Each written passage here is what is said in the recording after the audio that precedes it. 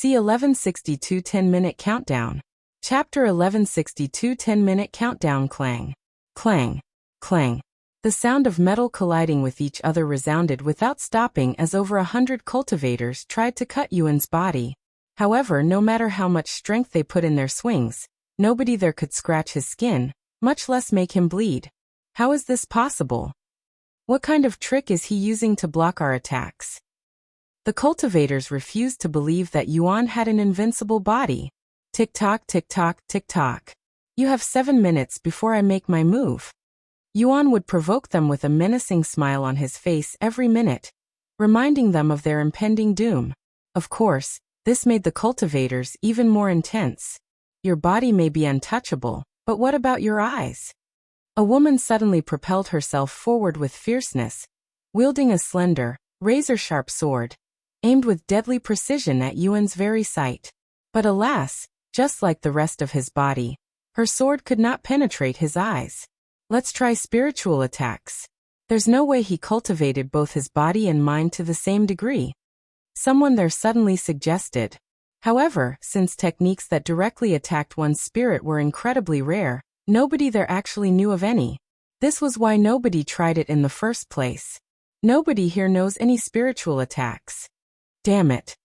Actually, I know one, but it's not really meant to do any damage. Someone there suddenly said. I don't care. If it has a chance to break his defenses, use it. All right. A beauty with long black hair came forward and stood before Yuan, who continued to stand there in an unfazed manner. She looked at him with raised eyebrows, feeling a little awkward, as she has never gotten the chance to use this technique without retaliation from the other party.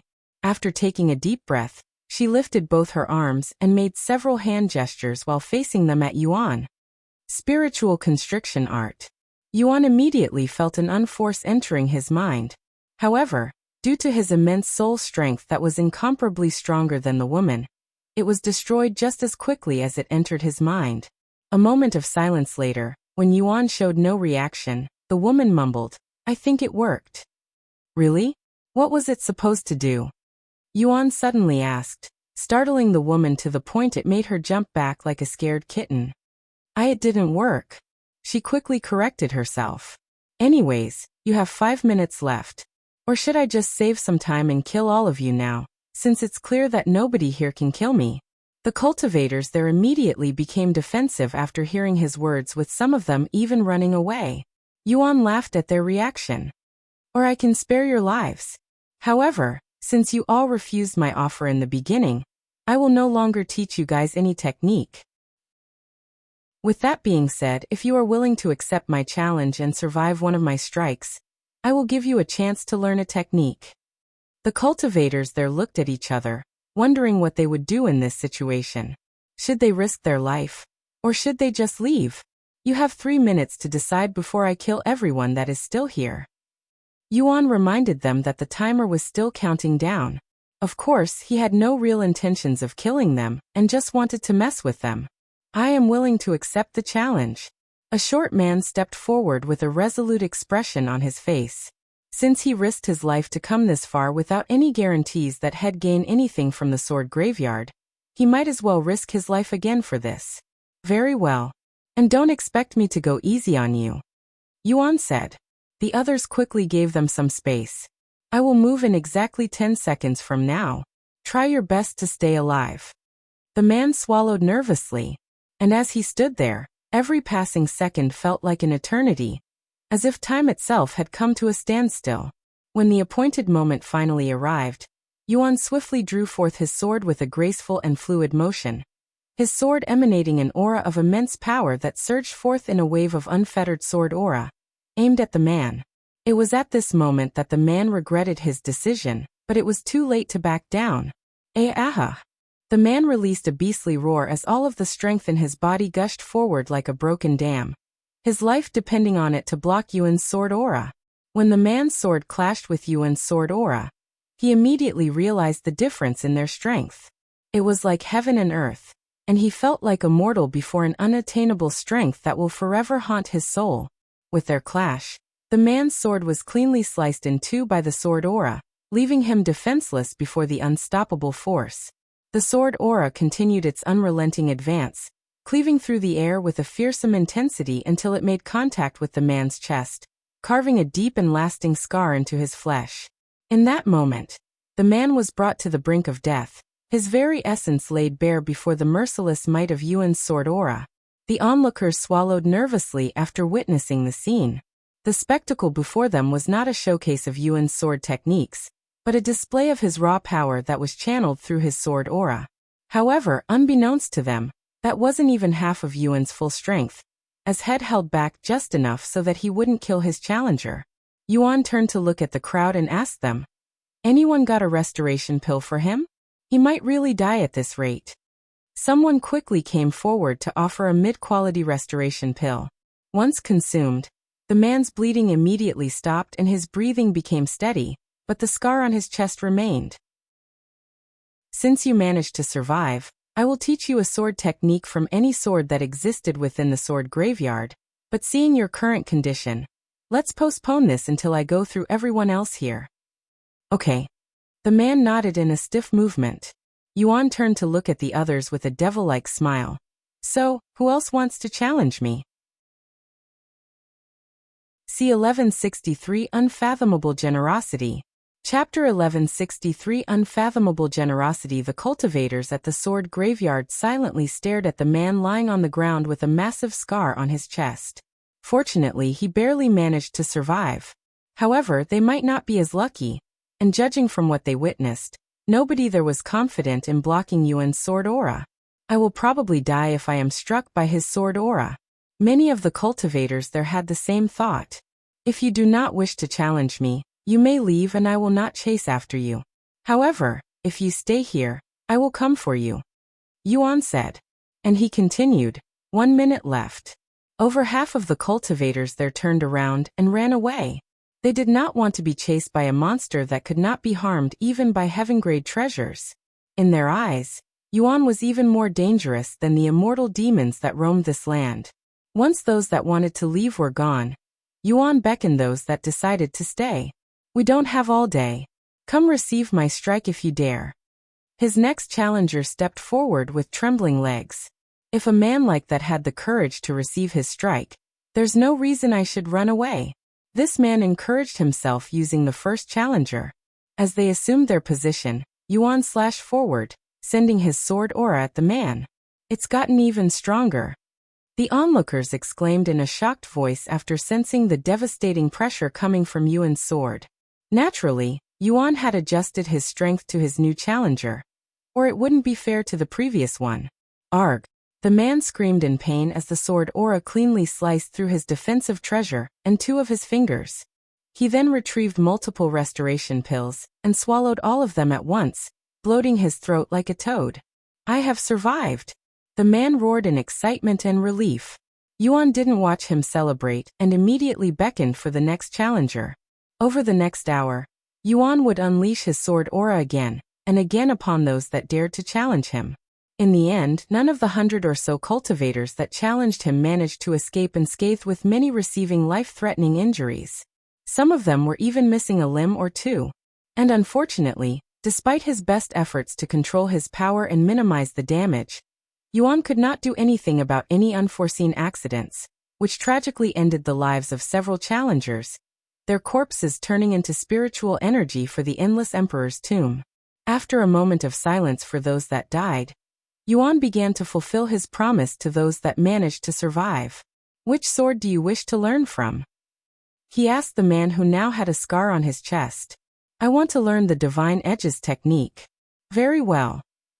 Yuan immediately used technique transfer to send the technique directly into the man's head. When he absorbed the swords within the sword graveyard, he immediately learned all of their techniques. However, their memories still required him to manually absorb them. This is the Divine Edges sword technique?" The man muttered in a dazed voice after acquiring the sword technique. "Yes, but allow me to give you some disclaimers. Even if I transfer the technique to you, it is not guaranteed that you will comprehend it. Furthermore, it will disappear from your memories after a full year passes, and you won't be able to extract this technique from your mind even if you tried. Understand?" "I understand," The man nodded his head in a dazed manner. Once he confirmed that the technique was inside his head, he wasted no time leaving the sword graveyard to find a safe place to study the technique. Yuan continued to transfer sword techniques to the cultivators there. Unsurprisingly, the most popular choice of technique was those from the 3 mythic grade swords. Once Yuan finished handing out the techniques, the place became completely empty. The holes left behind by the swords also disappeared, leaving behind no evidence that the sword graveyard ever existed. When will you stop erasing historical sites from the nameless emperor's tomb? Those who want to visit the sword graveyard after this will forever be unable to fulfill their dream. Tian Suyin sighed, and she felt bad for those cultivators that intended on visiting the place like her someday. She turned to look at the now desolate land and sighed once again. I already knew that I wouldn't get another chance to come back to this place, but to think it wouldn't be due to my lack of strength, but because the place no longer exists. Yuan smiled. There's no need to come back here if you learn every sword technique that existed in this place. Tian Suyin snapped at his remarks. Are you rubbing it in my face on purpose? You think everyone is as lucky as you? No, I was simply implying that I am willing to teach you the techniques. The angry expression on Tian Suyin's face immediately froze as she tried to process what Yuan had just said. Say that again for me. I don't think I heard you properly. Yuan chuckled. Do you want me to give you all of the sword techniques that I acquired from this place? Are you serious? You're not messing with me, right? Tian Suyin's body trembled uncontrollably. Yuan silently extended his hand and smiled. Tian Suyin, still in disbelief, slowly placed her soft hand on top of Yuan's palm. The following moment, Tian Suyin's mind was flooded with hundreds of powerful sword techniques ranging from heaven rank to ancient rank. There's going to be almost no restriction for you, Senior Tian, so you can take as much time as you need to study these sword techniques. If you wish to pass down these techniques, you may do so as well. The only restriction that I cannot control would be your ability to actually learn these techniques. Yuan said to her. This is... you. Tian Suyin was utterly speechless, and she was beginning to genuinely feel guilty about treating him like a bad person with ulterior motives this entire time. C1164 Jin Shi's Authority. Chapter 1164 Jin Zai's Authority. Yuan turned to look at Tian Yinyu after giving her mother the sword techniques. Give me your hand. I will also pass down these techniques to you, he said, still with a smile on his face. But why? Why are you doing so much for us when we were strangers until not long ago? Tian Suyin asked him in a low voice. Yuan sighed. I want to tell you the truth, but for your safety, I cannot do so. However, please trust me when I say that I have no ulterior motives, and simply want to help the Tian family. You don't have to say anything else, Xiaoyang. Tian Yinyu mumbled as she placed her hand on his palm. Your actions have long proven to me that you're not here to harm us, so you don't need to say another word regarding that, as I trust you with my whole being. Tian Yanya's face was visibly crimson red at this moment. Yuan smiled at her words as he transferred the sword techniques to her. Just like Senior Tian, the only restriction is your ability to comprehend these techniques. Thank you, Xiaoyang. Truly thank you. Yuan nodded. I will be heading deeper into the tomb now. What will the two of you do? Mother. Tian Yinyu turned to look at her. I would like to say that we should regroup with the sect, but we have already received enough from this place. In fact, I doubt there is anyone besides Xiaoyang who has received more than us from the tomb. There's no need for us to risk our lives here anymore. Let's leave. Tian Yinyu nodded, agreeing with her mother's decision to leave the tomb. All right. Then I will see you guys later. Yuan said to them before turning to look at Jin Shi, who had been in the background this entire time. Jin Shi, can I trouble you one last time to guide them out of this tomb safely? He asked her with clasped hands and his head lowered. Jin Shi did not respond to him and turned to look at the two ladies. Can you confirm that you wish to leave this place entirely? She asked them. Yes. Tian Suyin nodded, as did Tian Yinyu. Done. Jin Shi suddenly snapped her fingers, and Tian Suyin and Tian Yanya's figure disappeared into thin air, almost as if Jin Shi had snapped them out of existence. What did you do to them? Yuan asked her with a slight frown on his face. I forcefully teleported them out of here, exactly what they wanted, she calmly said. You have such powers? Yuan was surprised to learn this information. Do not underestimate my authority within this place, she sneered in a boastful manner. By the way, don't forget to grab the key. She pointed at a certain area, where a blue key was stabbed into the ground. After realizing this, Yuan used Qi manifestation to grab the key from afar. Alright, where to next? He turned to look at Shi. Why are you asking me? She raised an eyebrow. Isn't that your job as a guide? To guide me around? He asked. That does not mean I will be holding your hands and taking you on a stroll. So you're basically useless. Yuan sighed. Huh. What did you just call me? Nothing. Since there's almost no information about the inner areas, I guess I will just have to wander around and hope that I run into something.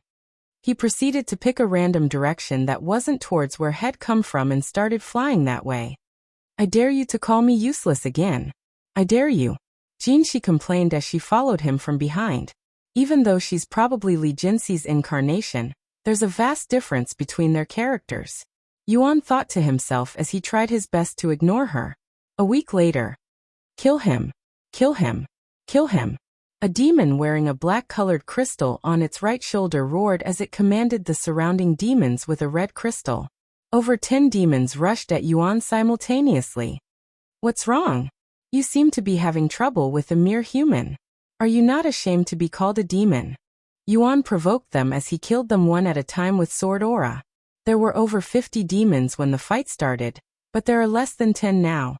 This caused the other demons to panic, especially the elite demon, who was in control of the group. How can a mere human kill us so easily? He's not even using demon sealing techniques. The elite demon gritted its teeth from frustration. You want me to use demon sealing techniques on fake demons? Even smashing an egg with a mountain is less wasteful than that. How dare a mere livestock mock me? An elite demon. The elite demon eventually joined the other demons in the fight, but alas, its presence in the battle did not affect the results even in the slightest. After killing the last demon, Yuan sighed in a regretful tone. It's a true pity that they don't leave behind their crystal in here. At any rate, there's a lot of demons in this place. Why is that? He wondered out loud, as he encountered more demons than magical beasts. That's simple. Humans are more terrified of demons than magical beasts, and they are also harder to deal with. The inner area isn't meant for ordinary cultivators, and even top geniuses have a hard time traversing this place. Is that so? Then what about the core area? Does it actually exist? Yes, it exists, but that place isn't meant for anyone, period. Despite that, 3 people have made it to the core. Oh. Yuan asked with great interest. A dragon, a phoenix, and a human. That's it. At least give me a little more information. She shook her head and said, Too bad, because that's all I know. Is that so? They must all be famous individuals in the upper heavens, given that they have enough talent to reach the core. Yuan mumbled. C1165 Mysterious Garden. Chapter 1165 Mysterious Garden. If you care so much about it, why don't you go take a look at their sites? Maybe you'll learn something about their identities. She suddenly said. Their sites?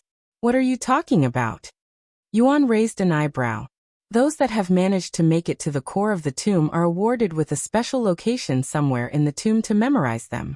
If you make it to the core, the tomb will also create a unique place for you. Although they pique my interest, I am not going to go out of my way to see these places, unless they benefit me somehow. Nope, you don't get anything from visiting these places. Sometime later, Yuan came to a halt when he noticed a colossal shadow looming in the distance.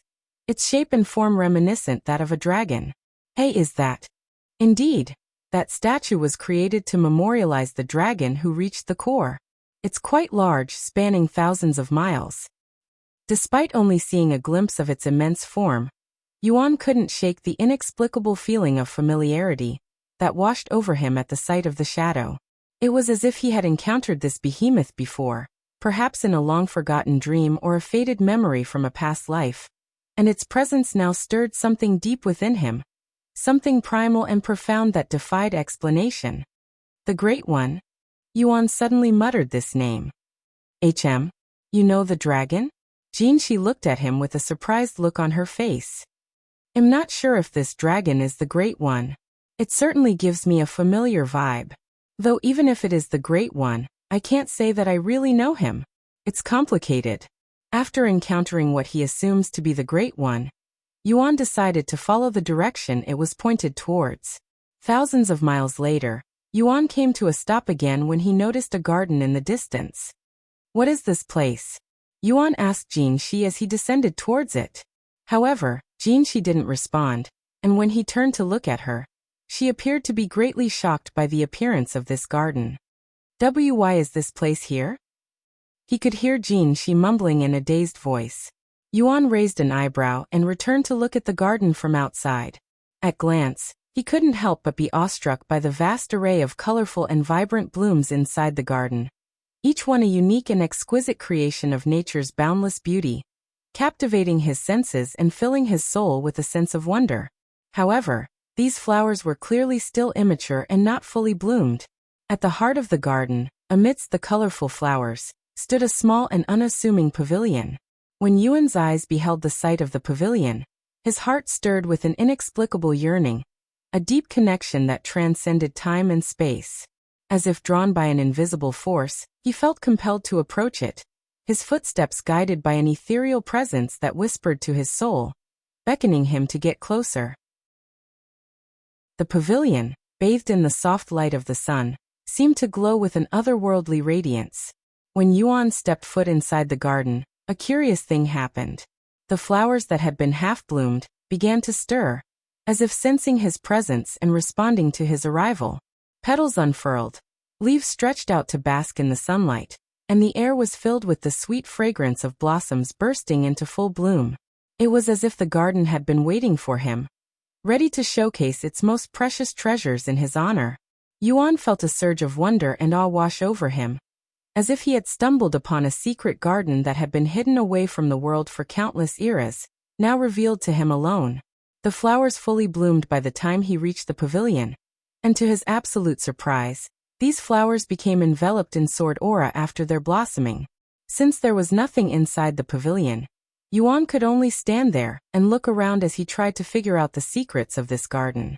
He used divine gaze when he saw nothing with divine sense, but even then, he wasn't able to see anything special about this place besides the flowers with sword aura.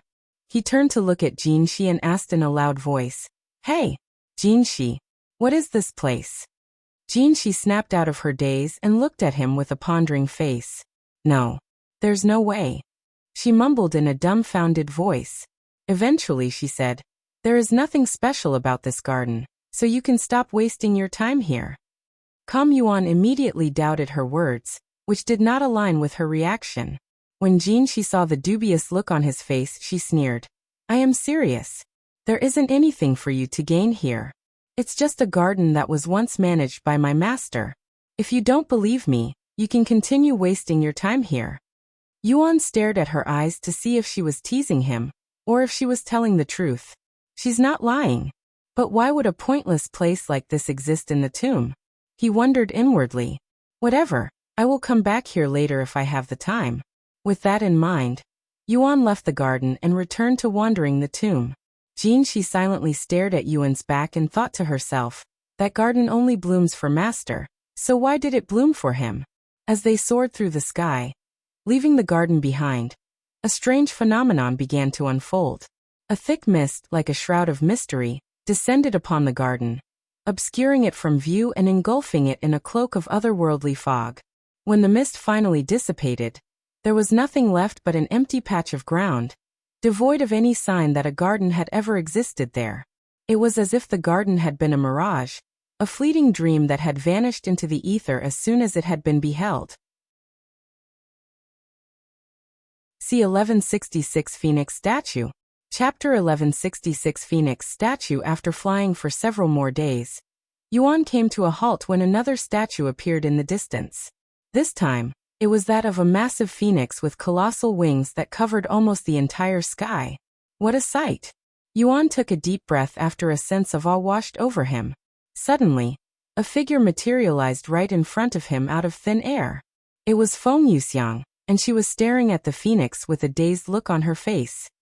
Feng, are you feeling okay? He asked her. Yes. It's just that when I look at this statue, my blood suddenly starts to boil for some reason, almost as though it's reacting to it. Perhaps you recognize this phoenix? Yuan made a guess. That's possible, but I don't remember seeing this phoenix before, she sighed. Yuan narrowed his eyes at the phoenix and asked, You can tell? Even though it's just a statue. He would have a hard time telling the difference between two phoenixes, unless one had a unique feature. It's just a feeling. I am not certain that I know this phoenix, but I cannot ignore my Bodhi's reaction. This is the first time something like this has happened to me. Yuan then said, Go ahead, take a closer look. I will wait for you. Thank you, young master. Feng Yuxiang nodded and flew closer to the phoenix. After spending several minutes inspecting the phoenix statue, Feng Yuxiang returned to Yuan's side and said, That is a mature phoenix, a female one at that. Oh, how can you tell the difference between a male and female phoenix? Yuan asked out of curiosity. Feng Yuxiang smiled and said, The chest. You see how her chest is slightly puffed out? A male phoenix's chest is much flatter. Is that so? Anyways, I am done here. Maybe I met this phoenix in the past and forgot about it, but there's no point pondering about it now. He nodded. All right. Let's continue moving then. This time, he decided to move towards the direction the phoenix was pointing. 2 days later, Yuan came to another halt when he was suddenly surrounded by demons. This time, there were over 100 of them. The majority of them were low-ranking demons, but there were a dozen elite demons, 3 superior demons, and 1 demon general. A whole army of demons this time, huh? Yuan mumbled with a nonchalant look on his face. Since he was facing this many demons at once, he could no longer go easy on them. Thus he decided to use 1 demon sealing technique, just 1. His eyes flickered with a vicious glint before activating the demon sealing zone. Whoosh! The demon sealing zone instantly swallowed up all of the demons, and the moment it touched a demon, they would immediately turn into solid, becoming a statue. Jean's eyes widened when she saw this. In her eyes, all of the demons there simultaneously turned into stone out of the blue. You are a demon sealer, as well? She asked him in a dumbfounded voice. That's right. He calmly nodded. Calm. Why did you hide it until now? She raised an eyebrow. I wasn't trying to hide it. I just didn't need to use it. My sword aura is more than enough to deal with a few demons. He shrugged. Unbelievable. Anyways, I am going to try something new. You should move away, since this is going to cover a large area. She suddenly stuck out her chest and puffed in an arrogant manner. You won't be able to hurt me even if you tried. My strength was limited during the trial for your sake, but I no longer have said limit. If you say so. Yuan proceeded to close his eyes and began building up his sword aura. A minute or so later, his eyes snapped open, and a massive amount of sword aura gushed out of his body. However, it did not stop and continued to expand until it was large enough to kill all of the demons there in one fell swoop. Yuan released a sigh afterward. Although that worked, it took too long. I will need to work on my speed before I can actually use it properly. Lan Yingying then said. And if you can make it last longer, you will be able to use it to protect cities, just like the Lord did in the Mystic Realm. Oh, you're right. It's basically the same thing. Yuan said after realizing this. Right before they continued their journey, Jinshi reminded Yuan that the demon general had left behind a crimson key. This makes it the 5th key in my possession. I still need 4 more, huh? Yuan did not like this Easter egg hunt at all. A few more days later, Yuan noticed a small pond about 100 miles away, and despite being that far away, he could sense a strong sword aura coming from it. What is this place? Yuan asked Jinshi once they landed before it. Sword Pond is its name.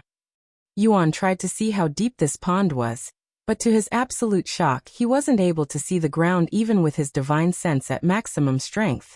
Heavens! How far down does this pond go? He turned to look at Jinshi with a stupefied face. She shrugged. Who knows? Why don't you go down there, and let me know afterward? Yuan was not the least surprised by her response, even expecting it. He turned to look at the pond and swallowed nervously. Despite its calm appearances, every drop of water in this pond was covered by a thin layer of sword aura. If an ordinary cultivator plunged into this water, their body would instantly get shredded until there was nothing left. And this pond was deep, at least 1,000 miles deep. Unfortunately, Yuan knew that he was fated to enter this pond. He only prayed that he wouldn't instantly die the moment he entered it. C1167 Sword Pond. Chapter 1167 Sword Pond. Alright, I am going to enter this pond since I have a good feeling that I will find a key at the end. No, I am certain. Yuan said with a resolute expression on his face. Is that so? Have fun. She said in a nonchalant manner, almost as if she couldn't care less. Yuan didn't say anything and started stripping his clothes. However, just as he took 2 steps towards the pond and prepared to plunge inside, his movements suddenly halted. What are you doing? She asked after seeing his weird movements. After a moment of awkward silence, he said in a somewhat embarrassed voice, I don't know how to swim. Jin's eyes widened as she stared at him in silence.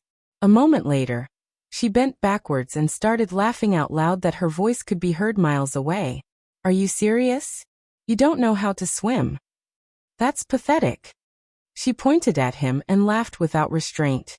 Yuan frowned and said, due to circumstances, my movements were limited until recently, so I did not have the opportunity to learn how to swim. Is it really so bad that one doesn't know how to swim? Yeah. No need for excuses. That'll just make you look even more pathetic. Yuan sighed, but he decided to not argue with her. She suddenly snapped her fingers, creating a massive hole right next to the sword pond. And with a second snap, she filled the hole with clear water. You can practice swimming there. Just don't waste too much time. She said to him. Despite making fun of him for not being able to swim, she still wanted to help him. Feng Yuxiang and the others came out of his body watch.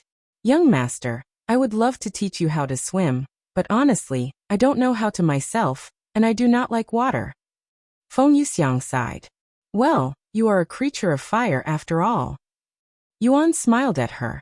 Xiaohua looked at the water for a second before turning to look at Yuan and shaking her head. Sorry, brother Yuan, but Xiaohua cannot help you today. You're still young, so it's okay. Yuan subconsciously turned to look at Lan Yingying next, who had a gentle smile on her face. I guess you also don't know how to swim, he sighed. No, I do. I can teach you if you'd like. Yuan was so happy to hear that Lan Yingying knew how to swim, it caused him to shed a tear. Lan Yingying proceeded to remove her clothes the following second. Why you? How dare you try to seduce the young master with your body in this kind of situation? Feng Yuxiang pointed at her with trembling fingers when Lan Yingying stripped completely naked. What are you talking about? Lan Yingying looked at her with raised eyebrows, oblivious of the situation. Why are you completely naked? Feng Yuxiang asked again. Lan Yingying immediately responded in an innocent voice. Because I am going in the water with him? Feng Yuxiang face-bombed. Is she messing with me? Or is she actually that shameless? If you are worried about me being seen naked, you don't have to worry. I don't mind if it's Yuan, and this isn't our first time like this. What did you say? Feng Yuxiang exclaimed, as she wasn't aware of their interaction at the waterfall within the mystic realm, where Lan Yingying was impregnated by Yuan. Lan Yingying stopped entertaining Feng Yuxiang afterward, and entered the cool water, which was about 2 meters deep. After entering the water, Lan Yingying waited for Yuan at the edge of the pond. Seeing Lan Yingying's beautiful naked body, Yuan couldn't help but swallow nervously. Unlike previously when they were at the waterfall, he was no longer as ignorant and immune to a woman's charm. And his opponent was a peerless beauty like Lan Yingying, so his body couldn't help but react a little. However, Yuan quickly managed to keep his emotions under control by reminding himself that underneath her human appearance was a divine beast that could swallow even demons, and most importantly, she was his comrade. After patting himself in the cheeks, Yuan entered the water, grabbing Lan Yingying's hand at the same time so that he wouldn't immediately sink. Although he could technically cover himself in spiritual energy and fly around in water, he actually wanted to use this opportunity to learn something that he never got the chance to. Thus, Lan Yingying started giving Yuan swimming lessons. Their training would go on for a few days, until Yuan could swim as naturally as breathing. It took you longer than I expected, since you usually learn everything in a heartbeat. Feng Yuxiang said to him afterward. I guess there are some things that even I am not talented in. He chuckled. Thank you, Yingying. I've troubled you for the last few days. He said to her afterward. It was a pleasure to finally be able to help you. She smiled at him before pulling herself out of the water. Yuan quickly shifted his gaze from her dripping wet body to something else. Feng Yuxiang raised an eyebrow after seeing his unusual reaction, but she didn't think too much of it at that moment. Now that he was prepared, Yuan returned to the sword pond, but he didn't immediately jump in. He sat down and cultivated for a bit first. A few hours later, Yuan opened his eyes and stood up. After taking a deep breath, he leaped into the air before diving into the sword pond.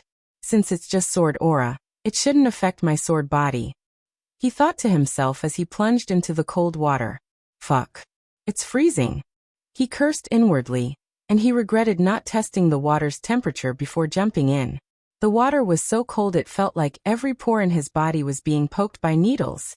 Fortunately, he was used to pain from tempering his body, so it was still tolerable for him.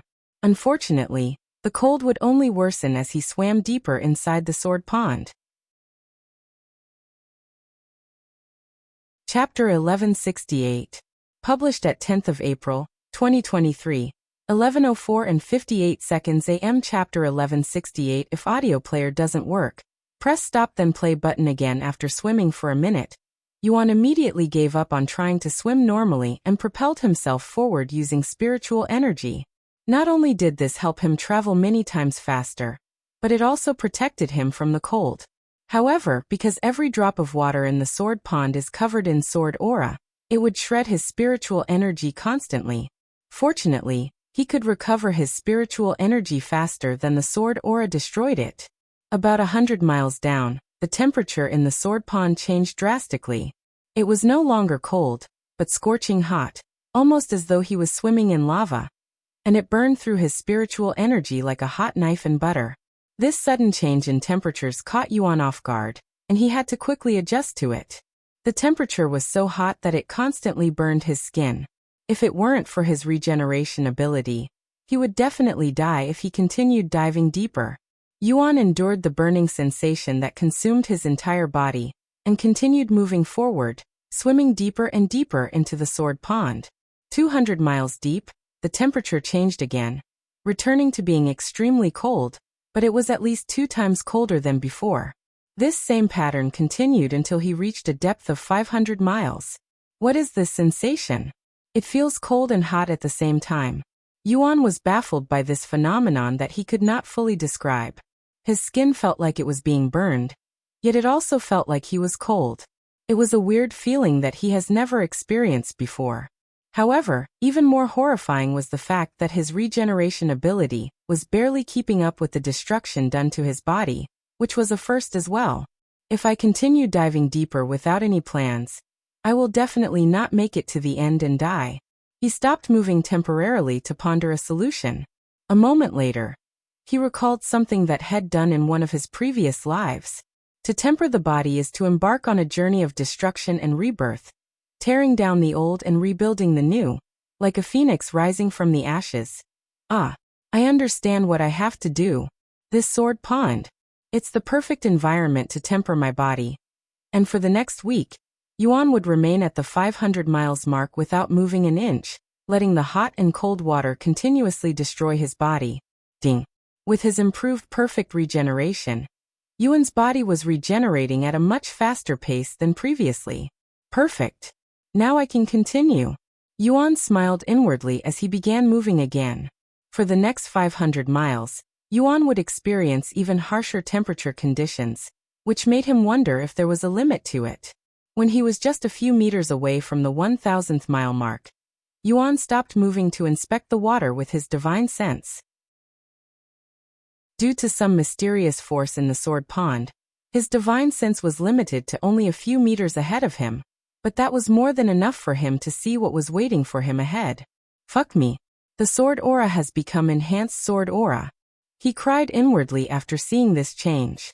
Despite the extreme temperatures, he was able to reach this far without worrying too much because his sword body negated the most dangerous part of this sword pond, its sword aura. However, now that the water is covered in enhanced sword aura, his sword body will no longer be able to protect him. This put Yuan in a dilemma, as he wasn't confident that he would be able to survive the enhanced sword aura even with his improved perfect regeneration. However, he still decided to test the water, as he had come too far to go back empty-handed. Once he was right in front of the water, Yuan shoved his finger into the water with the enhanced sword aura. Shit. He immediately retrieved his finger the next second, and its skin and flesh was badly damaged, looking like he'd put it in a blender or something. Once his finger healed, Yuan decided to shove his entire arm in there to see if his regeneration could keep up. A few seconds later, he retrieved his skeleton arm that was void of any meat and skin. It was clear at this point that he would not survive the enhanced sword aura, even with his improved perfect regeneration. After pondering for some time, Yuan stuck his arm in there again. This time, he covered it in enhanced sword aura as a layer of protection. Yuan gritted his teeth from the intense pain. However, his little experiment had worked, as the enhanced sword aura was able to protect his arm just enough to let it heal faster than it could be damaged, but it was only slighter faster, to the point where if he removed the protection for a second, his entire arm would be consumed again. This was a huge gamble for Yuan. He could either cover his entire body with enhanced sword aura and try to swim as far as he could, or he could try to temper his body again like he did at the 500-mile mark. Since I don't know how far down this sword pond goes, it would be better to temper my body a little more before going deeper. After taking a moment to resolve himself and protecting his entire body with enhanced sword aura, Yuan swam into the next challenge. Ea! He screamed out loud from the intense pain that covered every inch of his body, but his voice did not make a sound in the water. After the initial pain, Yuan tried his best to endure it and manage his enhanced sword aura at the same time, as he would die the moment his protection goes away. And in this constant state of extreme pain that would only get worse as time passed, Yuan eventually could not hold on and lost consciousness for a split second. This split second of unconsciousness was more than enough to disturb his enhanced sword aura, and just like that, his body became completely vulnerable in the depths of the sword pond, where nobody could help him. As his consciousness returned, a window that he never expected to see popped up before him. C1169. Chapter 1169. At the exact same moment this notification appeared, Xiaohua and the others could immediately feel their connection with Yuan severed. With their connection severed, they could no longer sense him. However, they were certain that something bad had happened to him. Young master. Feng Yuxiang quickly rushed to the sword pond. Whoa! What do you think you're doing? Jin Shi immediately stopped her from recklessly jumping into the water. The young master is in danger. We need to save him, she exclaimed with teary eyes. Jin Shi frowned, and she turned to look at the sword pond. Unfortunately, it might be a little too late to save him, as his entire body has already been consumed by the pond. No. Feng Yuxiang fell to her knees. Lan Yingying gritted her teeth and balled her hands so hard that it began bleeding. As for Xiaohua, she stood there with a blank expression on her face, and it wasn't her usual nonchalant expression. It was one void of all emotions. Jin Shi sighed. Looks like he wasn't anything special after all. I had high hopes for him too. No. Xiaohua suddenly uttered in a low voice. What? Jin Shi looked at her with raised eyebrows. Brother Yuan isn't dead. There's no way he'd die here. She had a stern look on her face, but it was not due to her confidence in him. It was merely her inability to accept the situation. In other words, she was fooling herself. I hate to break it to you, but he's really dead. As someone whose authority in this place is only second to my master, I can see everything happening within this domain, and I cannot see him. I can also confirm that his body perished at the 1,000-mile mark in the Sword Pond. She suddenly halted her mouth, and she turned to stare at the Sword Pond with wide eyes. There's no way, she muttered in a low voice. Meanwhile, inside the Sword Pond, when Yuan received the death notification, his vision blackened, and all of the sensation in his body was gone. It was almost as though he had returned to being a cripple. However, shortly after, he heard a voice resound inside his head. Perfect regeneration has evolved to absolute regeneration. With the ability absolute regeneration, Yuan was able to fully reconstruct his body even when he was still inside the Sword Pond. Rebirth. All healing effects on you will be increased by 1,000%. Although his body would be perfectly fine even if he used just his naked body to block the enhanced sword aura, it was still incredibly painful, as his regeneration abilities did not negate damage. After composing himself, Yuan continued to swim deeper into the Sword Pond. Meanwhile, Feng Yuxiang and the others could suddenly sense that their connection with Yuan had been re-established. Why isn't he dead? The enhanced sword aura had clearly destroyed every cell in his body. Don't tell me that he's actually immortal. Thank the heavens that he's fine. Feng Yuxiang released a sigh of relief, and she was completely unaware that her drop of blood from when they first met had actually saved Yuan. Due to his heaven-consuming physique, he was able to extract even the forbidden power of rebirth from Feng Yuxiang's blood. However, even Feng Yuxiang wouldn't survive if her entire body was destroyed, so how did Yuan manage to do such a thing? Unfortunately, the answer would not be found until much later. After diving for another 500 miles, Yuan finally reached the ground, and sure enough, there was an azure-colored key resting at the very bottom. Yuan quickly went to pick up the key, and then he proceeded to look around to see if there was anything else down there. Oh, what's this? Yuan barely noticed this black-colored pearl that was halfway covered by sand, and it was the size of an ordinary spirit stone. He didn't think twice before taking it with him back up to the surface. The amount of time Yuan had spent inside the Sword Pond was almost an entire month. When Yuan resurfaced, he was immediately hugged by Feng Yuxiang, who almost suffocated him with her breasts. You're okay, young master. You really had us worried there for a good minute. What happened down there that caused our connection to sever? Something that only happens if one of us dies. An awkward smile appeared on his face as he responded to her inquiries. Actually, I did die down here. However, something resurrected me, and I think it was your phoenix flames. My flames? What do you mean? Feng Yuxiang was completely puzzled. I'm not certain either. It's just a feeling I had down there after I died, as it felt like you were beside me at that moment.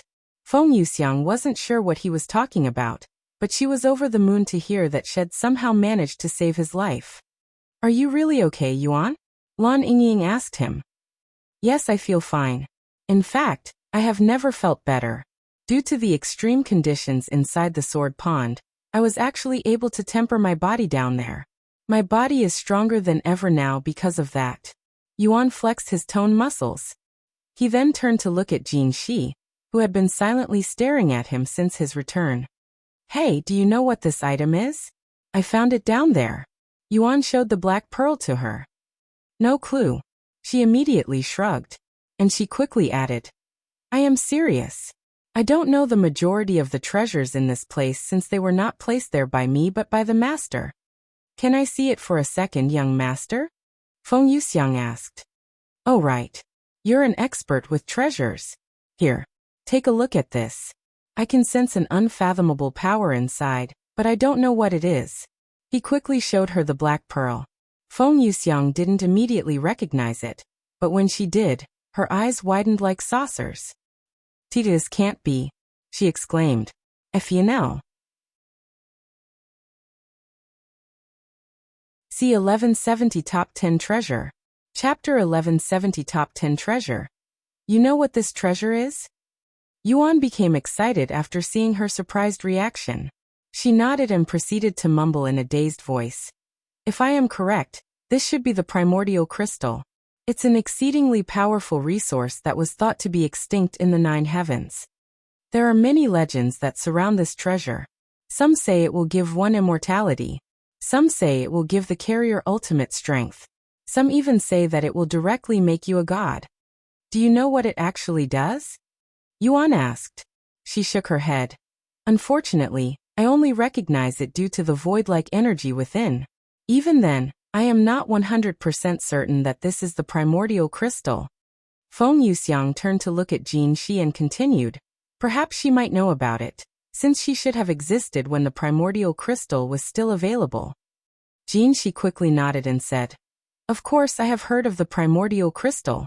The biggest families and sects in the divine heaven would often fight each other, whenever one is found. The primordial crystal is mostly known for 3 things: improve talent, evolve bloodlines, and even change one's physique. Its effect is different for every individual. And there's really no telling what will happen to one until they absorb it. Regardless, it'll change a person's life for the better, and was even deemed one of top 10 treasures in the entire divine realm." Wow, to think it was a top 10 treasure. Feng Yuxiang mumbled in a dazed voice. This is the first time she's held a treasure that was once considered as one of the best treasures in the entire world. There are tens of thousands of unique treasures in the cultivation world, and to be considered in the top 10, one can only imagine its effects. Congratulations, young master. With this treasure, you'll become even more powerful. Feng Yuxiang handed the crystal back to him with a smile on her face. Should I consume this now or later? He wondered out loud. Just so you know, it takes a tremendous amount of time to absorb the crystal. Most people go into seclusion and don't come out for another 1,000 years, some even taking 10,000 years. Jin Shi warned him. I guess that answers my question. Yuan stored the primordial crystal in his spatial ring. Now I only need to find 3 more keys. Once they were ready, they started moving again. However, they came to another halt shortly after. Isn't this the garden from before? Why is it here? Yuan initially thought that had traveled back to where he came from, but upon looking at the surroundings, that wasn't possible. The only explanation was that the garden had teleported to this location somehow, or it was a different garden that looked exactly the same as the previous one. Jin Shi sighed after seeing the garden, and she turned to look at Yuan with a perplexed expression. This must be the reason why the master wanted me to guide him. She sighed inwardly. She then said, This is the fateful garden. It doesn't have a set location and will teleport around without any set schedule. Nobody before you has ever managed to encounter it, and the fact that you encountered it twice could only mean one thing. If this is related to my fate, then there must be a key in there. Yuan said as he entered the garden once again. And sure enough, under the pavilion, there was a single black key resting on the table. Yuan wondered if this was a trap due to how easy and free it seemed. Seeing his hesitation, Jin Shi said, You can relax. Encountering the fateful garden twice is its trial in itself. Oh really? Yuan immediately picked up the key. Now I just need 2 more keys. 1. Jin Shi suddenly said. Huh. Yuan looked at her with raised eyebrows. Jin Shi raised her hand and showed him a white key resting on her palm. Where did you get that? Yuan asked. I had it with me this entire time. What? And you're giving it to me just now? Yuan was dumbfounded. Yen. CM, I had to make sure you were worthy of it. Thanks. Yuan went to grab the key, but Jin Shi suddenly closed her hand. Now what? Before I give you this key, I want you to tell me the truth, she said. I don't recall lying to you. Yuan raised an eyebrow. I am going to ask you this now. Are you related to the master? Jin Shi stared at him intensively with a serious face. Yuan smiled and said, Would you believe me if I said that I am the masked man? Jin Shi wasn't sure how to respond. She has never seen the masked man's face before, but she felt a familiar feeling from Yuan ever since she met him. Perhaps that was her instincts telling her his identity. So you're trying to tell me that you are his reincarnation? Jin Shi frowned slightly. That's exactly what I am saying. You can believe me or not. He smiled. I see. So that's what you look like. Jin Shi mumbled with a gentle smile on her face, acting a little out of character. She then pointed in a certain direction and said, "Go that way. You will find the masters, your residence there." "Oh. So you're finally being cooperative." Yuan suddenly stopped speaking, as Jin's body suddenly started glowing. "Thank you for seeing me again. I love you, Tianxin." Jin's body immediately dissipated into countless fragments before disappearing into thin air. Tianxin. That is the masked man's name, the Lord's name, huh?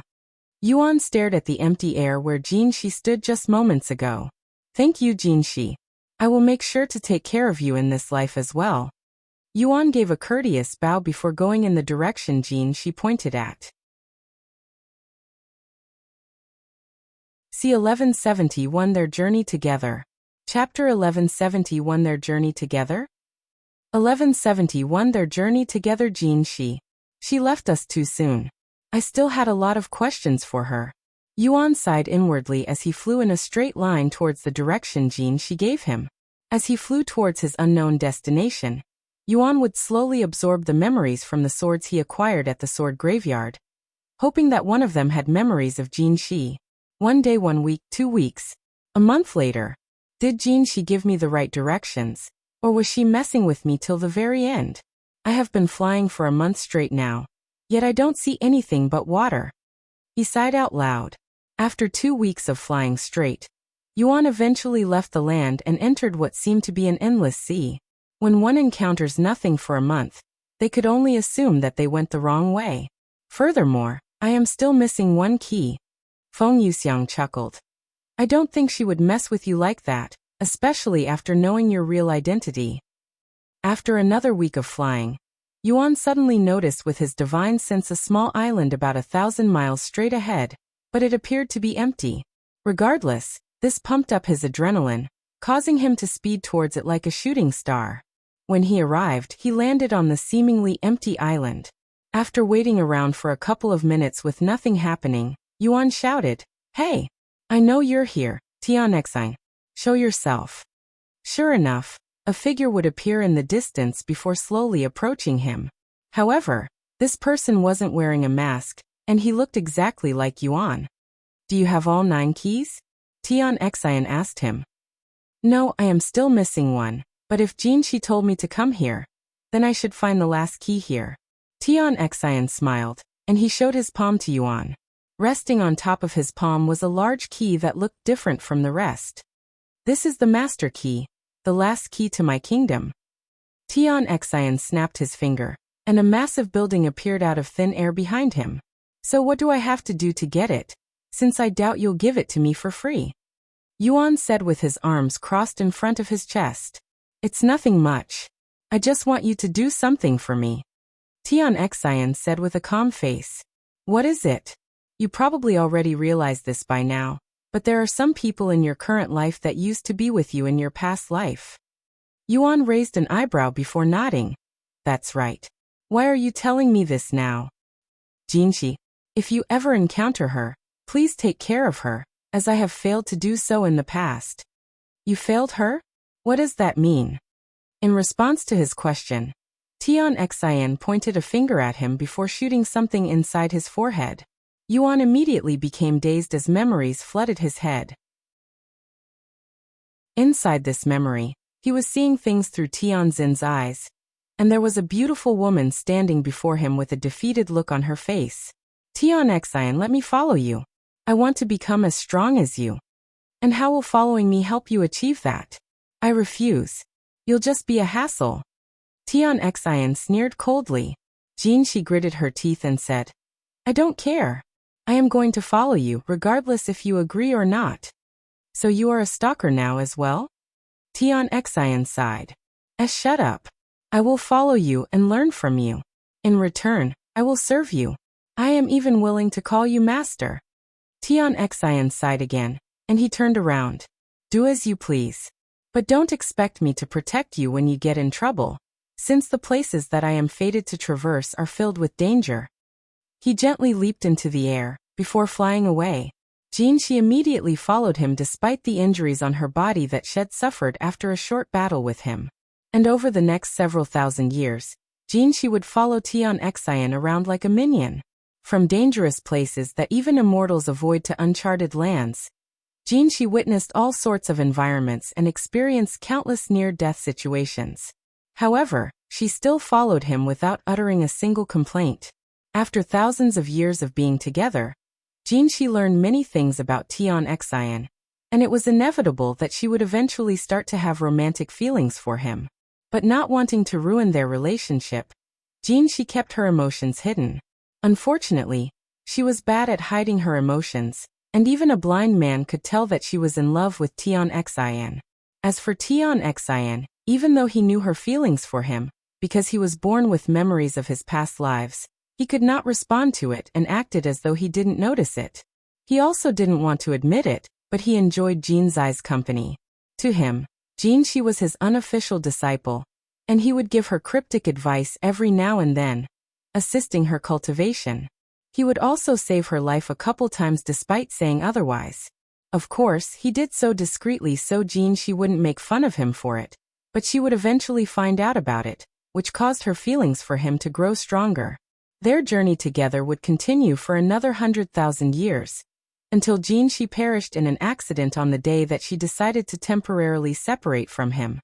Yuan felt the rage and sorrow Tion had felt during the moment he discovered her death. Once again, I have failed to protect someone I love.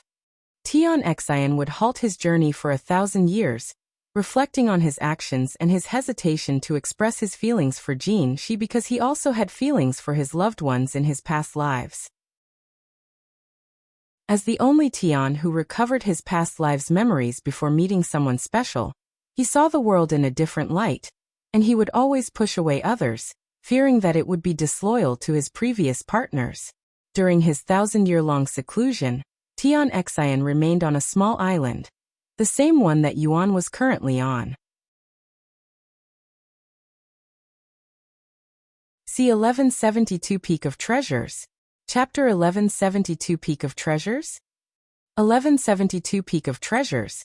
That's why I told you that despite having previous lives, you are all different people in one way or another. Do not be afraid to love because of the commitments you made in your previous lives.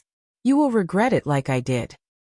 Tion spoke with a sorrowful smile on his handsome face. Yuan was speechless, as he didn't know how to respond to such words. Even though he had a commitment with Meili in their past life, he met her and fell in love with her in this life before he even knew about his relationship with her in their past life. As for Chu Liuxiang, while he still has no idea what kind of relationship he had with her in their past life, it was the same story as Meili. Of course, this could be said about Li Jinxi as well, whom he met before learning about Jinshi. Though they are not in a romantic relationship, and were more like training buddies. One could even say that they have a disciple and master relationship, but at a more informal level. Don't worry, I will take care of Jinshi even if you didn't ask, since I am already acquainted with her. Yuan said. Is that so? Then I have another request. When she eventually remembers about you, apologize to her for me. Tell her that I am sorry for not loving her properly. Tion approached Yuan before handing over the key to him. I will leave this place in your hands. Tianzin's body disappeared a moment later. After standing there for some time, Yuan approached the building with two massive doors. The doors reminded him of the stairway to heaven in aesthetics, and there were 9 keyholes right in the center of it, each with a word engraved on the bottom of each hole. Dominance, talent, beast, anger, endurance, fate, love, reminiscence, and inheritance. Yuan read these words out loud, but he still wasn't sure which key belonged in which keyhole. Right as he was prepared to try every keyhole one key at a time, Feng Yuxiang's voice resounded. For the keyhole love, it's probably referring to Jinxi's love for the young master, right? That sounds reasonable. Yuan nodded, and he inserted the white key he received from Jinxi into the love keyhole. Click, it was the correct key. Then beast must be referring to the purple lightning Qilin. Lan Yingying then said. Yuan inserted the purple key he received from the purple lightning Qilin into the beast keyhole. Click, the sword pagoda represents talent. Xiaohua said. He inserted the golden key from the sword pagoda into the talent keyhole. Click, fate is definitely the black key from the fateful garden. Yuan mumbled as he inserted the key. Click, as for reminiscence, The blue key from the sword graveyard. Click, demons represent uncontrollable anger, so the crimson key. Click, the sword pawn definitely tested my endurance. Click, now there were just 2 more unoccupied keyholes. Dominance and inheritance, huh? Tion Xian handing him the final key to the building would definitely qualify as inheritance, and the 9 Swords trial definitely dominated against its challengers. Click, click, Yuan inserted the master key last, and when he twisted it, the door immediately began to open. The interior of the building lacked any sort of decorations, almost as though it was a brand new house with no prior occupants. However, there were several items neatly displayed at the center of the room. Yuan walked over to the closest one, where an ancient-looking manual rested. When he focused on it, its information appeared on a screen. Sword God's Apex Sword Art. Yuan swallowed nervously upon reading its domineering name. After staring at the manual for a moment, he walked to the next display case. This is a mask? Yuan raised an eyebrow. The mask looked exactly like the one Tion Xian always wore. It had an ordinary appearance, but when Yuan saw its information, his eyes nearly popped out of its sockets. Immune to spiritual attacks? This mask is more overpowered than I expected. He exclaimed. Why, young master? This mask is a C celestial grade treasure. Feng Yuxiang muttered in a stuttering voice when she realized what was before her eyes. I noticed. How much stronger is it compared to a mythic grade treasure? He asked. There are 2 entire grades above mythic grade. In fact, celestial grade treasures are considered to be the most powerful treasures in the 9 heavens. Yuan swallowed nervously and asked.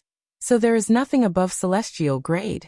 Actually, there is one more, but I don't think they even exist anymore in our current era. Above celestial grade treasures are primordial grade, but less than 10 of them have existed since ancient times. Is that so? Yuan walked to the next display case, where a beautiful black and golden sword resided. This is an Empyrean grade treasure. Although it's 1 grade below celestial grade, they are still considered the best of the best by most people due to how rare celestial grade treasures are. Feng Yuxiang was essentially drooling right now. Even during her time in the upper heavens, she has never owned an Empyrean grade treasure, nor has she ever got to see a celestial grade treasure with her bare eyes. Yuan walked to the last display case, where it was showcasing a small bottle that contained a single drop of gold liquid. Feng, what's this? Yuan immediately asked her. I have no idea. She immediately responded. But knowing the young master, it's probably something that exceeds our imaginations. Why else would you put it here, besides the other treasures? That makes sense. Now all that's left is whether I am allowed to take these treasures or not, and if I can, how many can I take with me? He looked at the 4 display cases with a perplexed expression. C1173 A Familiar Scenery. Chapter 1173 A Familiar Scenery? 1173 A Familiar Scenery. Since these are all my treasures, I should be able to acquire all of them, right? Yuan wondered inwardly, as he was used to his incarnations making things less convenient for himself. However, when he touched the display case, the protection on it immediately deactivated, allowing him to grab the treasure inside. After acquiring the bottle of unknown liquid, Yuan went to see if he could get the other treasures as well, and sure enough, they were in his grasp moments later. Sometime later, he began exploring the building to make sure he wouldn't leave anything behind. Meanwhile, his achievements were displayed in the sky for every player to see. It's player Yuan. He's finally returned after many months of absence. Players around the world were left speechless by the announcement. Most of them are still using Earth-grade treasures, and nobody beside Yuan had information about treasures above the divine grade, so they didn't truly understand the massive accomplishment behind the announcement. If one were to compare Yuan's progress to the rest of the player base, he would be at the endgame while the others were still swinging their wooden weapons at straw dummies in the starting areas. Meanwhile, somewhere in the 3rd heaven, a handsome young man was staring at the announcement with a serious expression on his face. Hey Jiahui, compared to my divine grade treasure, how much better is an Empyrean grade or celestial grade treasure? He asked the tall man standing beside him. This man turned to look at him with a dumbfounded face before bursting with laughter. Compare? They cannot even be compared. Forget about celestial grade. Even 1,000 divine grade treasures could not compare to an Empyrean grade treasure. And he continued, "Why are you asking such a thing? Those treasures are still far beyond your reach. Don't even dream about acquiring an Empyrean grade treasure until we reach at least the 7th heaven." What? Then how did he obtain such powerful treasures in the 3rd heaven? How is he playing this game? I thought I was finally catching up to him with your help. Fuck. This young man cursed out loud. Someone obtained a celestial grade treasure in the 3rd heaven? Are you certain about this information? The tall man suddenly became serious. 100%. He gritted his teeth. The tall man pondered for a moment before speaking. I can only imagine one area in this trash place that could potentially have a celestial grade treasure, the Nameless Emperor's tomb. However, that place is unforgiving, and even immortals have perished there. Well, even if you go now, there's less than a month left before it closes for a few years. With that being said, I have an idea. Do you know what this person looks like? If you do, we can wait for him outside and steal his treasures. The tall man had a cold smile on his face as he spoke of this suggestion. The young man frowned. You want to ambush him? I don't think that's a good idea, especially when I don't know his full strength. The tall man laughed out loud. No matter how strong he is, there is nobody in this place that can defeat me, especially if he's someone like you. Yes, he came from the same place as me, but he's special, the young man said. The tall man then sneered with a look of disdain on his face. Xionglu, when did you become such a coward? Don't disappoint me now. The young man named Xionglu shivered from the tall man's deadly gaze. All right, let's do it. I know what he looks like. He nodded a moment later.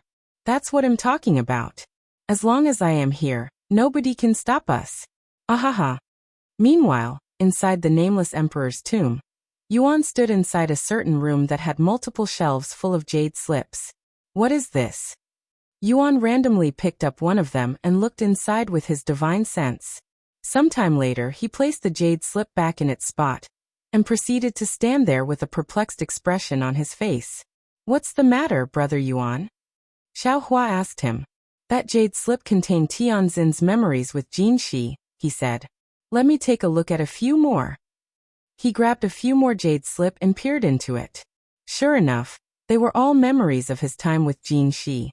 I guess he didn't spend 1,000 years on this island doing nothing. Yuan sighed. Tian Xian had filled all of the jade slips in this room with his memories with Jin Shi, every second of it.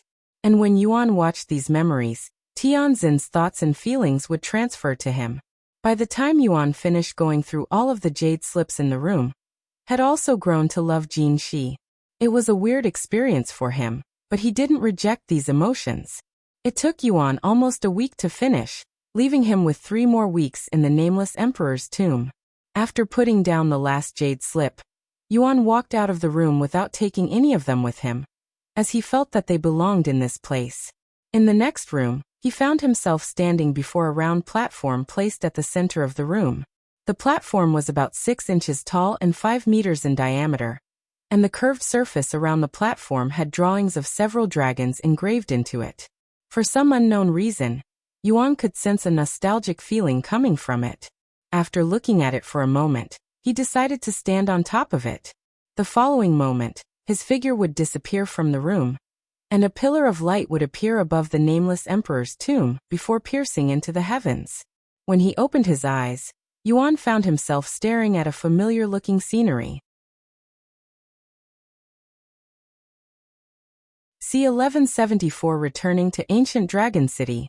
Chapter 1174 Returning to Ancient Dragon City? 1174 Returning to Ancient Dragon City. Yuan wasn't surprised when he saw this notification, as he already knew the location in his heart the second he saw the cloudy scenery. Xiao Hua came out of his body a second later to ask, Where are we, Brother Yuan? We're currently in. But before Yuan could finish, Feng Yuxiang also appeared, and she immediately started complaining. Young master, this place reeks of a dragon's scent. I think there's a dragon nearby. Yuan smiled. Of course it would smell like dragons. This is the ancient dragon city after all. Lan Yingying also appeared and asked, "The same place that the mystic realm took you to?" He nodded. "Indeed.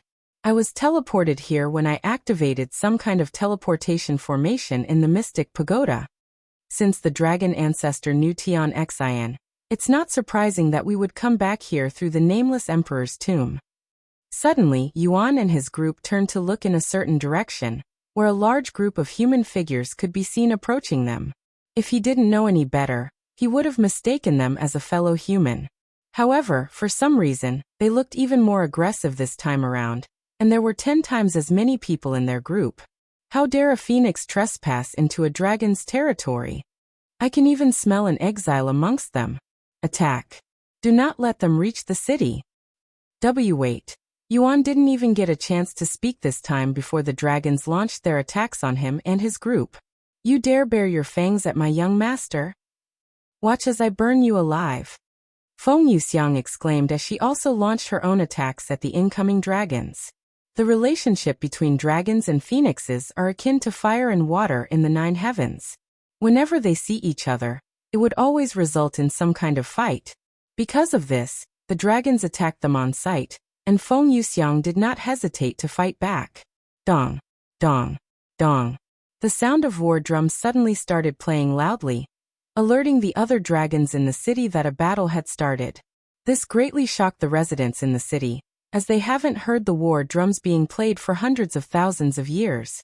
By now, it was already too late for Yuan to try and de-escalate the situation, and he could only hold Feng Yuxiang back while shielding his group from the dragon's aggressive attacks. Feng, stop! They are not our enemies. Yuan subconsciously hugged her slim waist to hold her back. Oh! Feng Yuxiang immediately stopped her attacks and blushed, even going limp a little. However, the dragons did not stop their attacks even after Feng Yuxiang stopped attacking. Seeing this, Yuan could only create a barrier around his own group using sword aura, which destroyed any incoming attacks the moment they touched the barrier. Eventually, more dragons could be seen entering the battle. It did not take long before Yuan and his group were surrounded by dragons. This is all your fault, Phoenix. Xiaohua uttered in a displeased manner, putting all of the blame on her. What? You're not being fair. They attacked us first. Feng Yuxiang immediately defended her own actions. Your presence itself is the problem. Xiaohua rebuked. While Feng Yuxiang and Xiaohua continued to bicker back and forth, the presence of a spirit sovereign suddenly appeared out of thin air. Then a second presence appeared, and it was also a spirit sovereign. 2 more unique aura would appear a second later, and they were both spirit emperors. When Yuan sensed these 4 presents, he couldn't help but smile. All of you halt. A stern voice echoed shortly after. Soon, the figure behind the voice appeared, and as Yuan had expected, it was Shengmo, the dragon emperor. There were 3 people following behind him, and they were Mingzi, his wife, Murong, his son, and last but not least, Meili, his daughter. However, due to the barrier that obstructed Yuan's figure, none of them recognized him. I am the ruler of this place, Shengmo. You have 10 seconds to identify yourself before my entire kingdom tears you apart, uninvited guests. Let me handle this. Yuan said to the others while staring at Feng Yuxiang. He then removed the barrier that obstructed his face and flew towards Shengmo. Who gave you permission to move? Another familiar voice resounded. It was Captain Cheng, who had interrogated him during his first visit. Of course, Yuan ignored him and continued approaching the royal family. HM? You are. Shengmo subconsciously squinted his eyes at Yuan after seeing his familiar face. No way. Murong exclaimed. Oh my. Mingzi covered her mouth from surprise. Yuan? Meili muttered in a dazed voice before rubbing her eyes to make sure she wasn't seeing things. Yuan? Her eyes widened with shock after confirming it was him. Yes, it's me. And I am so sorry that our reunion had to be celebrated in such a fashion. Before Yuan could finish his sentence, Meili suddenly shot forward, flying at him like a meteor. Seeing this, Yuan quickly prepared for her arrival. Yuan! A trail of blissful tears appeared in the sky as Meili dived into his arms. Oof! Yuan released a weird noise as his body was hugged with extreme strength. What the hell? Captain Chung and many others muttered in a baffled voice after witnessing this unexpected outcome. Wait. That human is. Captain Chung eventually recognized Yuan. What is that dragon doing to my young master? Feng Yuxiang gritted her teeth in frustration. He actually returned. And in such a short time too. Shengmo was shocked for another reason. And when he recalled his bet with Meili, his body trembled uncontrollably. Meanwhile, Yuan was still being embraced by Meili. It's been a while, Meili. Yuan said to her in a low voice, which only made the arms around his body tighten. Chapter 1175.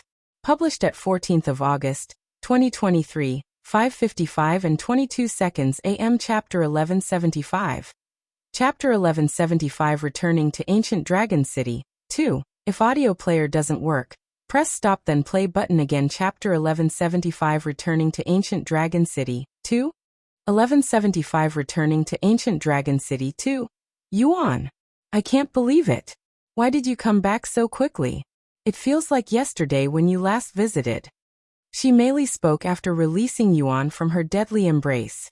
As a dragon who has lived for over 10,000 years, her flow of time is a bit distorted. To be honest, I didn't come here on purpose. Just like the last time, I somehow managed to come here by accident. Yuan said with a stiff smile. Meili chuckled. The first time may be an accident, but for it to happen a second time, this is definitely the work of fate. We're definitely fated to be together. Ahem. Shengmo suddenly cleared his throat, causing the air to vibrate.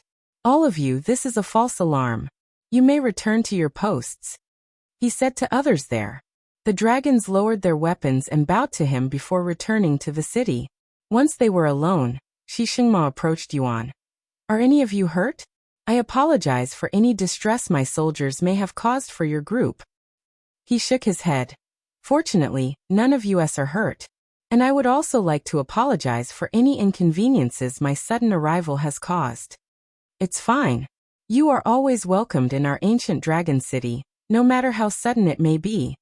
Shengmo smiled. Anyways, why don't you come with us back to the palace, where we can sit down and have a proper conversation? Of course. Once they were sitting down inside the dragon palace, Shengmo started the conversation. Since there are a few new faces here, why don't we start with introductions? I am Shengmo, the ruler of the ancient dragon city. I am Mingze, his wife. Murong, their son. And I am Meili, the youngest in the family. Lan Yingying introduced herself next. My name is Lan Yingying. Feng Yuxiang.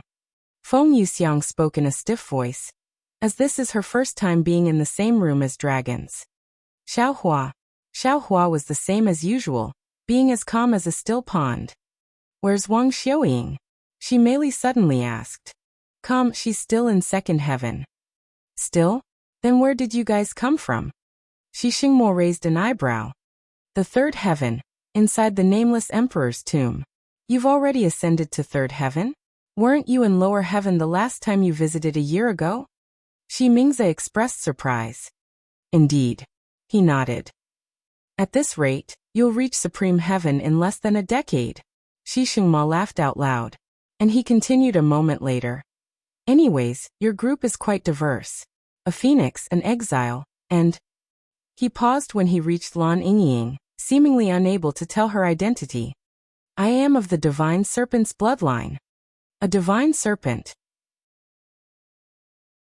Shengmo exclaimed after learning this. He knew that she was a divine beast based on her unique smell, but he never expected her to grace from such a rare bloodline. Are they rare? Divine serpents? Meili asked out of curiosity after seeing his reaction. Of course. Even those with an ordinary bloodline are rare. Out of all divine races out there, the divine serpents have the lowest birth rates because of their unique bloodline that forbids them from having more than one child per generation. Though that is not to say they cannot have more than one child. It's just that only the firstborn can be a divine serpent, but this rule may differ for each bloodline. How complicated. Meili mumbled. With such strict birth rules, it is a miracle that they still exist. Hey, they say that divine serpents aren't that different from dragons, and they can even evolve into one. How true is that? Feng Yuxiang suddenly asked, as she has never witnessed this happen before. Shengmo raised his eyebrows after hearing this question. Serpents and dragons are two different races. If a serpent can evolve into a dragon, then it wasn't a serpent to begin with. Some dragons with inferior bloodlines are often mistaken as serpents, hence why there is this misconception. Is that so? Meili then said, regardless, I am really excited to finally meet other divine beasts that aren't dragons. Nice to meet you. Yuan couldn't help but smile after seeing her smile that was filled with the same energy as before. Yes, it is really refreshing to meet other divine beasts. Lan Yingying agreed with her.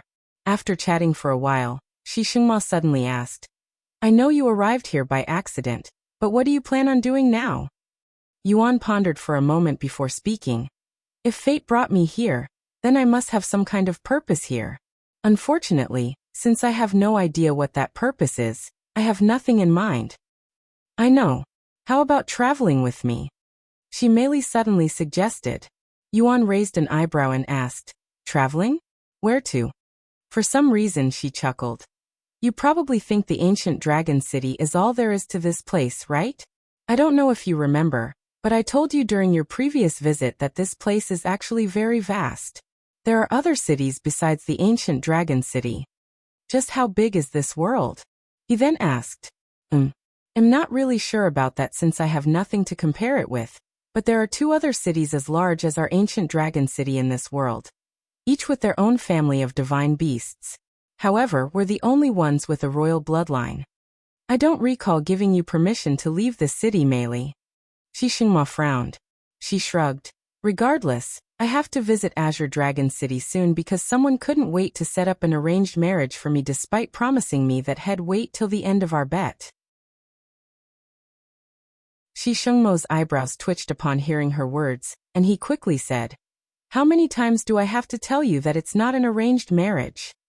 You are only going to meet with a potential partner, and if you don't like him, you can refuse. All right, then I don't like him. Shengmo was speechless. If you find any errors, broken links, non-standard content, etc., please let us know report chapter so we can fix it as soon as possible. Tip: you can use left, right, A and D keyboard keys to browse between chapters.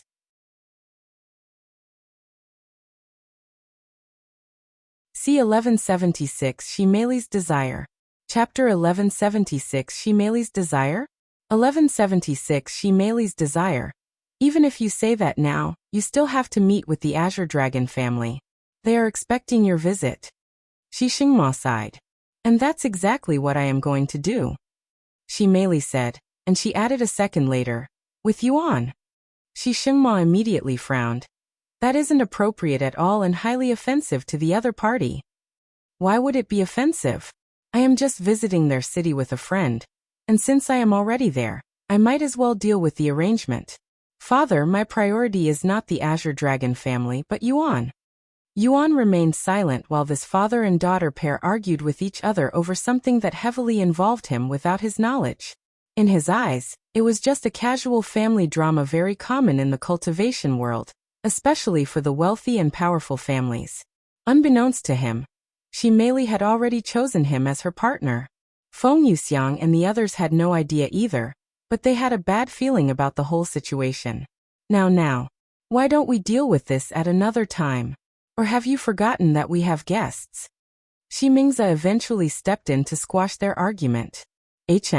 Yuan, let's go for a walk.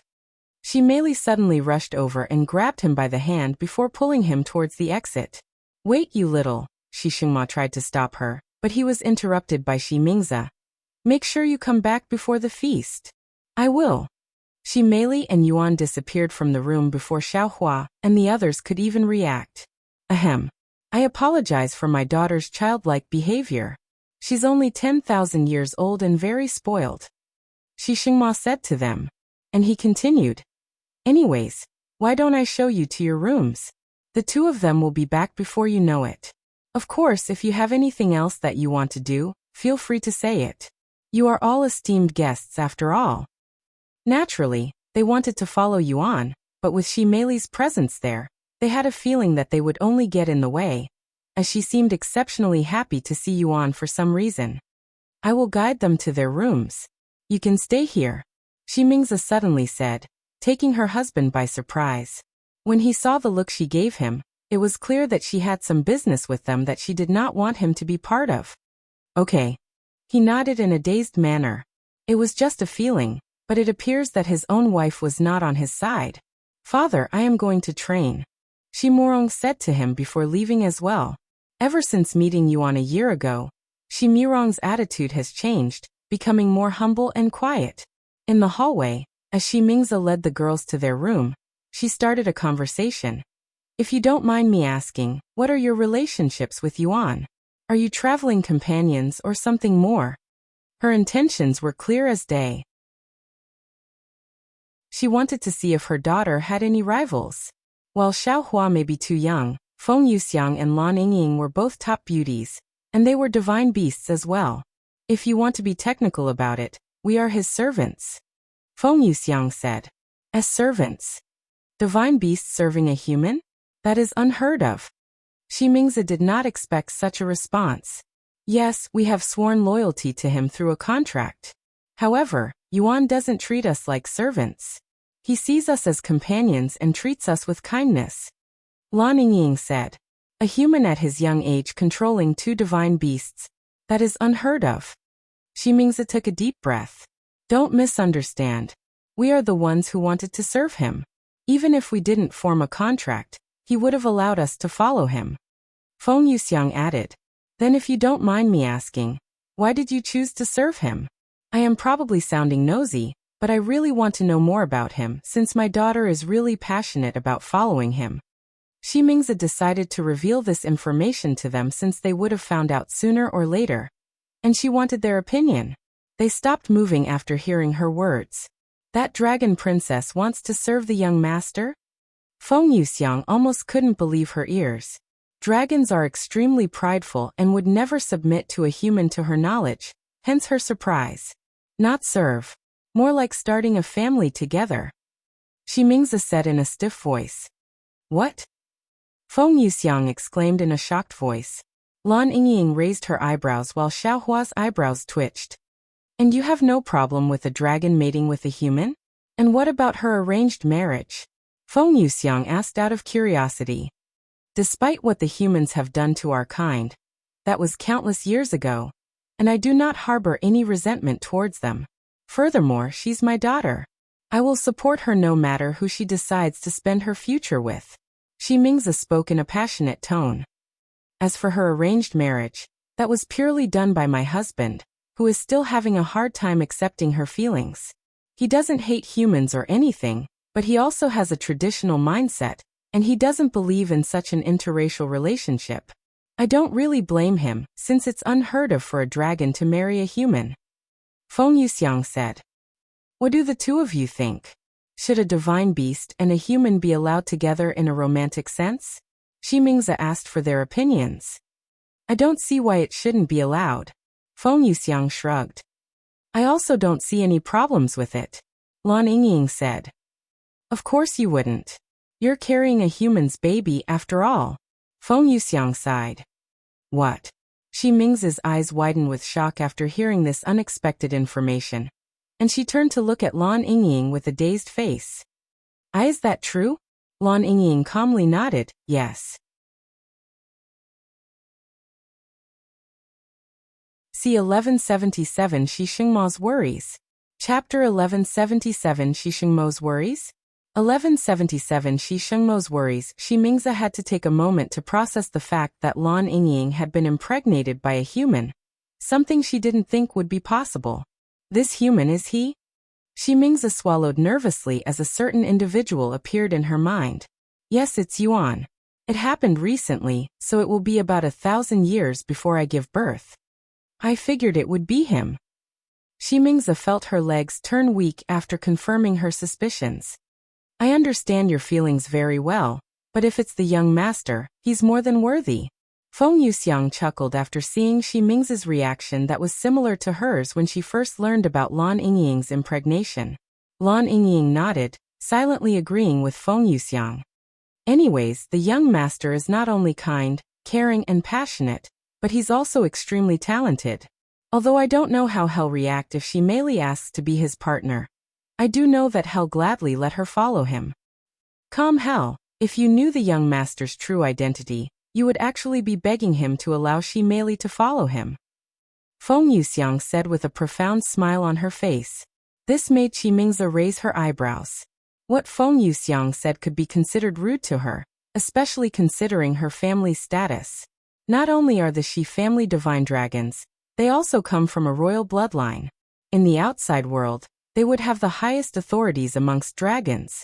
With such exalted status, what sense would it make for them to beg to follow someone, a mere human, at that? Seeing Xi Ming's puzzled expression, Feng Yuxiang couldn't help but smile. Unfortunately, she couldn't reveal Yuan's secret to her, as she didn't trust her enough, nor does she have the right to do so. Well, you will learn of the truth sooner or later, if Xi Meili is fated to follow him. Feng Yuxiang shrugged. Eventually, they started walking again. Once they reached their rooms, Xi Mingzi said to them, "You can use any of the rooms here. If you need anything, you can speak with our servants. They will be posted at the entrance at all times." "Thank you," Lan Yingying said. Sometime later, Xi Mingzi returned to Shengmo's side. "That took longer than I anticipated. What did you guys talk about?" he asked her in a nonchalant voice. Xi Mingzi sighed. "I just wanted to learn more about Yuan, but I learned more than I probably should have." "What does that mean?" Shengmo looked at her with raised eyebrows. "I thought they were simply traveling companions, but those two divine beasts are actually his servants." "What? Divine beasts serving as servants? But one of them is a phoenix. They are prideful beings that rival dragons in terms of their dignity. They would never serve someone, much less a human." Xi Mingzi shook her head and said, "That's nothing compared to what I learned next. That divine serpent, Lan Yingying, she's actually pregnant, with Yuan's child." "She's what?" Shengmo stood up with his mouth and eyes wide open. "You heard me. It happened recently too." Shengmo sat down without controlling his weight, causing the chair to tremble. "After learning this information, do you still support our daughter marrying him?" he asked her in a low voice. Xi Mingzi closed her eyes and took a deep breath. "Regardless of our feelings, it will be our daughter who ultimately decides what she wants to do. If she's okay with the whole situation, there's nothing else I can say." Shengmo sneered. "Now that's a load of bullshit. Even if he's related to the ancestor, I simply cannot hand over our daughter to someone who is already in that kind of relationship with another divine beast, or divine beasts." Xi Mingzi frowned and said, "In that case, why did you set her up with the Azure dragon family? You know very well that their patriarch has multiple wives, and that their son will very likely do the same." "Why, you don't know that?" "The hell I don't. I know very well that the man you've arranged for Xi Meili already has multiple fiancés. You're just so desperate that you don't care who she spends her future with as long as she doesn't leave this world." Xi Mingzi shouted at him, revealing to him that she knows very well why he did not want Xi Meili to follow Yuan. Indeed, if Xi Meili chooses to follow Yuan, she will have to leave their side in this world to go to the outside world, where humans are abundant. If anything happens to her outside, we won't be able to protect her. There's a reason our ancestors decided to live away from humans in this secluded world. While Yuan may not be a bad person, I'm certain that there are countless humans out there who are filled with evil. It's not like the world here is all sunshine and rainbows either." Xi Mingzi sighed. "I am well aware of that, but at the very least we can protect her from here, something we cannot do if she leaves our side.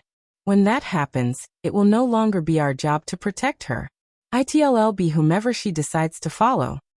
Shengmo stared at her with a serious expression and asked, "Do you really think he has the power to protect her?"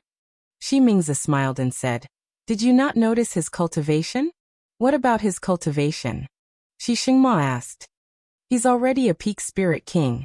The last time we saw him, He was only a spirit grandmaster, and that was a year ago. That's nothing special at all. There are plenty of people who can break through at that speed. That may be true for the people in the upper heavens, but he started in the lower heaven. In fact, we already saw the extent of his potential through the Dragon Awakening ritual.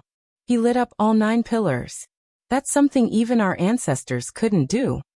When Shi Mingzi reminded him of such an event, it caused him to go silent, as he couldn't act like that never happened.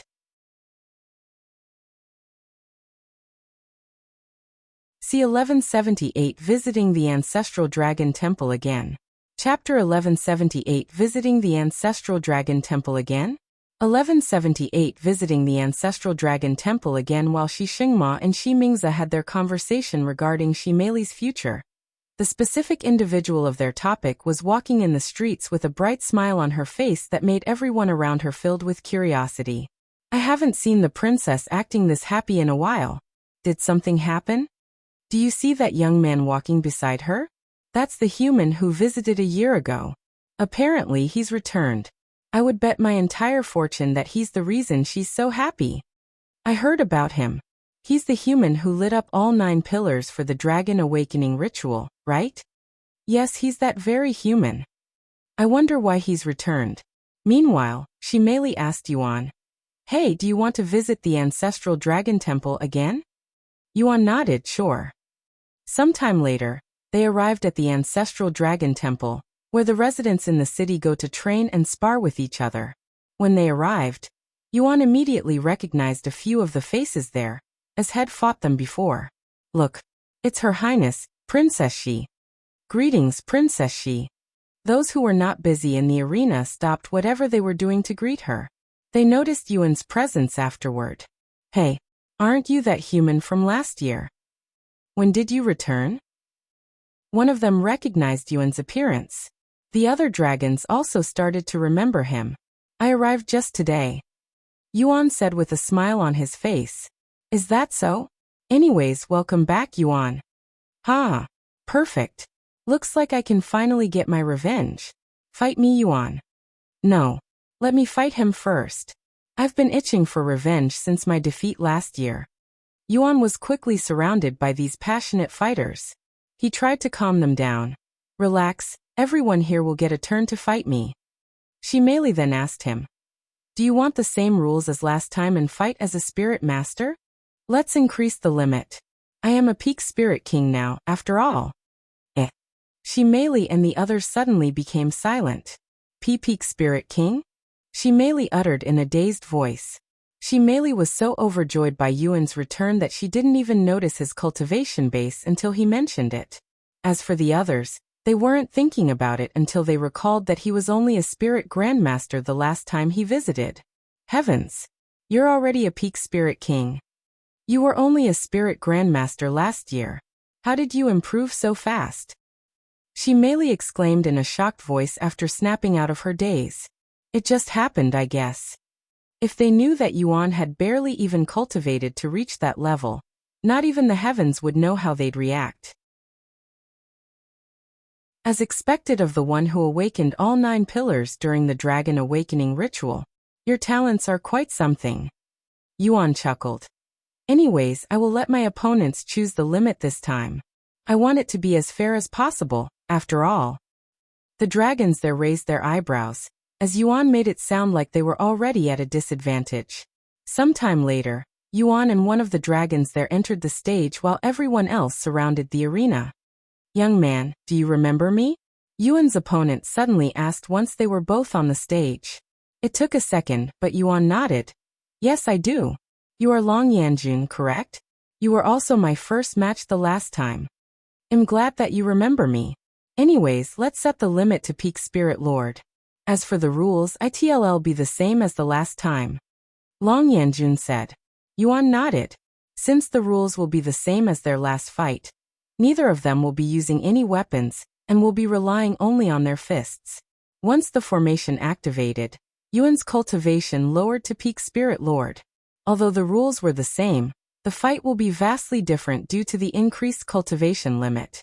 For example, since they were limited to spirit master before, Long Yanjun wasn't able to use Qi manifestation while Yuan could, which became the deciding factor of that fight. However, now that they are both spirit lords, Long Yanjun will be able to use Qi manifestation, and his techniques will be even more powerful in general. I won last time because I used Qi manifestation, and you couldn't. Furthermore, you gave me one free strike. This time, I will let you strike first, and I will give you 3 free strikes, Yuan said, which surprised Long Yanjun and the spectators. 3 strikes? Are you serious? Long Yanjun asked him. Calm Yuan nodded with a confident smile. Long Yanjun smiled back. Looks like it wasn't just your cultivation that changed. Anyways, I accept your offer. And I am going to make you regret it. Here I come. Long Yanjun took a deep breath and gathered his spiritual energy before concentrating it at his fist. Once he was prepared, Long Yanjun stepped forward and released his explosive attack. Purple Dragon Fist. Yuan stood there with his hands clasped behind his back as he calmly watched Long Yanjun's fist that was covered in a purple aura strike directly in the center of his stomach. Boom. A ripple swept the arena as the purple aura from Long Yanjun's fist exploded outward, entering Yuan's stomach and coming out the back as though it penetrated through his entire body. However, Long Yanjun did not move afterward, and there was a look of clear disbelief on his face. What the hell? He asked himself as his entire arm that was used to strike Yuan trembled from the impact. Long Yanjun eventually lowered his arm and took several steps back before lifting his head to look at Yuan in the face. Not only does Yuan look completely fine, he even seemed relaxed. As for Long Yanjun, when he struck Yuan just now, it didn't feel like he was hitting a human body. Instead, it felt like he had punched a wall that was entirely made out of diamond, and half of the bones in his hand shattered because of that exchange.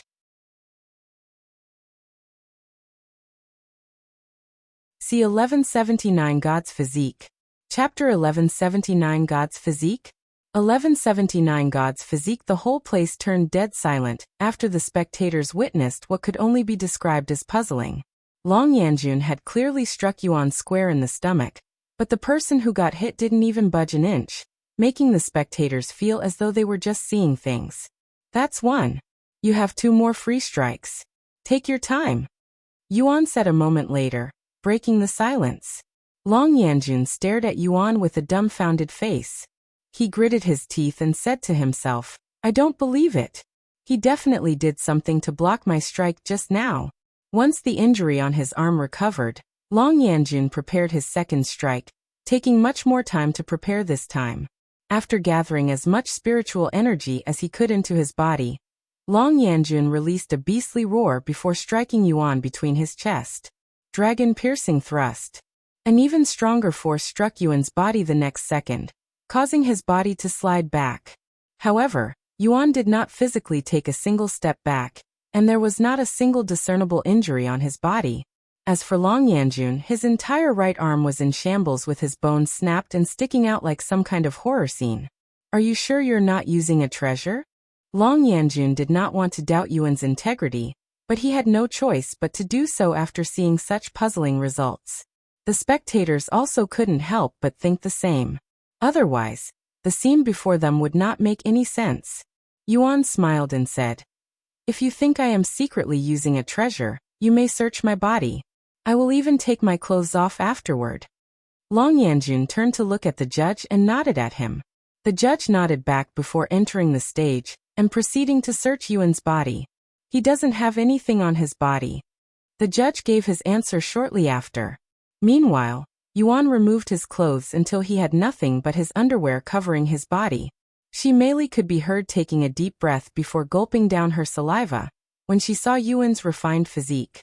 There were several other females watching, and they also had a similar reaction after seeing his perfect physique.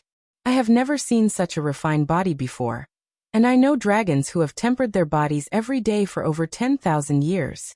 Someone there said, I think I have read an ancient scroll about a godlike body that defies all logic. If I recall correctly, the humans called it perfect physique. However, we call it God's physique. God's physique? Are you for real? He has a God's physique. Although the dragons didn't recognize the term perfect physique, They were familiar with God's physique, as that represented the peak of body temperament for a dragon. I doubt it's God's physique. Perhaps it's something similar, someone said, doubting such a claim. Nobody has achieved a God's physique since the primordial era. There's no way a human of this era could possibly have it. While the spectators argued whether Yuan had a God's physique or not, Yuan said to Long Yanjun, "One more strike. I won't mind even if you use a treasure for the last free strike." Long Yanjun gritted his teeth. While he knew that Yuan wasn't purposefully mocking him, he couldn't help but feel mocked. Now that it had reached this point, and he was certain that he wouldn't get past Yuan's defenses with his bare hands, Long Yanjun retrieved a pair of massive golden gauntlets and wore them. "Don't regret it now," Long Yanjun said as he stared at Yuan with a serious gaze. "I'm ready whenever you are." Yuan smiled. Long Yanjun released another loud roar, and scales started appearing on his skin. Yuan raised an eyebrow after seeing this, as he has never seen anything like this before. Before long, Long Yanjun's entire body was covered in purple dragon scales, and he even grew a tail. However, he still had a human-like figure.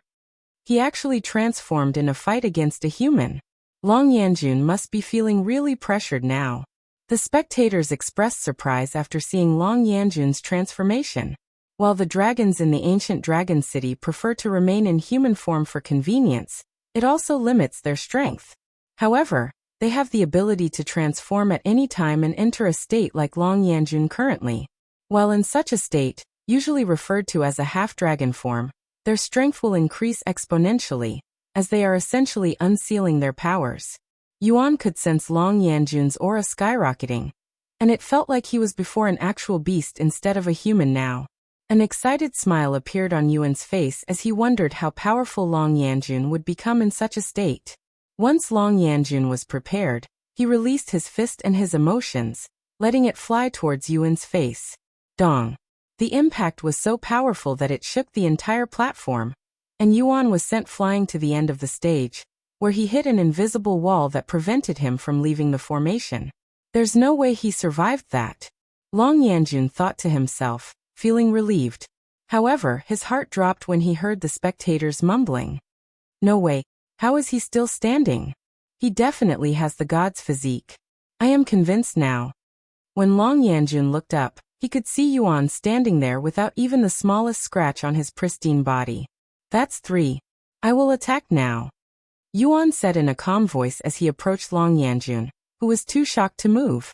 After taking a deep breath, Yuan clenched his fist before striking Long Yanjun with relentless dragon overwhelms the 9 heavens. Boom! The force from Yuan's strike was so powerful that it made Long Yanjun's body explode into a bloody mess. Winner Yuan. The judge announced the winner, but everyone was too shocked by what they just witnessed to even react.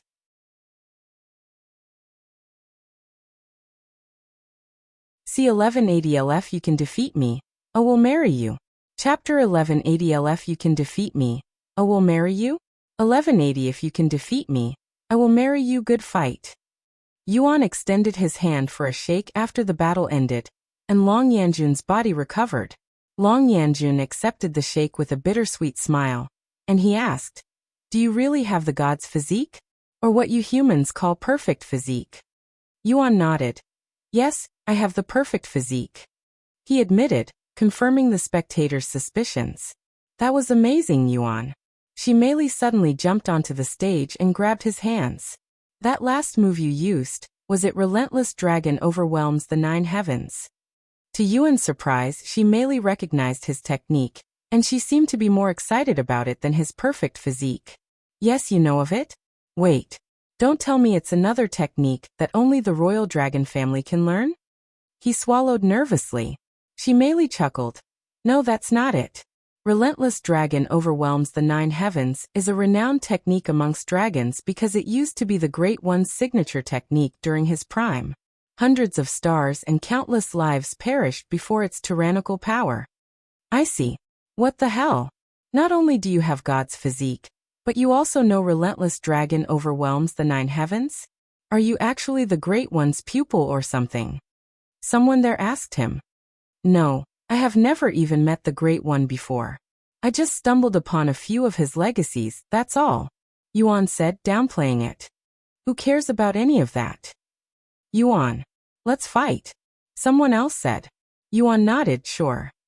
This person immediately jumped onto the stage, and once again, it was a face that Yuan remembered. You are Xingchongji, right? Yuan asked. You are correct, and I would like a rematch. Xingchongji pointed his red sword at Yuan's face. Where should we limit our cultivation?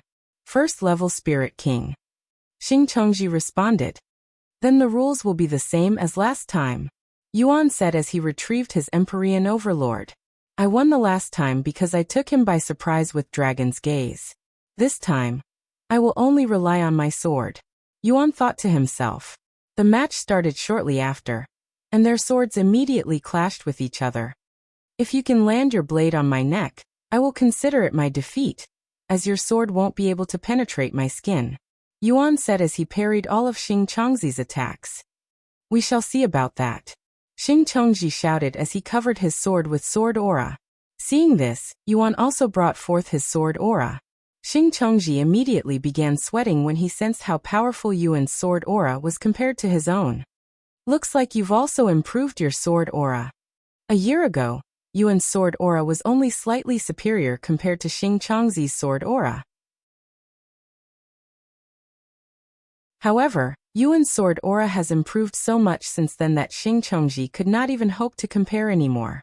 Of course, this wasn't even Yuan's full strength, as he still had enhanced sword aura, which might shatter Xingchongji's will to fight the moment he uses it, hence why he decided to keep it hidden for now. Seeing Xingchongji's nervous expression, Yuan smiled and actually weakened his own sword aura until it matched Xingchongji's sword aura. I want to defeat you with my sword techniques, not through brute strength. Yuan said to him.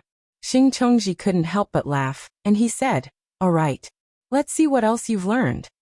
The two of them would go on to exchange hundreds of sword techniques for an hour straight, until Yuan eventually bested Xingchongji without using any actual techniques, relying only on his sword and his experience with it.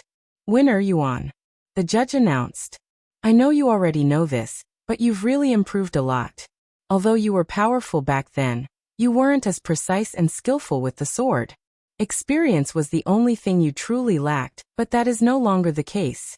Of course, there is still a lot of room for improvements, for both of us.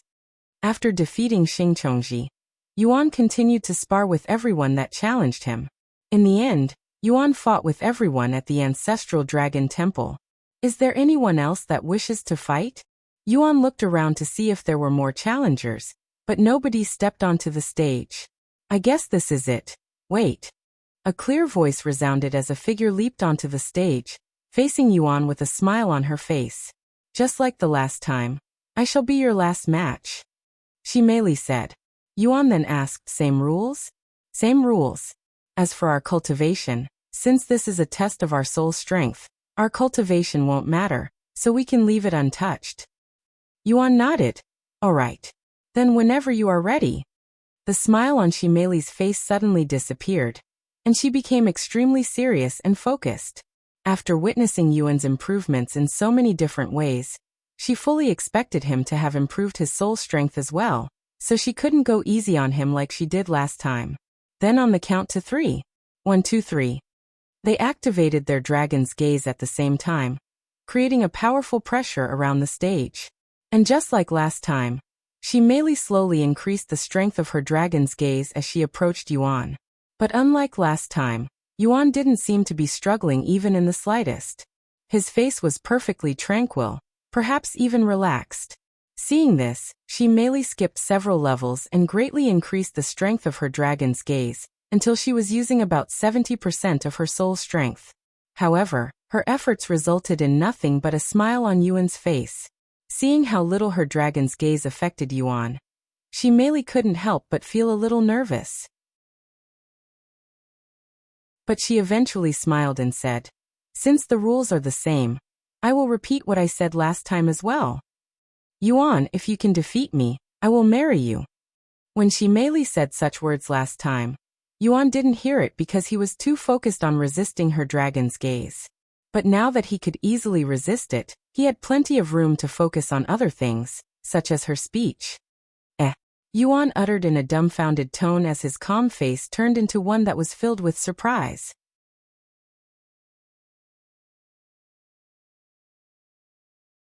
C1181 Defeating Meili. Chapter 1181 Defeating Meili? 1181 Defeating Meili. Seeing Yuan's surprised reaction, Meili couldn't help but blush a little. Why are you acting like that now? You didn't even react to it the last time I said it. You said that during our last match as well? Yuan was surprised to hear this since he doesn't recall it, and he has an amazing memory. Don't tell me you didn't hear it?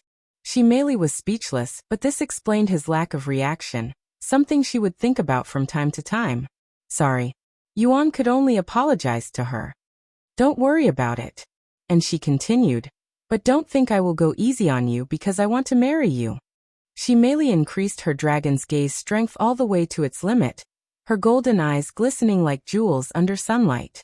Unfortunately, it had no effect on Yuan, who had vastly superior soul strength. Not wanting to completely humiliate Meili in front of so many people, Yuan would slowly increase his dragon's gaze strength. Meili could feel an invisible pressure that was not there before slowly enveloping her body, pressing down on her body and making it difficult for her to breathe. I am losing to his dragon's gaze? Meili almost couldn't believe it. A year ago, she easily dominated Yuan with half of her full strength. So how did she become weaker than him in such a short time?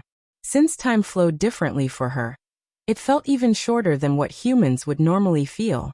This made her wonder if the difference between someone who awakened 7 pillars and someone who awakened all 9 pillars was truly that vast, as it was like heaven and earth. Eventually, Meili could no longer endure it any longer and lost consciousness for a moment.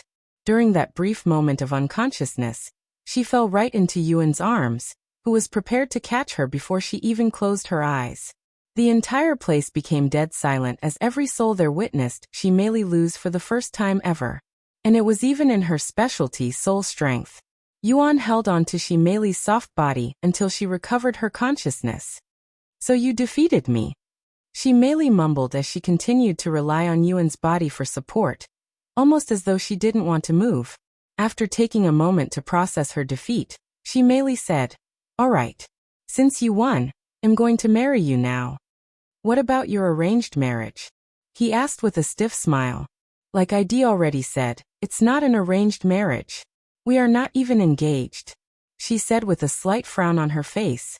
Since this appeared to be a family problem, Yuan decided not to intervene too much, and he still wasn't sure if Meili was joking about marrying him or not, as she was the type to make these kinds of jokes without batting an eye. "Anyways, I am getting hungry. Wanna grab something to eat? I'll be my treat," she asked him. Yuan couldn't refuse free food and immediately nodded, sure. After saying goodbye to the dragons in the Ancestral Dragon Temple, Yuan followed Meili to get some food. Meanwhile, the dragons continued to talk about Yuan and Meili's relationship even long after they were gone. So the rumors were true. That princess, she is in love with that human. What about the Azure Dragon family? I heard that they have been sending a lot of gifts to the Dragon family recently. Isn't that just the Azure Dragon family trying to court her? I don't think they're in that kind of relationship yet, especially since there's no official news. I have a feeling that something big will happen soon. After leaving the Ancestral Dragon Temple, Yuan and Meili visited many restaurants and food stalls, filling their stomachs while completely forgetting that there was a feast waiting for them back home. The food in this place is truly unique. I doubt I will be able to find this food in the outside world. Yuan sighed as he finished his last plate of food. If you live here, you will be able to eat it every day, Meili said in a joking tone. As good as that sounds, I have a lot of work outside. Yuan still answered her seriously. Meili suddenly started staring at him intensively. I am just noticing this now that we are sitting down and relaxing, but you have really matured a lot compared to last year. You no longer seem as ignorant either. He smiled. I will take that as a compliment. After another moment of silence, Meili opened her mouth again, but she was more serious this time. Hey, I don't think I have heard your response yet. I was serious when I said that I want to marry you. Or are you against it because I am not human? Due to the heavy subject, Yuan couldn't give an immediate response, and had to take a long moment to think about it. This matter, I believe it is bigger than just the both of us.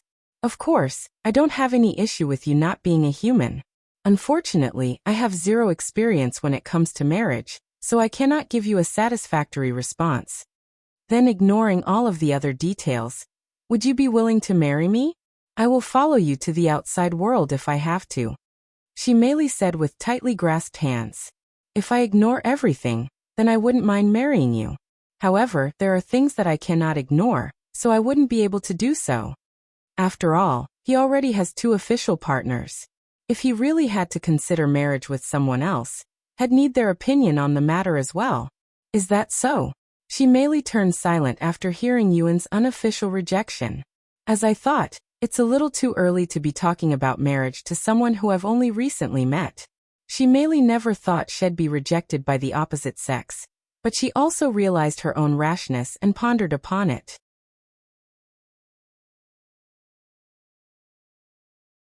C1182 Boss. Chapter 1182 Boss? 1182 Boss, alright, let's return home now. Meili said to Yuan after they finished eating at their 6th restaurant. Okay. Despite being rejected, Meili did not feel dispirited at all. In fact, she felt even more motivated to marry him. Dragons are highly prideful and stubborn creatures, especially someone as positive as Meili. Since we've only known each other for a short time, all I need to do is increase that time. And the more time you spend with someone, the more likely they will grow attracted to you. Sometime later, they returned to the palace, where a massive feast was waiting for them. Meili stood before a long table that was filled with food, and on her face was a nervous smile that one would make when they realized that they'd screwed up. Since they came straight from the restaurant, their bodies still lingered with the aroma of food from that place, and Mingzi could smell it even before she saw them. I recall telling you that we would be having a feast later, yet you've stuffed yourself with food right before coming back? Are you purposefully being defiant? Mingzi glared at Meili with narrowed eyes. It's a misunderstanding.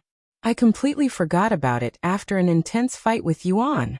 Meili quickly tried to explain herself. You two fought. Shengmo raised an eyebrow. She nodded. At the Ancestral Dragon Temple. We went there last year, as well. Mingzi sighed, and she turned to look at Yuan with an apologetic smile on her face. I'm sorry if she was rough on you. She can be inconsiderate at times. Meili frowned at her mother's words that implied she had bullied Yuan on the stage, when it was the complete opposite. Hey, that's not fair. I did no such thing. In fact, I lost to him. What? Shengmo looked at her with wide eyes. Although Meili was the youngest in the family, she was much stronger than her older brother, Murong, and her soul strength was stronger than her parents when they were at her age. It's true. And it was a fight using only our soul strength. Yuan is much stronger than he looks. Meili said. Shengmo and Mingzi turned to look at Yuan with pondering faces. Sure enough, Yuan didn't appear to be anything special at glance, but if they tried to look deeper, they would realize that they couldn't see the extent of his strength. He's only a spirit king, so why can't I fathom his strength? It feels like I am weaker than him despite having a superior cultivation. Shengmo thought to himself. Of course, he didn't believe that he was weaker than Yuan, who was not even 100 years old. Not only does he have more experience than Yuan, he also lived for much longer. Furthermore, he was a divine beast with a royal bloodline. It was simply unthinkable that he would be weaker than a human. Mingzi had similar thoughts even though she was weaker than Shengmo. Ahem. A voice suddenly broke the awkward silence. Hey boss, since you just ate, how about a quick spar with me to empty your stomach? Everyone in the room turned to look at Murong, who just spoke. Boss. Yuan raised an eyebrow. Then Yuan recalled that Murong had stated that he would address him as boss if he surpassed Murong's record of 7 pillars at the ritual last year. Though Yuan wasn't expecting Murong to keep his words. PFTTT. Meili couldn't help but chuckle after hearing such a word come out of Murong's mouth, as it sounded very out of character. Shimurong endured it and spoke again. So what do you say? Yuan nodded with a smile. Sure. Shengmo and Mingzi exchanged glances with each other, but neither of them opened their mouths. They were also curious about Yuan's prowess. Although Shimurong may not be as strong as his younger sister in terms of soul strength, he was actually slightly more experienced than her in combat, especially since he has been training his butt off after meeting Yuan. Sometime later, everyone gathered behind the palace in the training ground, where a stage that functioned like the ones at the Ancestral Dragon Temple was located in the center. What are the rules? Yuan asked him. First one to surrender or dies loses. We can use any weapon we want. As for our cultivation, I will suppress it to match yours. Shimurong said. Yuan then said, sounds good, but you don't need to match my cultivation. My cultivation is a little deceiving after all. If you say so. Shimurong's cultivation was at the 6th level Spirit Emperor. Logically speaking, a cultivator at the peak of Spirit King wouldn't be able to touch someone at Shimurong's level. Despite that, Yuan didn't feel the slightest pressure as he stood before his opponent. Yuan retrieved his Empyrean Overlord. Meanwhile, Shimurong took out a golden spear from his spatial ring. A spear, huh? Spear is our family's speciality. Shimurong said. Once they were prepared, Shimurong moved first by thrusting his spear at Yuan's head. The speed of the strike was insanely fast, so fast that it didn't even look like Shimurong moved. However, in Yuan's eyes, it was as slow as a snail. After dodging it with ease, Yuan didn't immediately strike back. Instead, he waited for Shimurong's next strike, almost as though he was evaluating Shimurong's strength. Shengmo and Mingzi did not miss Yuan's intentions, and they were in disbelief. He's actually testing Shimurong? When he's half a realm lower in cultivation. Shengmo was becoming more and more intrigued by Yuan's full strength. Unbeknownst to him, even Yuan doesn't know the extent of his full strength at this moment, as he has yet to find himself in a situation where he needs it.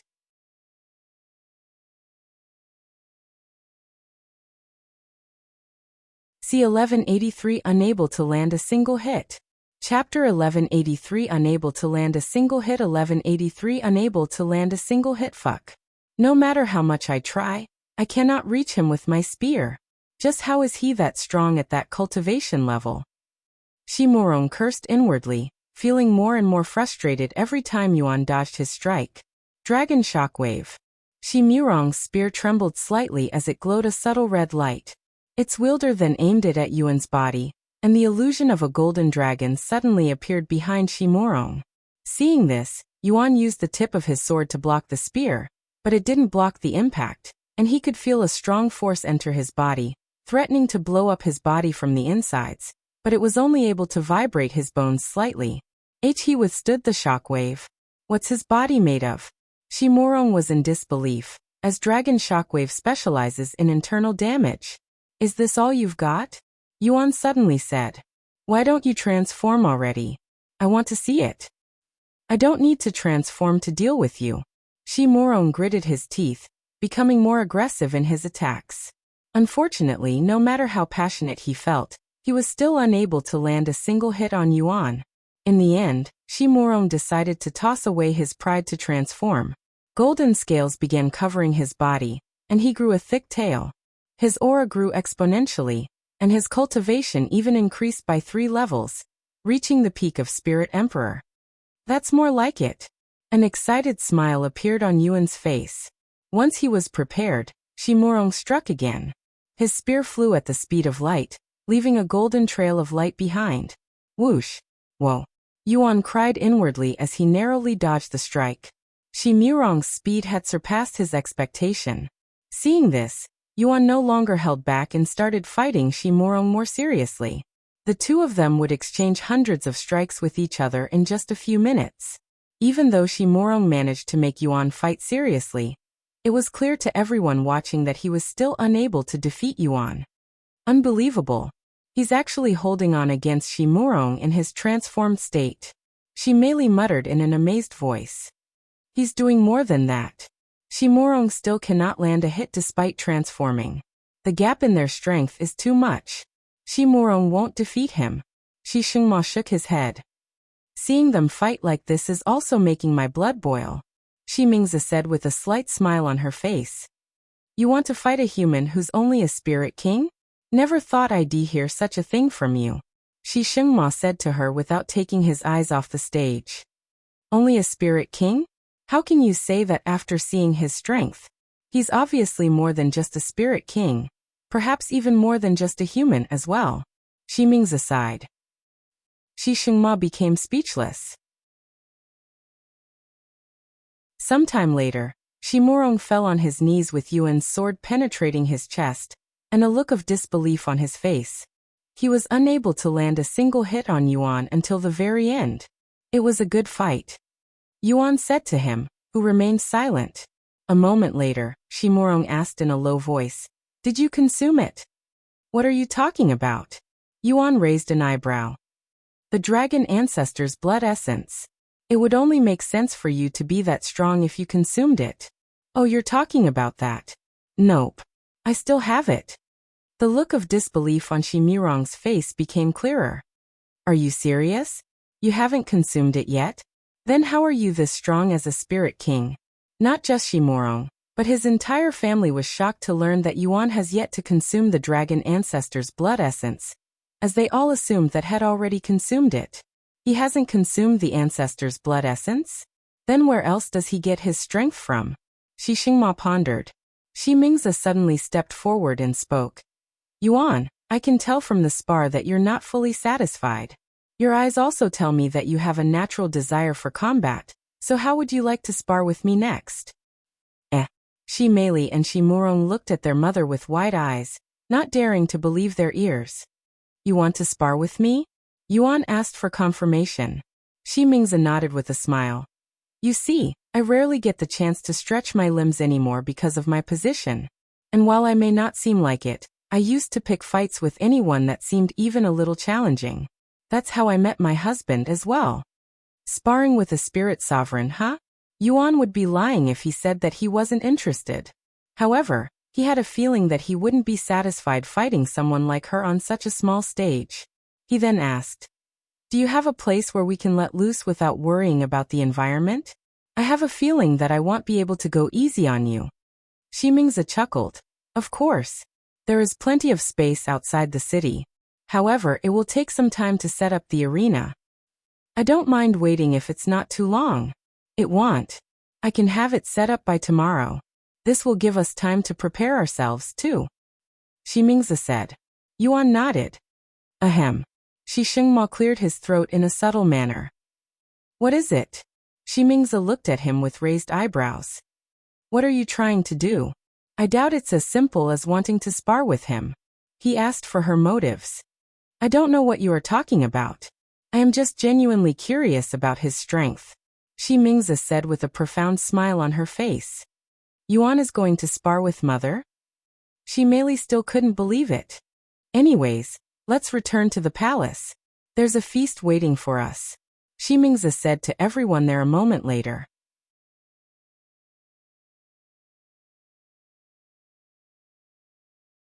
C1184 Sparring with the Dragon Empress. Chapter 1184 Sparring with the Dragon Empress. 1184 Sparring with the Dragon Empress. Once they were seated, Yuan immediately began stuffing his face with food. Wow. It's almost like you never ate before coming back. Meili mumbled in a dazed voice as she watched Yuan eat like he was starving. Unbeknownst to Meili, Yuan wasn't full even at the end of their food tour, and could have easily eaten more without sparring with Shimurong. As they ate, Meili, who was sitting next to Yuan, said to him, You know, my mother used to be called the uncontrollable beast because she would pick fights with everyone. Shimingzi blushed when Meili brought up her embarrassing past. What? You already mentioned it. Might as well tell him about the rest. Meili shrugged. Boss, how do you usually train? Shimurong asked him. Do you have to call me boss? I know you said you'd do it, but I really don't care. I am not going back on my words, regardless of your feelings, Shimurong said in a stern voice.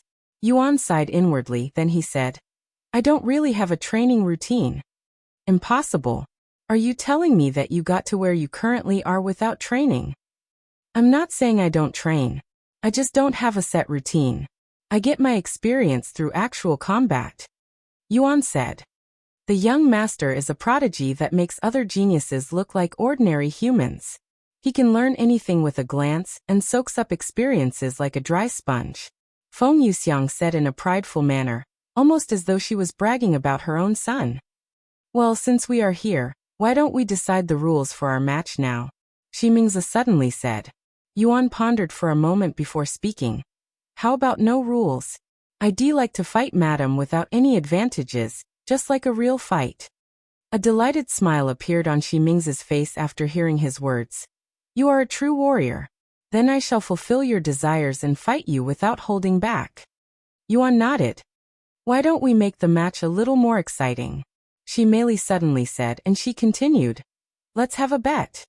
What do you have in mind? Shi Mingzi asked. Meili pondered for a moment before speaking. I will bet on Yuan's victory. If he wins, you will let me bring him with me to the Azure Dragon City, without complaining. You're betting on my defeat? How daring. Then what will happen if I win? Shi Mingzi narrowed her eyes. If your mother wins, you will seriously consider the arrangement with the Azure Dragon family. Shengmo interrupted. Sure. Meili responded without hesitation since Shengmo didn't say anything about agreeing to the arrangements. As for Shengmo, he had absolute confidence in his wife's victory, so he didn't make any unreasonable demands. After a long feast, Shi Mingzi said to Yuan, get some good rest tonight. The arena should be ready by noon. Okay.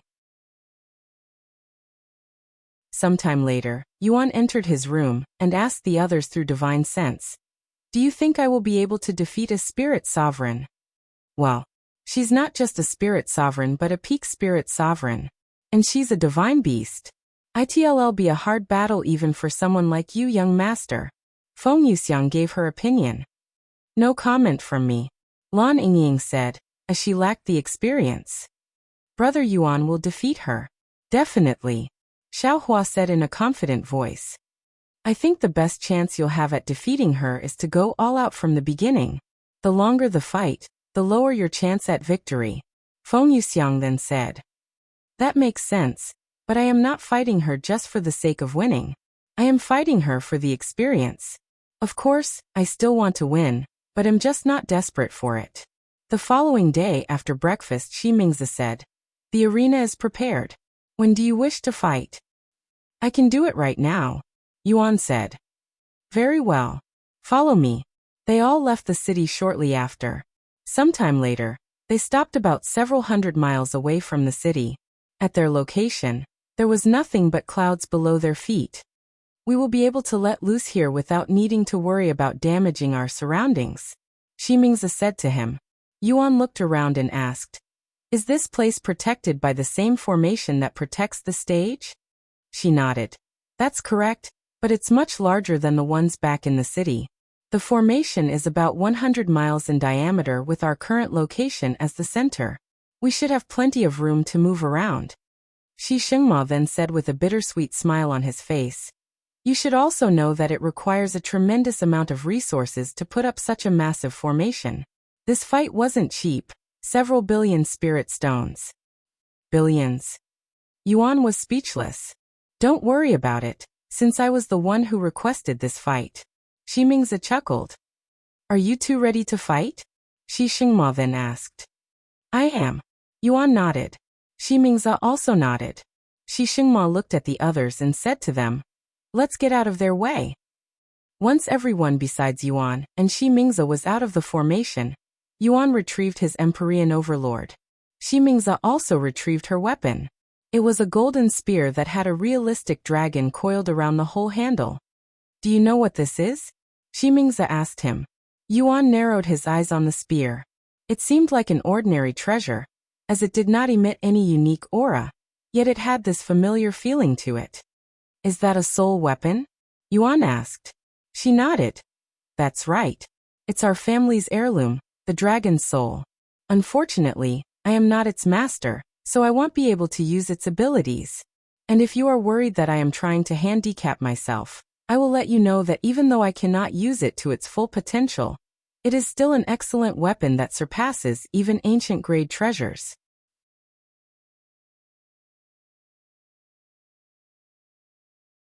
Chapter 1185. Published at 19th of September, 2023, 11:40 and 52 seconds AM. Chapter 1185. Chapter 1185 Sparring with the Dragon Empress. 2. If audio player doesn't work, press stop then play button again. Chapter 1185 Sparring with the Dragon Empress. 2. 1185 Sparring with the Dragon Empress. 2. Whenever you are ready, Yuan. As your senior, I will let you make the first move. Shi Mingzi said to him as she stood tall, her aura oozing with confidence. Yuan nodded and said, then I will begin now. Since his opponent was 2 entire realms above his cultivation, Yuan did not have the leisure to go easy like he did with Shi Murong and many others, so he went all out from the beginning. A tyrannical aura filled the area as Yuan's spiritual energy gushed outward, causing the atmosphere to immediately change. Shi Mingzi's eyes widened with shock when she felt how much spiritual energy Yuan's body contained. How can a mere spirit king release this much spiritual energy? That is impossible. She cried inwardly, as she was truly shocked by what she was witnessing. Shengmo and the others were utterly speechless. He has enough spiritual energy to match a spirit sovereign when he's only a spirit king. How does that make any sense? Shengmo exclaimed. He had this much power this whole time? Shi Murong was baffled. He didn't think Yuan could be hiding so much power. Yuan. Shi Meili's eyes were glued to Yuan's handsome figure, her gaze filled with admiration. In fact, Yuan's aura was so powerful that it could be felt from hundreds of miles away by the residents of ancient Dragon City. Is that Her Majesty Empress Shi? Did her match with that human start already? As expected of Her Majesty, her aura is so powerful that we can feel it from here. No. I don't think that's Empress Xi's aura. The Shi family had notified its residents of Shi Mingzi and Yuan's match ahead of time, so they wouldn't panic if their fight caused any disturbance. Many people mistook Yuan's aura for Shi Mingzi's aura, as nobody could imagine a spirit king having this much power. Meanwhile, Shi Mingzi clenched her fists with an excited smile on her face. How long has it been since my blood boiled like this? I'm really looking forward to this fight, Yuan. Shortly after releasing his aura, Yuan used his movements technique to close their distance almost instantly.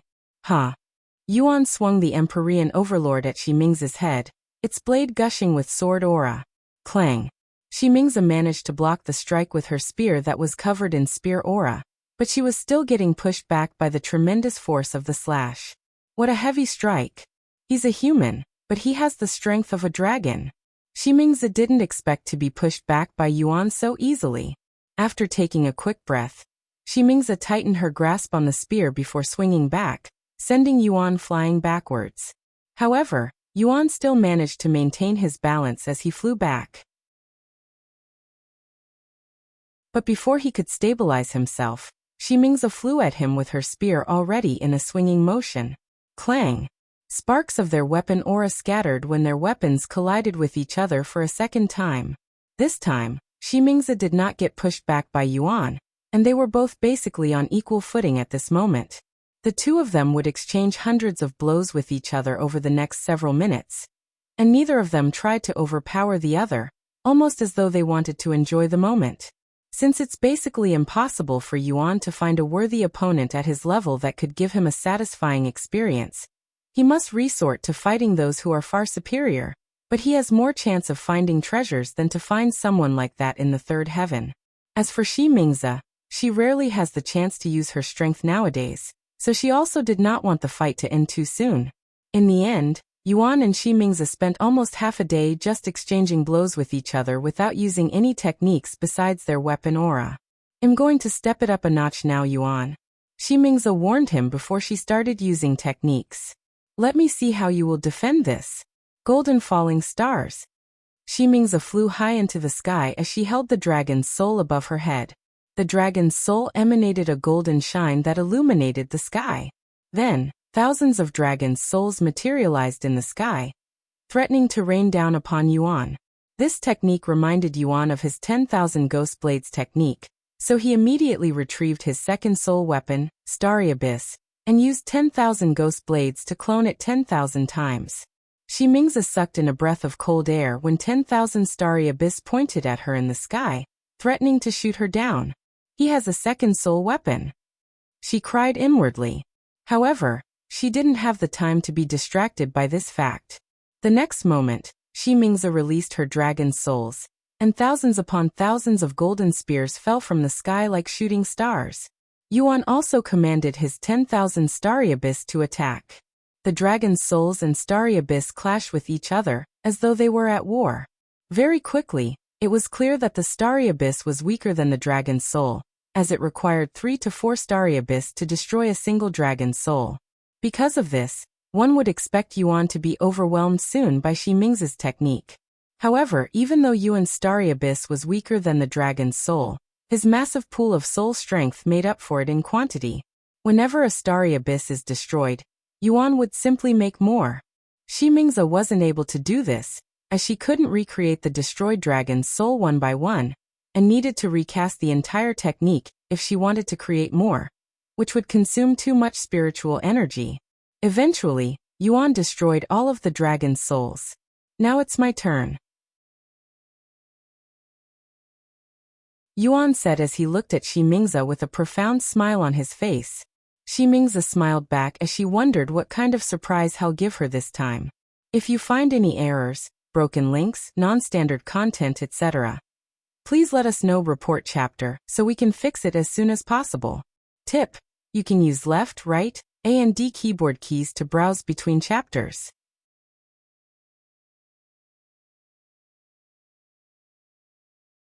Chapter 1186. Published at 19th of September, 2023, 11:40 and 51 seconds AM. Chapter 1186. Chapter 1186 Sparring with the Dragon Empress 3. If audio player doesn't work, press stop then play button again. Chapter 1186 Sparring with the Dragon Empress 3. 1186 Sparring with the Dragon Empress 3. Since I don't want to end this too quickly, let's start out with something small. Yuan thought to himself as his sword aura grew exponentially before disappearing suddenly, which puzzled Shimingza, who thought he had withdrawn his sword aura for some reason. Vanishing ghost soundless blade. Shimingza's instincts tingled, and she instinctively raised her spear in front of her. Clang. Before she could even see the attack, Shimingza was pushed back by a tremendous yet invisible force that struck her spear. What was that just now? Shimingza looked down at her hands that were still trembling. It was clearly a sword technique, but she couldn't sense any sword aura from it, and an ordinary sword technique couldn't have possibly pushed her back. There was only one possibility that she could think of, which baffled her when she came to realization. Enhanced sword aura? She muttered in disbelief. You have reached the level of enhanced sword aura? She had to confirm it. Yuan responded with a smile. I learned it recently. Shimingza hovered in the air with a dazed look on her face. How old is he again? I am almost 300,000 years old. Yet I am barely scratching the surface of enhanced spear aura. In the entire ancient dragon city, there was not a single individual who could use enhanced weapon aura despite their long lives. Hence why Shimingza did not immediately notice it. He knows enhanced sword aura? Shengmo and the others were just as shocked. Just how much more power is he hiding in that young body? Meili swallowed nervously. Here I come, madam. Yuan warned her before flying towards her with his sword imbued with enhanced sword aura. Since Shimingza did not know enhanced spear aura, she had no way to really defend against Yuan's attacks, so she could only resort to avoiding them entirely. She wanted to complain that it wasn't fair, but she was fighting someone 2 realms below her in cultivation, so she felt that she had no right to complain. Fleeting clouds. Shimingza utilized her movement technique, moving so quickly that she would leave behind afterimages that would turn into clouds when Yuan struck them. This isn't good. I cannot let him chase me around any longer, or I will really lose. Let's get serious now. Shimingza's eyes suddenly glowed bright gold, and Yuan could feel an immense pressure appear around him. Dragon's gaze. Yuan wanted to compare her dragon's gaze with Meili, so he purposefully stared into her eyes. In Yuan's eyes, the world suddenly turned dark, and he could see a massive dragon's eyes that covered the entire sky staring down at him. Even with his tremendous soul strength, he could feel an indescribable sense of fear deep in his heart. Compared to Meili, Shimingza's dragon's gaze was countless times stronger. If it weren't for Heaven's indomitable soul, He would have fallen to her dragon's gaze at this moment. He's actually resisting my dragon's gaze? Just how much soul strength does he have? Mingzi was truly shocked to the core this time. Even though she was only using about a quarter of her soul strength. While highly unlikely, it wasn't impossible for a young person to learn enhanced weapon aura if they have tremendous talent. But soul strength wasn't something that could be gained through pure talent. Even geniuses must slowly train their soul strength, some faster than others because of a superior soul cultivation technique, but the chances of someone having more soul strength than an expert from thousands of years ago was zero. And while there are treasures that increase one's soul strength out there, they are exceedingly rare and not enough to fill such a big gap. This time, Mingzi did not believe that Yuan had enough soul strength to rival her, so she believed there to be another reason why he could resist her dragon's gaze. He must be resisting it with the help of a powerful spiritual treasure. She thought to herself. Even if Yuan defeated Meili in soul strength, they only had a difference of about 10,000 years. Meanwhile, Mingzi had over 300,000 years to train her soul strength. This is also why Mingzi did not use all of her soul strength with her dragon's gaze, as it was no different than cheating for an easy victory. "Madam, is this the best you've got?" Yuan suddenly said to her with a provocative smile on his face. An annoyed smile appeared on Mingzi's face, and she mumbled, "You asked for it. Don't regret it later." Mingzi increased the output of her dragon's gaze to half of her soul strength. The pressure around Yuan increased tremendously, but it was still endurable. "There's no way he's less than 100 years old." Shengmo muttered with a dazed expression on his face. He's resisting Mother's dragon's gaze? Although Meili didn't know how much strength Mingzi was putting into her dragon's gaze, she personally wouldn't be able to resist even 10% of her mother's power. Shengmo, on the other hand, could tell, hence his shock. "Half of my soul strength isn't enough to subdue a human that's not even 100 years old." Mingzi could feel her pride shattering into countless pieces. Mingzi gritted her teeth in frustration, and the purpose of their spar suddenly changed for her. It was no longer about testing Yuan's prowess. She wanted to fight him for real. She wanted to defeat the anomaly before her.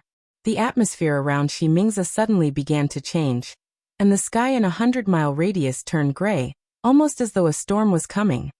"Don't tell me she's going to transform." Shengmo couldn't believe his eyes. As Mingzi increased the intensity of her dragon's gaze, golden scales began appearing on her body, as well as horns and a tail. Her heart throbbed with excitement, and she felt like she had gone back to the time when she was still challenging every warrior she encountered. "Ha, this is fun. I haven't felt this alive in a long time." Mingzi laughed out loud, her demeanor as the Dragon Empress nowhere to be seen. If you find any errors, broken links, non-standard content, etc., please let us know. Report chapter, so we can fix it as soon as possible. Tip: you can use left, right, A and D keyboard keys to browse between chapters.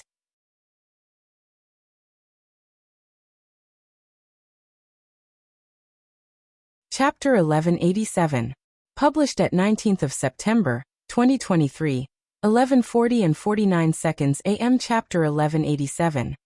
Chapter 1187 Sparring with the Dragon Empress 4. If audio player doesn't work, press stop then play button again. Chapter 1187 Sparring with the Dragon Empress 4. 1187 Sparring with the Dragon Empress 4. Seeing the scene unfold before him, Shengmo began sweating. "This is bad. We might need to stop the fight." "Huh? Why? It's just getting good." Meili looked at him with raised eyebrows. "The formation isn't invincible. If under enough stress, it could break, something your mother can do if transformed. If the formation breaks, Yuan's life will truly be at risk." "What? Then we need to stop them now," Meili exclaimed. Shengmo nodded, but as he prepared to intervene, another voice resounded. "Don't stop the fight." "Huh?" Shengmo turned to look at Xiaohua, who just spoke, with wide eyes. "Look at Brother Yuan's smile. He's enjoying himself. If you stop the fight now, he won't be happy," she said in a calm voice. "Are you serious?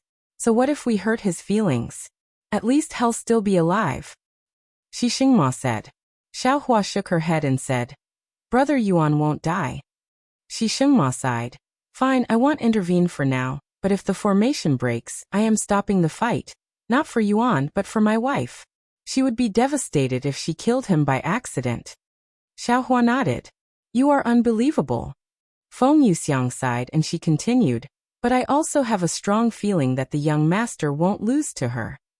Meanwhile, by the time she finished her transformation, Xi Ming's dragon's gaze was running at full power. The pressure Yuan was feeling was indescribable, and he could feel this invisible force threatening to pop his body like a balloon, as well as his consciousness slowly fading. Looks like I have to be serious now as well. Yuan activated not only his dragon's gaze to counter Xi Ming's gaze, he also increased the strength of Heaven's indomitable soul to the maximum, so his soul strength was increasingly getting stronger by the second. He was absorbing so much spiritual essence that one could physically see something that resembled a whirlpool around Yuan's body. However, since only immortals could sense spiritual essence, nobody there knew what Yuan was actually absorbing into his body, so they assumed it was just ordinary spiritual energy. The clash between Yuan's dragon's gaze and Xi Ming's dragon's gaze was so intense that it affected those hundreds of miles away, meaning even those within the ancient dragon city were feeling pressured. Fortunately for them, it wasn't to the point where it was unbearable. However, the same thing could not be said for Meili and the others. Since they were right outside the formation, the pressure was intense for them, so Shengmo had to step in to shield them from it. This is no longer a spar. They're going at each other as though they are really trying to kill. Shimurong swallowed nervously. Not only were they battling each other with soul strength, but the two of them were actively exchanging techniques with their weapons. Like a beast, Xi Mingze only grew more excited as they fought. The number of scales on her body increased, and her hair even grew longer. Eventually, her entire body was covered in scales, looking as though she was wearing an armor made of scales. When a dragon transforms, there are certain stages, which can be determined by how much scales cover their body. The more scales on their body means the closer they are to their actual beast form, hence greater strength. When Xi Mingze was about 75% covered in scales, Yuan could no longer keep up with her in raw strength, so he activated God of War's astral arts to assist him. However, since both Dragon's Gaze and God of War's astral arts consumed his soul strength, he couldn't use the latter at full strength. Though it was more than enough to help him keep up with Xi Mingze. How many more tricks do you still have up your sleeve? Don't hold back. I want to experience them all, Yuan. Xi Mingze exclaimed with a wide grin on her face after seeing his God of War's astral arts, her body shivering from excitement. The two of them would continue fighting in this manner for several hours. He's not human. There's no fucking way he's human. Shimurong mumbled in a dumbfounded voice. Does he have an unlimited supply of energy or something? How can he keep fighting with that much strength for hours?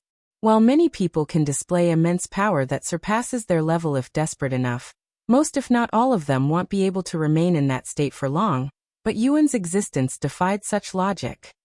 The formation won't last for much longer. Shengmo gritted his teeth, his heart filled with anxiety. But as much as he wanted to stop their fight, he couldn't move his body for some reason.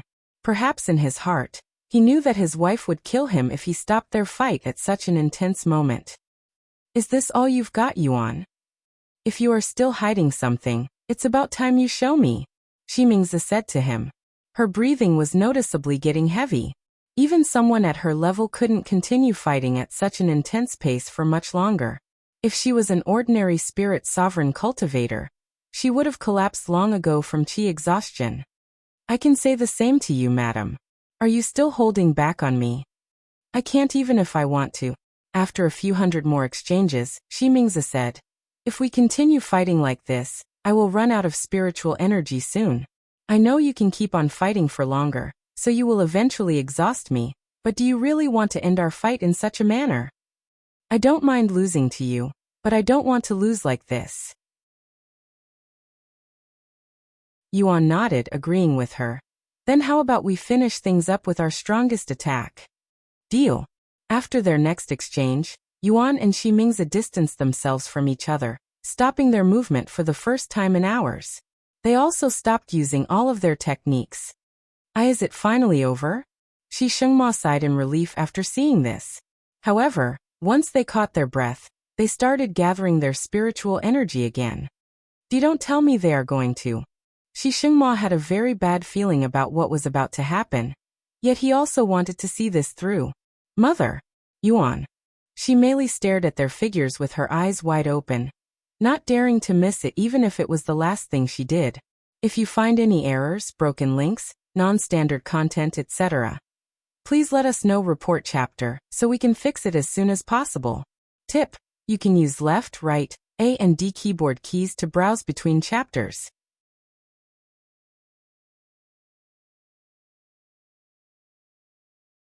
C1188 The Final Exchange.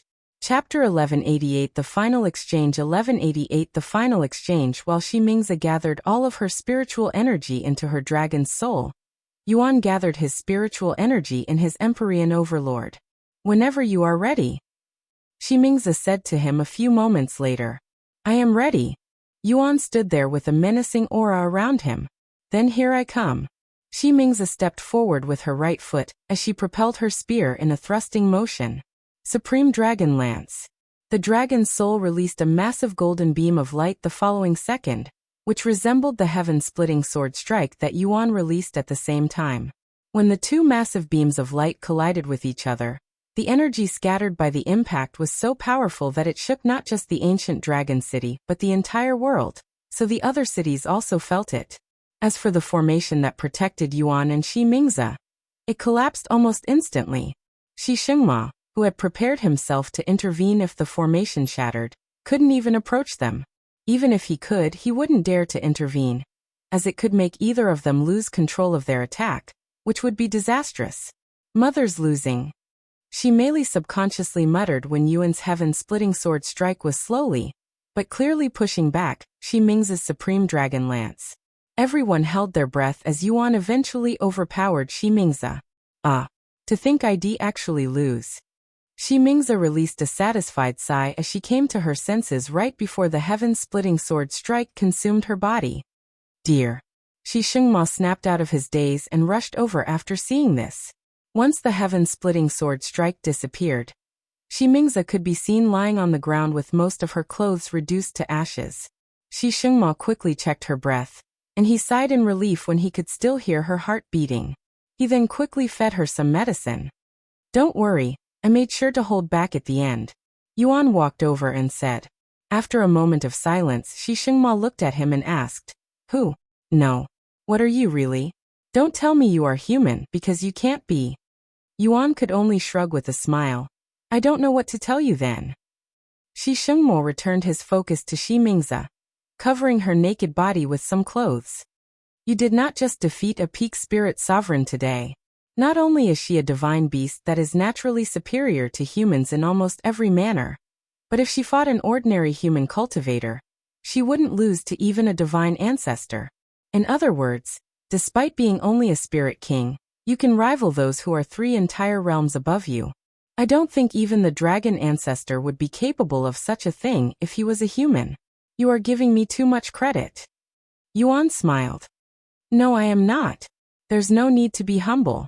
I finally understand why my daughter likes you so much. As dragons, we are naturally attracted to the strong, so it would only make sense for her to be attracted to you. I would be too if I was in her shoes. Yuan didn't know how to respond after hearing those last few words. Father, is Mother okay? Meili and the others arrived shortly after. She's fine. She's just exhausted. That's a relief. Meili turned to look at Yuan with deep admiration that she didn't know was possible. But before she could say anything to him, Shengmo woke up and stole her words. Congratulations, Yuan. You won. How are you feeling, madam? Shengmo stood up and smiled. I've never felt better. That's good to hear. Yuan smiled back. You know, you are the first person who I can admit losing to. But I've defeated you plenty of times. Shengmo pointed at himself with a dumbfounded look on his face. Sure, after I married you and stopped training as intensively. You never defeated me before then, so I don't count them. Then why did you marry father? I thought you were only willing to marry the person who could defeat you in a battle. At least that's what I was told. Meili said. Mingza chuckled. If I remained that stubborn, I would have remained single for the rest of my life. Or until today. She turned to look at Yuan with a seductive smile and said, Hey, how about you forget about my daughter and marry me instead? Not only am I stronger, I am also much more experienced in several areas, unless you prefer younger ones. But if you consider my race, I am still considered to be in my prime. Hey, did he beat you so badly that you forgot that you are already married? Shengmo looked at her with a look of disbelief on his face. He didn't think she'd say such a thing right in front of him.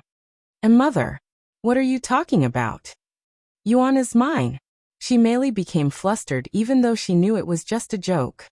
Huh. When did the young master become yours? Feng Yuxiang rebuked seriously. Mingza laughed. Jokes aside, I am really glad we had that fight, Yuan. You've helped me recall the feeling of excitement. My blood is still boiling even now. Yuan nodded. I am glad as well. I learned a lot from our fight. Wanna do it again tomorrow? Mingza suddenly asked in a half-joking and half-serious manner. Do you want to destroy this place? Shengmo sighed. Sometime later, they returned to the city. Let's talk more later tonight at dinner, Yuan. Get some rest for now. If you need anything, just let us know. Mingza said to him. All right. Yuan went to clean his body when they returned to the palace. Afterward, he would cultivate inside his room until it was time for dinner.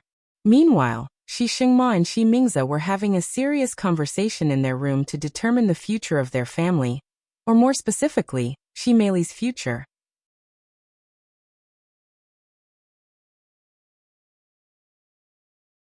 C1189 A Sign of Awakening. Chapter 1189 A Sign of Awakening. 1189 A Sign of Awakening. Inside their room, Shengmo said by his desk, while Mingza was resting on the bed. If you're going to convince me to let our daughter marry Yuan, you don't need to anymore. Shengmo said while looking at her. I am fully convinced that he's more than worthy to marry her. Mingza smiled and said, That's not the only thing I want to talk to you about today. There is still so much that we don't understand about Yuan. What do you mean? Shengmo raised an eyebrow. Mingza then said, For starters, the dragon ancestor knew that had arrived in the ancient dragon city. This means he has some kind of relationship with our ancestor. I thought he was only a very talented individual at that time and didn't think too much about it. But Yuan, he's an unfathomable existence. After pausing for a moment, she continued. As you witnessed today during our fight, his soul strength was on par with mine, if not a little stronger. I believed that it was due to a powerful spiritual treasure at first, but when he revealed his soul strength, I knew that wasn't the case and that his soul strength is truly that strong. How can a human at his age have such powerful soul strength? Even if he could somehow increase his soul strength at a tremendous pace, his soul would still need to be able to withstand it. This applies to one's cultivation too. It's just countless times harder since the soul is more complicated than the dantian. I have been thinking about this since then. This might sound crazy, but I think he's absorbed the soul of an expert. Hence his unexplainable prowess. What? You think he consumed another soul? But that's imp. Shengmo halted his mouth at that moment. If he thought about it, anything was possible with Yuan. After pondering some time, he spoke. If I recall correctly, there exists a technique that allows one to consume another's soul. But this technique has been lost since the primordial era. It is also a demonic technique, so if Yuan learned this technique, we would have sensed his demonic aura. Demonic techniques are evil techniques that demand immoral practices for unimaginable strength, and are highly frowned upon and forbidden everywhere in the 9 heavens. Those who ignore such rules and choose the demonic path are known as demonic cultivators. Due to the nature of demonic techniques, its users will always have demonic auras that cannot be hidden. Mingza frowned and said, I'm not saying that he's a demonic cultivator. There are other ways to consume one's soul without using demonic techniques, but these methods are very niche and insanely rare, so it isn't known by the majority of the world. I'm just saying that he somehow managed to increase the strength of his soul by absorbing another soul. Of course, this is all just speculation. Now let's talk about another topic. She continued. Sometime after I transformed, the dragon's soul showed signs of awakening. What? Are you sure? Shengmo stood up with a shocked look on his face. Despite the dragon's soul being a family heirloom that has been passed down for many generations, it has never responded to anyone within the Shi family, meaning nobody has been able to wield it, which the family always found weird. She nodded. I'm sure, and the signs were the most obvious when it clashed with Yuan. Are you telling me that it's responding to Yuan? A soul weapon that is rumored to have the soul of an ancient dragon within is responding to a human instead of a dragon? Shengmo was utterly speechless. Shi Mingzi then asked. I never really cared enough to ask, but where did the Shi family acquire the dragon's soul? What is its origin? Shengmo pondered for a moment before responding. I never questioned it either, since it has always been with the family even before we isolated ourselves in this world, so I have no clue. Maybe one of our ancestors wrote it down.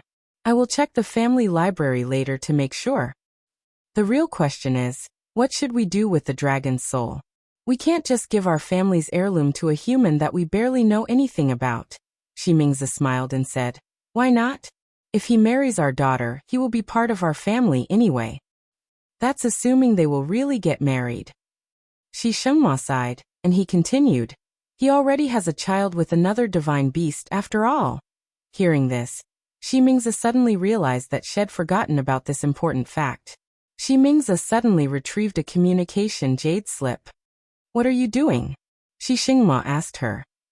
Calling our daughter here.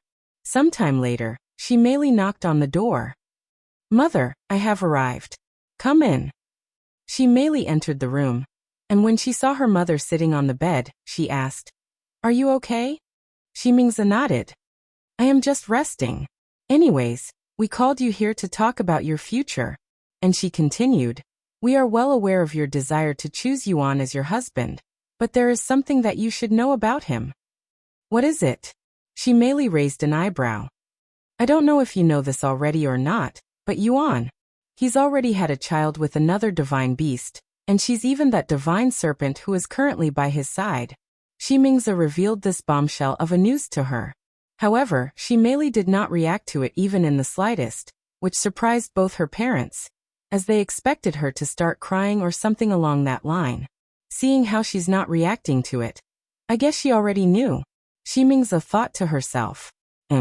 But when Meili did not show any reactions even a few moments later, they realized that something was wrong. Wait, don't tell me. Meili? Are you okay? The parents eventually realized that the reason Meili didn't react was because she was so shocked by the news that she passed out on the spot while managing to remain standing with her eyes open.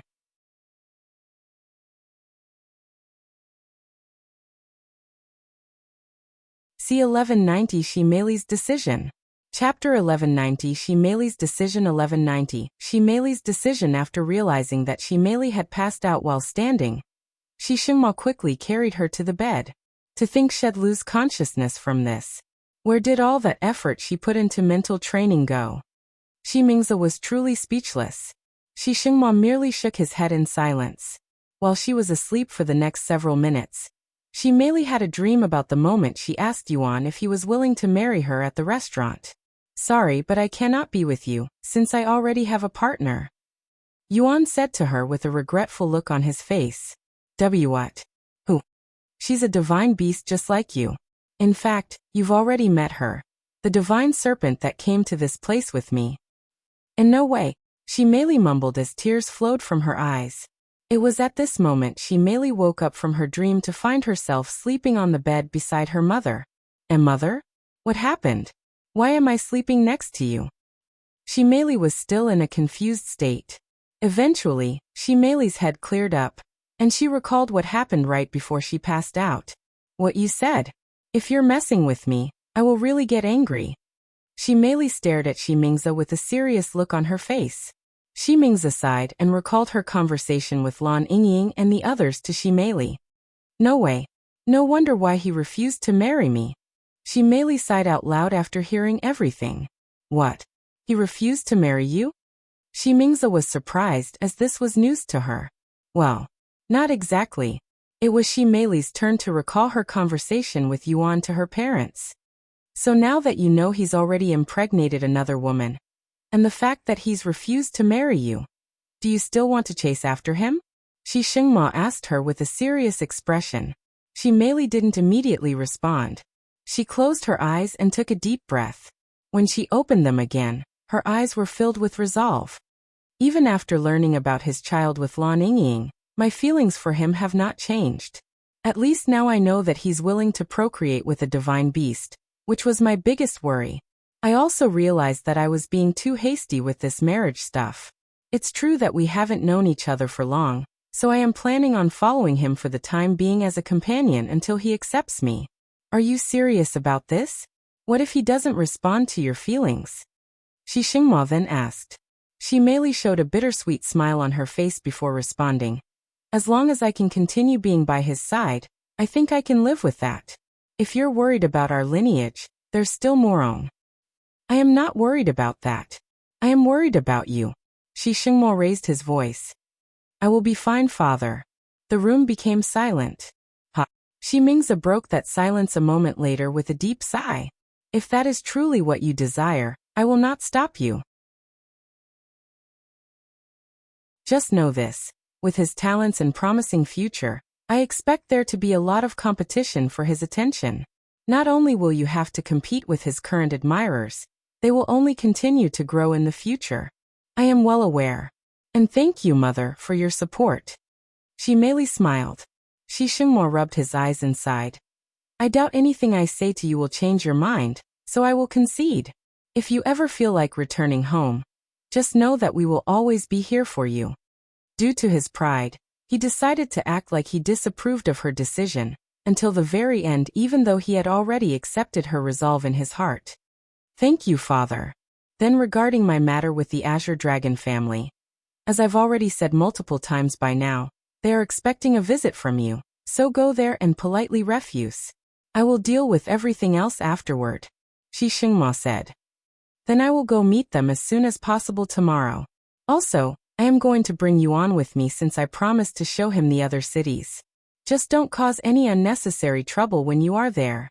Now that I have both your approval, there is no longer any need for me to cause trouble. She smiled. So you were planning on causing trouble if I didn't approve? Shengmo sighed. Meili chuckled. Is there anything else for me? She asked a moment later. No, you can go now. All right. After leaving their room, Meili stood outside with a pondering face for several moments before she made her way to Yuan's room. Yuan, it's me. Are you busy? She knocked on the door and asked. No, what's up? I have decided to go to Azure Dragon City tomorrow. You are coming with me, right? If that's what you want. That is what I want. Okay, then I will come with you. Then let's continue this talk during dinner. After speaking with Yuan, Meili did not leave immediately, and went to knock on another room. Yes. Lan Yingying's voice resounded from inside. It's me, Meili. I'd like to speak with you if you're not busy. Lan Yingying opened the door a moment later and welcomed her inside. I can talk now. Thank you. Once inside, they sat before each other. What would you like to talk about? Lan Yingying asked. About Yuan. Yuan. Lan Yingying raised an eyebrow. Meili nodded and said, specifically about your child with him, if you don't mind. Oh. Well, what would you like to know? Lan Yingying didn't mind the subject. Mostly why you decided to have his child, and what led to that point. I am asking because I have decided to follow Yuan with the intention of becoming his partner. I see. Well, it all started when I met him. Lan Yingying began telling Meili about her history with Yuan, and everything that led up to her impregnation.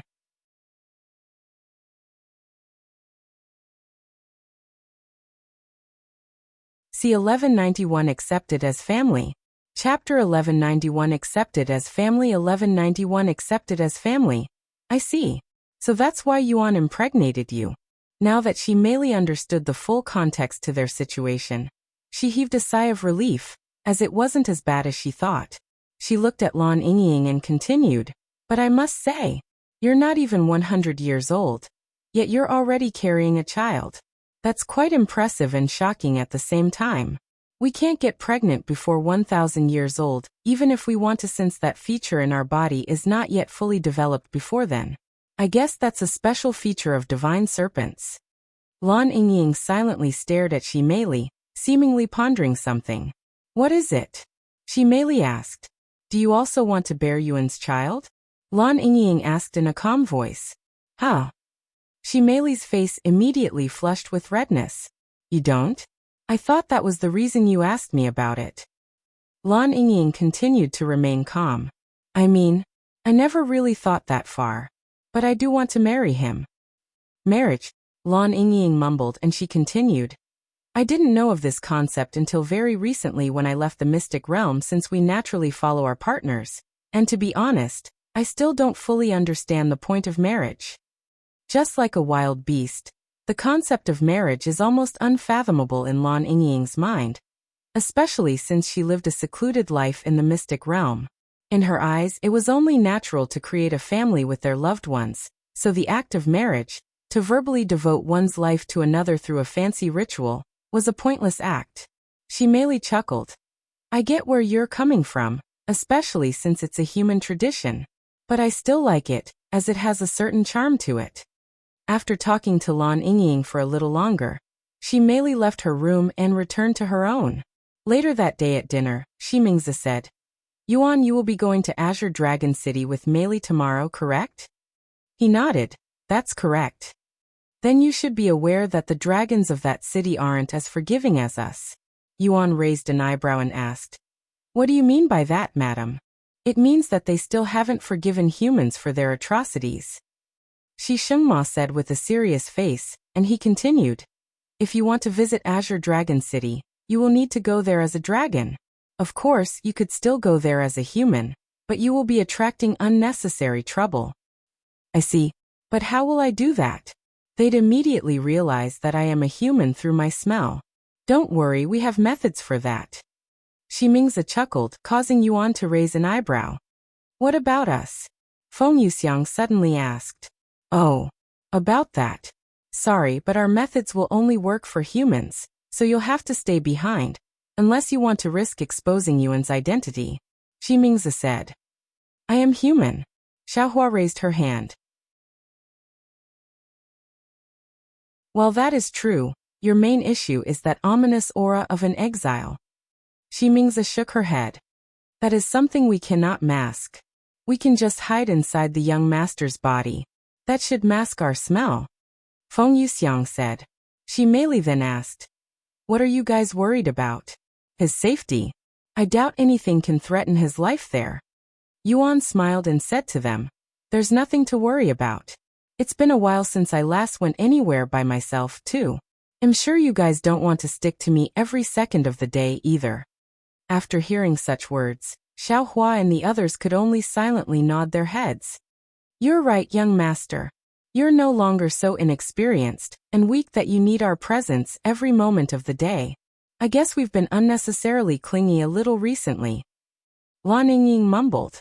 Xiaohua remained silent. And it's not like we're going to be gone for a long time. It'll only be a few days at most. Meili said. Sometime after dinner, Shimingzi called Yuan to her room, where Shengmo was also waiting. Follow us. We'll bring you to somewhere special. Shimingzi said with a mysterious smile on her face. While they walked, Shengmo spoke. I am going to say this in advance, but this isn't something we do for just anyone. The fact that we're doing this for you means we have decided to accept you as family. Do you understand? Yuan raised an eyebrow and asked, Why does it seem like we're about to do something more than just disguising my human scent? Shimingzi chuckled. Because we are. Sometime later, they arrived before this room that was heavily reinforced with thick metal doors, and even powerful defensive arrays. Is this the treasury room or something? Yuan couldn't help but ask. It's something even more valuable. Shengmo said, and then he began to remove the restrictions with the help of Shimingzi. By the way, this is going to take a while. In the meantime, why don't you thoroughly clean yourself in the bathroom right behind us? Shimingzi said to him as she pointed at the room on the other side of the hallway with her eyes. Yuan nodded and went into the bathroom. However, to his surprise, there were two female servants waiting for him inside. "We will be taking care of you now, young master." They bowed to him. Huh. Yuan had a puzzled look on his face. When he snapped out of it, he said in an awkward voice, "I can clean myself." "We don't doubt that, but it is our job to make sure, so we must insist on cleaning your body." This made Yuan even more curious as to what was waiting for him behind the metal doors. Fine. He eventually gave up his resistance and allowed these two female servants to wash his body. The female servants watched him disrobe, and when they saw his refined physique, they couldn't help but swallow nervously and blush slightly.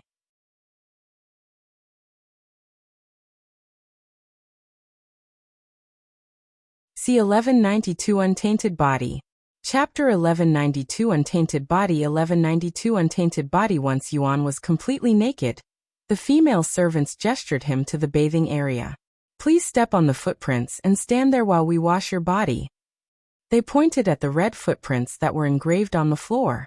Yuan stepped on the footprints, which required him to spread his legs a little apart. One of the servants then showed him a translucent bar of soap and said, "This bar of soap was made from a multitude of ingredients that are used for cleaning impurities, but its most important ingredient would be the translucent dew of purity, a very popular and potent medicine used to cleanse impurities."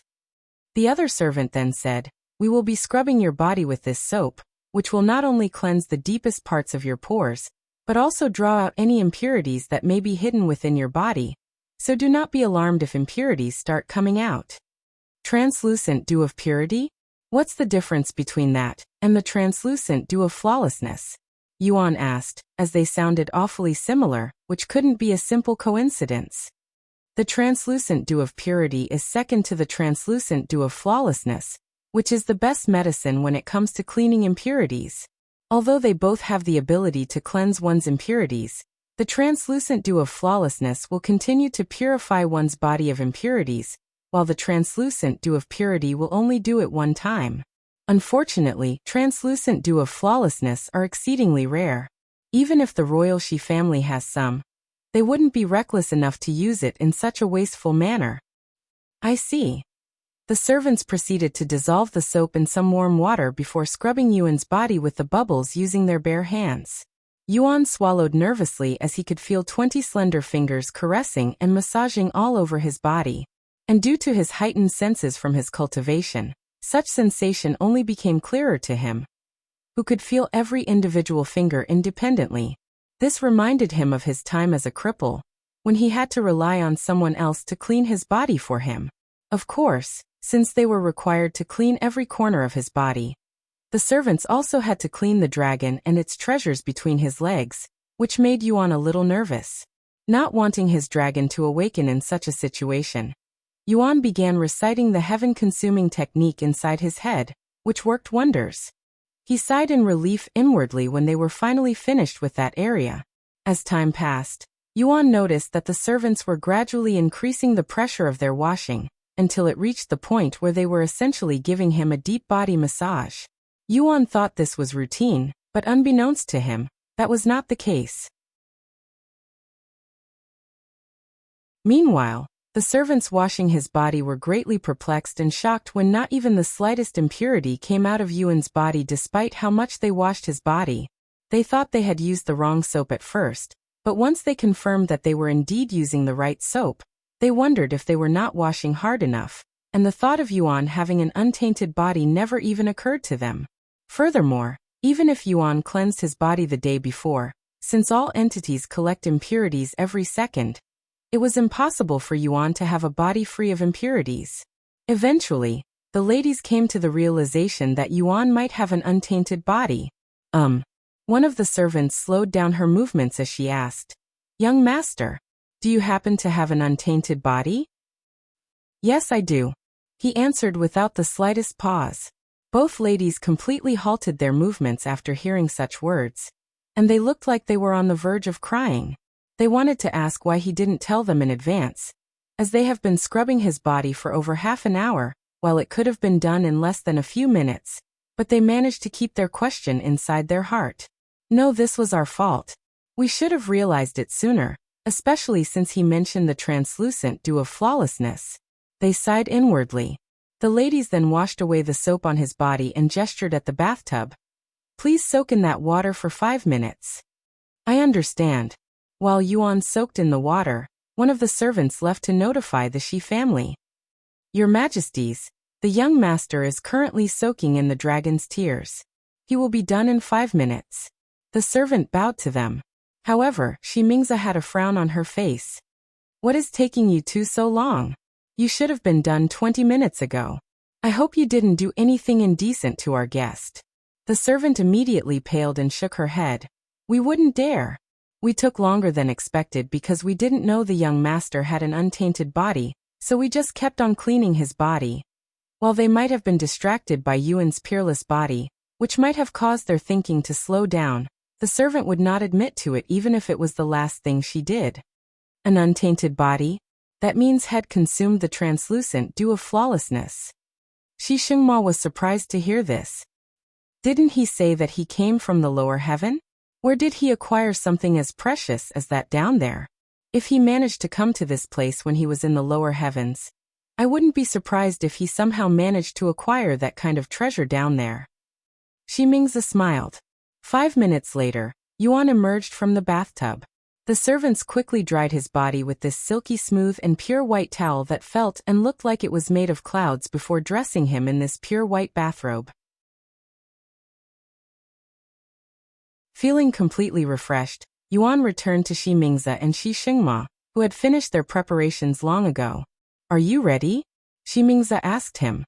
He nodded. Follow us. They immediately opened the metal doors and entered the room with Yuan following right behind them.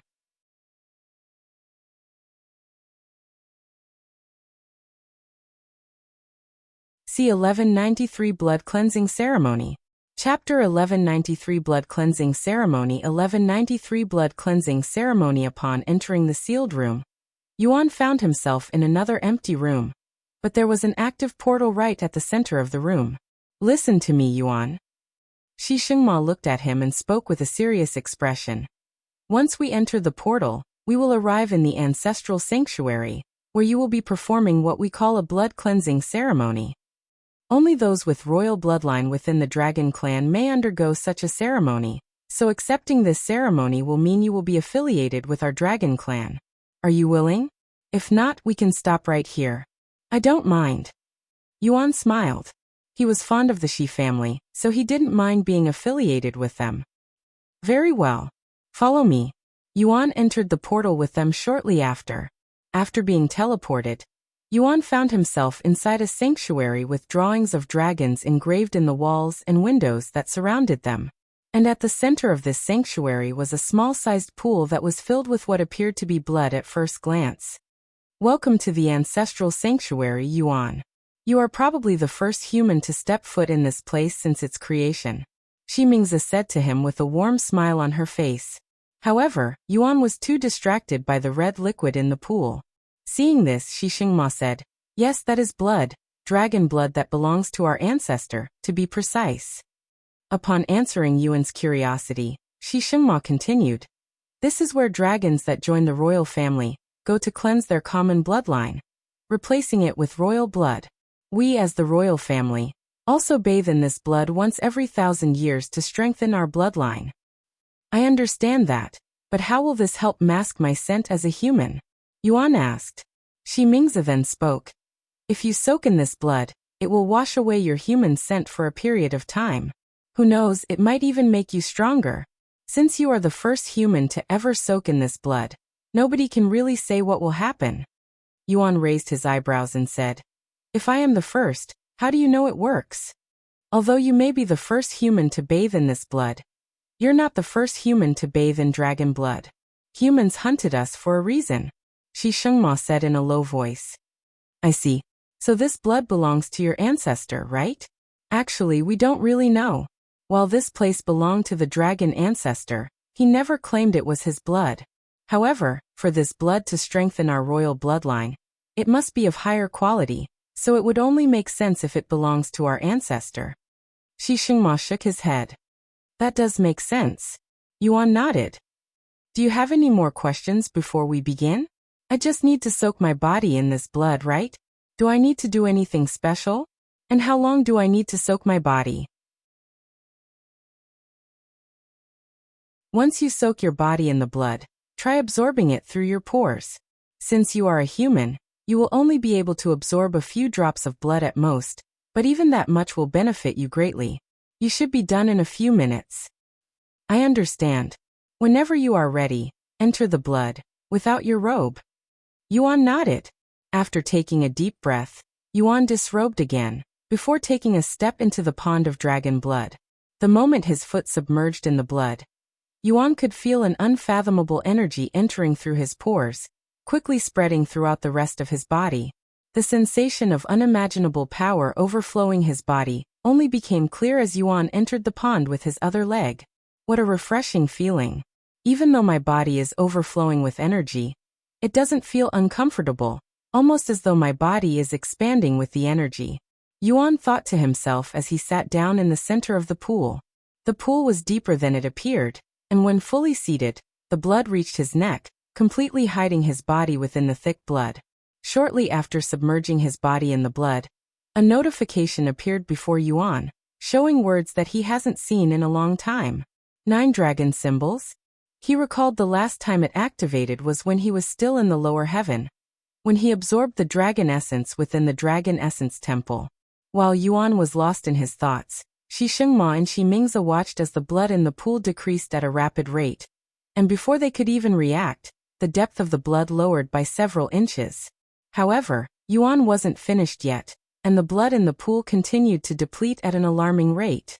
This caught both Shengmo and Mingzi off guard. WW8. Stop. By the time Shengmo said anything, half of the blood in the pool was absorbed by Yuan. However, Yuan appeared to be in a trance and couldn't hear Shengmo's panicked voice. Seeing this, Shengmo was prepared to jump in the pool to drag Yuan out, but he was stopped by Mingzi. What are you doing? He will absorb all of the blood at this rate. Shengmo roared at her. But Mingzi could only point at Yuan in a trembling voice. Look at his body. What? Shengmo turned to look at Yuan, and his eyeballs nearly popped out of their sockets when he realized what he was seeing.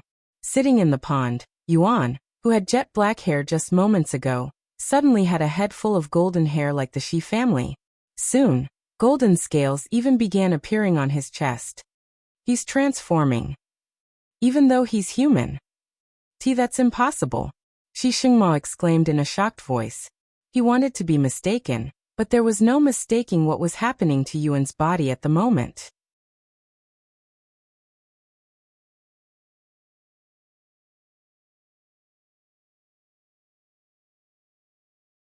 C1194 Dragon Awakening.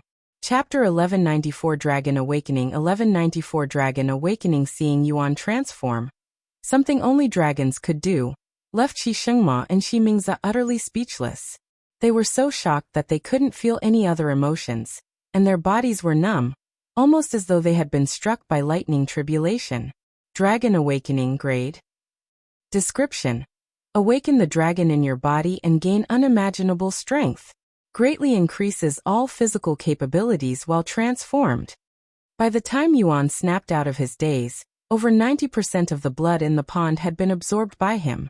When he saw that nearly all of the blood in the pond had disappeared, Yuan felt his heart skip a beat, and he quickly stood up. Oh my God! I don't know what happened, but I swear it wasn't on purpose. I am so sorry. I will fix this. I promise. He went into panic mode, unaware of the changes to his body. Neither Shengmo or Mingzi reacted, which only made Yuan feel even more guilty. In his mind, they were probably so angry at him for absorbing their precious blood that they couldn't even express it properly. While they were indeed devastated about the loss of blood, the feeling of shock easily overwhelmed such feelings. Furthermore, they could feel a sense of inferiority when looking at Yuan in his current state, almost as though the dragon blood in their veins revered his presence. However, such a thing would only happen if they are before someone with a superior bloodline, and in the entire 9 heavens, only the dragon ancestor and the Great One could possibly possess a bloodline that is strong enough to suppress their royal bloodline. Ooh, no. What are you? Shengmo muttered in a dazed voice. I understand your anger, but I will do my best to fix this. Since this blood came from the dragon ancestor, I will find him and request some of his blood. Enough to refill the pond. No matter how long it will take, I swear I will make it happen. Yuan responded, still unaware of the reason for their shock. Shengmo didn't say anything and retrieved a round mirror from her spatial ring, before putting it in front of Yuan. Ha! Yuan looked into the mirror with a raised eyebrow. What? His eyes widened with shock after seeing his new appearance.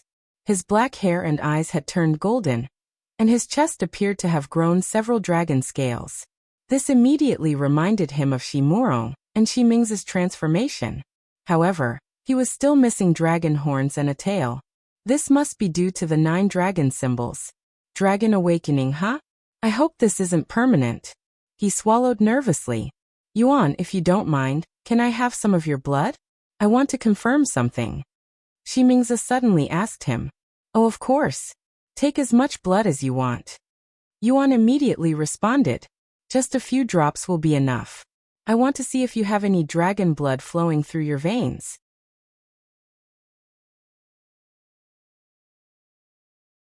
Yuan nodded and poked a hole on his finger before squeezing several drops out. Shengmo quickly collected his blood with her spiritual energy, and without hesitation, placed it inside her mouth. Her eyes immediately widened with surprise, but it was not because his blood contained dragon blood. What is this? Why is his blood so delicious? Shengmo has never tasted anything as tasty as Yuan's blood, and it wouldn't be an exaggeration to say that his blood tasted better than any delicacy she has tasted before. The taste of Yuan's blood surprised her so much that she didn't confirm whether he had dragon blood or not, so she had to request for some more. Sorry, but I will need some more to be sure. A little more this time, she said in a stiff voice, her face somewhat rosy. Take as much as you need. Yuan repeated with a smile on his face. This time, Shengmo collected a mouthful of his blood, which caused Shengmo to raise his eyebrows. Why does she need so much blood? And why does her face look like that? He wondered inwardly, as she looked like she was before a luxurious feast. After taking Yuan's blood for the second time, Shengmo tasted only a few drops of the mouthful of blood that she collected before storing the rest away in a container. She's storing it? Shengmo became even more puzzled by her actions. Oh, my blood is like a delicacy for divine beasts. Yuan took a mental note of this. Ahem. After clearing her throat in a forceful manner, Shengmo looked at Shengmo and spoke with a serious expression. His blood doesn't have the slightest dragon blood. He's 100% human. What? That's impossible. Shengmo refused to believe it. I don't know what else to say since I have no idea what is happening either. Shengmo shrugged, and she turned to look at Yuan. Although he has dragon scales and the aura of a dragon, he doesn't have any horns or a tail. Maybe it is a transformation, and isn't at the same time. Either way, we have never seen or heard of anything like this before. Yuan, do you have any idea what caused your transformation? She then asked. Yuan pondered for a moment before asking. Do you know anything about the 9 dragon symbol? No, never heard of it. What about you? Shengmo looked at Shengmo, who also shook his head. Then what about the Dragon God? I have also never heard of this Dragon God, but what an arrogant name. Not even the Dragon Ancestor and the Great One would call themselves a god, much less the god of dragons. Shengmo said. However, Shengmo appeared to be pondering about something. Dragon God. I have heard about him before, he said a moment later.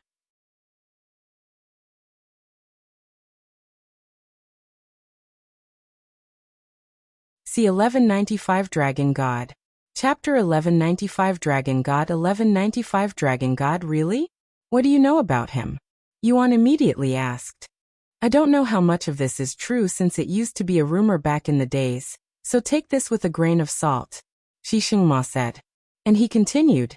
If you didn't know already, it is widely known throughout the entire dragon race that the Dragon Ancestor and the Great One are the first dragons to ever exist, so they have the highest quality in terms of our bloodline.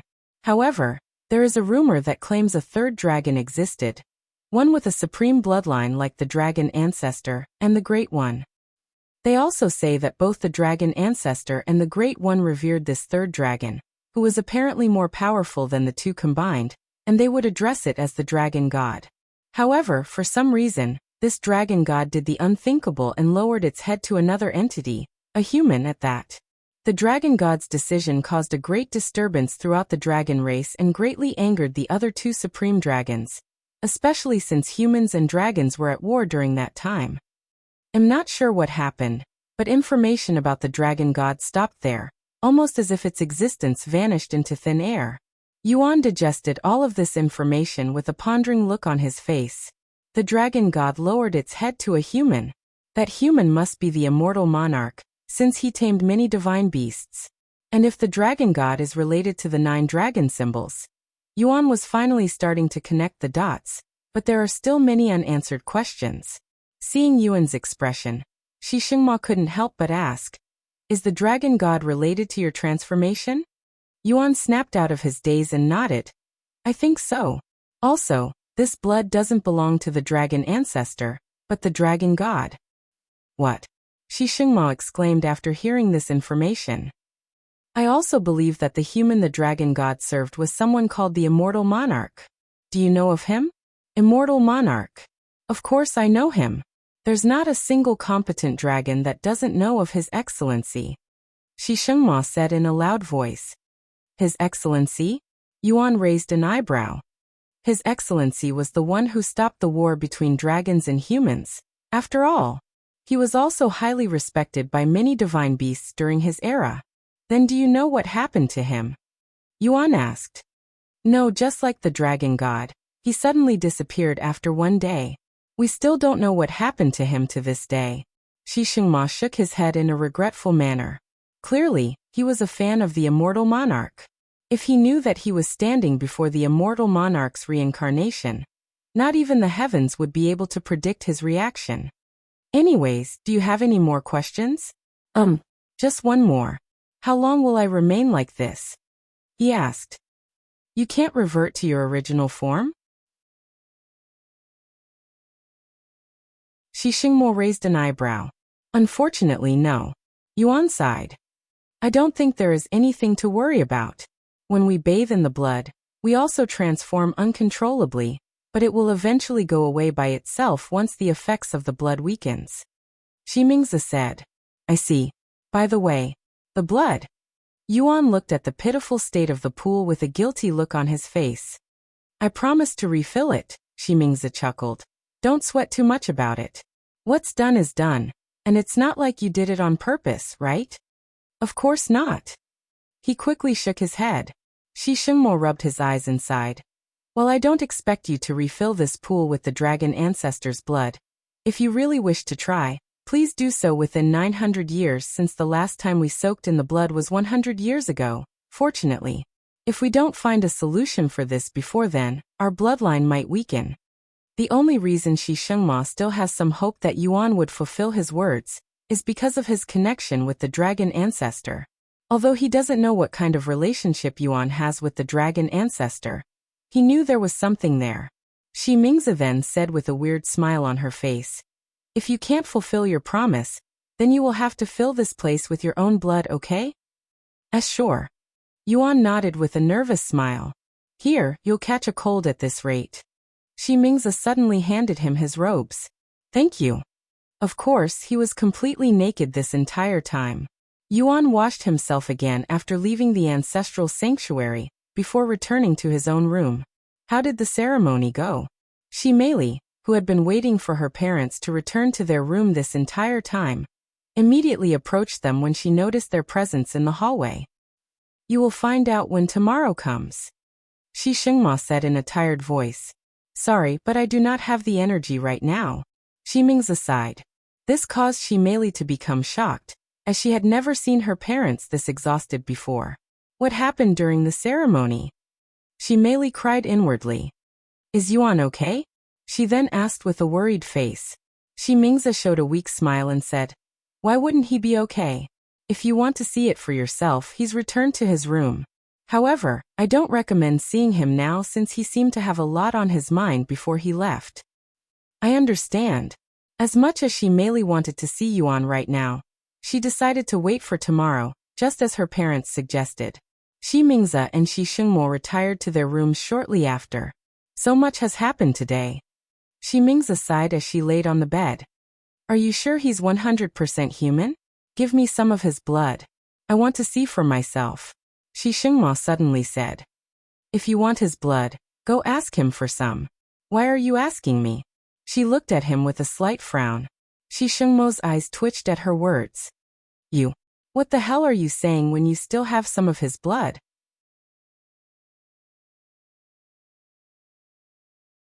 I don't know what you are talking about. I literally watched you seal his blood in a container before putting it away in your spatial ring. Shi Shengmo found her to be incredibly suspicious now, but not for the reasons he was thinking. And how did I obtain that blood? By asking him. If you want his blood, you need to do the same. I am not sharing mine. Shi Mingze remained adamant for some reason, greatly dumbfounding Shi Shengmo. I knew it. He definitely has dragon blood in his veins. Why would you lie about something like this? Shi Shengmo sighed. Shi Mingze frowned. I wouldn't lie about that. He doesn't have any dragon blood and is purely human. Then what are you hiding from me? Ask him for his blood and you will know. You are unbelievable. Shi Shengmo gave up at this point and decided to ask Yuan for his blood tomorrow before he leaves for Azure Dragon City.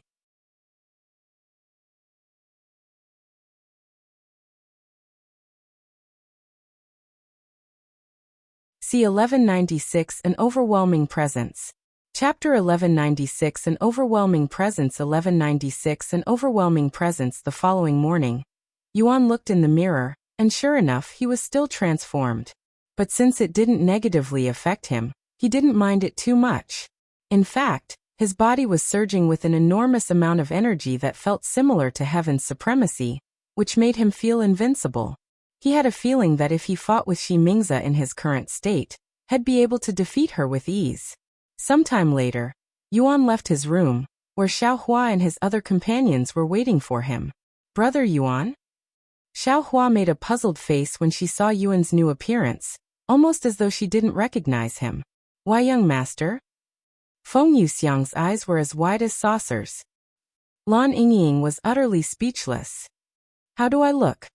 Yuan asked them with a smile on his face. Heavens! What did they do to you, young master? Why do you smell like a dragon? Even your aura is that of a real dragon. I know they said that they'd disguise your human scent, but this is too much. Feng Yuxiang asked him, feeling perplexed by his new appearance. Yuan then said, well, that is because I am actually transformed. What? How is that even possible when you don't have dragon blood in you? He proceeded to tell them about his experience yesterday at the Ancestral Sanctuary. Bathing in the blood of a dragon? Feng Yuxiang swallowed nervously. Just like phoenix blood, dragon blood is insanely valuable. Even a single drop is worth a fortune if sold in an auction house. Yet Yuan managed to bathe in a pool for dragon blood meant for the dragon clan's royal family? Nobody would believe such nonsense even if he told everyone. Does that mean you are no longer human but a dragon? Lan Yingying asked the most important question. No, I am still human. This transformation is temporary. However, you're free to see for yourself. Yuan lifted his hand, offering his blood to them. Then if you'll excuse me. Feng Yuxiang did not hesitate to taste his blood, as it has been a long time since she last savored it. Lan Yingying also did not refuse to taste his blood, her taste buds dancing with bliss afterward. You're right. I don't taste any dragon blood in your blood. How mysterious. Feng Yuxiang mumbled with a dazed look on her face. Brother Yuan, can I also taste it? To their surprise, Xiaohua also requested to taste his blood. Can you even tell the difference? Feng Yuxiang looked at her with raised eyebrows. Naturally, Xiaohua did not have such an ability, as she was human. However, she did not want to feel left out when the other two always seemed to be enjoying themselves with his blood. Seeing her silence, Feng Yuxiang shook her head and said, no matter your reason, a human drinking another human's blood is weird. That's something only depraved humans that walk the path of evil would do. Yuan then said, Feng Feng is right, Xiaohua. My blood only tastes good to divine beasts. Hearing their words, Xiaohua eventually gave up on the idea. Sometime later, Yuan and his group arrived in the dining area, where the Shi family was already seated. Good morning, you. Shi Meili greeted as she turned to look at him. And when she finally saw his appearance, her jaw dropped to the floor. What the? Shi Morong was just as startled as Shi Meili. Shi Mingzi chuckled at their reaction, something she has been waiting all night to see. Shi Meili eventually snapped out of her daze and stood up. She then walked over to him, stopping in front of him. Yuan? Is that you? She asked in a low voice as she inspected his body from head to toe multiple times. Yes, it's me. He responded with a calm smile. Meanwhile, inside her head, Shi Meili was trying her hardest to not freak out. Oh my heavens! He's so freaking handsome. What is this? What is going on? Why does he look like this? What is this tingly sensation in my body? Shi Meili cried inwardly, feeling an incredible urge to drag Yuan to her room to do unspeakable acts. Are you okay? Yuan couldn't help but ask her, whose face was flushed red. Ahem. Shengmo loudly cleared his throat. Sit back down. You're being rude. Shi Meili quickly turned around and walked back to her seat, but not before saying, Sorry for acting weird, you just look so different. Yuan chuckled. I was also surprised when I first saw this appearance. Shi Mingzi then said, As you can see, this is the result of his blood cleansing ceremony. Is that permanent? Shi Morong asked. No, it should go away soon. Shi Mingzi shook her head. Then are you still human? Shi Meili asked after returning to her senses. Yuan nodded. I am still human. 100%. Shengmo cleared his throat again, sounding a little stiff this time, and he spoke. Oh right. Yuan, can I have some of your blood? I'd like to make sure that nothing has changed since yesterday. Sure. Yuan did not hesitate to give him a few drops of his blood. Shengmo's eyes snapped wide open when Yuan's blood touched his tongue, looking as though he'd just been electrocuted. What the hell is this? Why does his blood taste so freaking delicious? Shengmo turned to look at Shi Mingzi with a look of disbelief. He finally understood what his wife had been hiding from him, and why she refused to share Yuan's blood to him yesterday. Of course, he also made the same mistake as her, and forgot to analyze the blood. What do you think? Any changes? Yuan asked him. And no. Everything is the same. Shengmo was not shameless enough to ask for more, so he decided to lie. Shi Meili and Shi Morong found their father's action a little odd, but they couldn't pinpoint it. Eventually, everyone sat down for breakfast. And for the entire meal, Shi Meili could barely take her eyes off Yuan, as his presence was simply too overwhelming and deadly in a non-lethal way. She's totally smitten with his dragon looks. Shi Mingzi barely held her composure. Blood. He was already attractive enough as a human. Now that he's basically turned into a dragon, his charm will be countless times more effective on us females in the dragon race. If he visits the Azure Dragon City in that appearance, he'll probably attract even more attention than before. At least it'll be the good kind of attention. Unbeknownst to her, Shi Mingzi would also subconsciously glance at Yuan from time to time.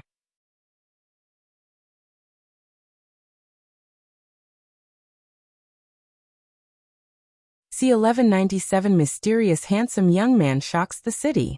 Chapter 1197 Mysterious Handsome Young Man Shocks the City. 1197 Mysterious Handsome Young Man Shocks the City. After breakfast, Shi Meili brought Yuan to her family's dressing room, where all sorts of outfits were available.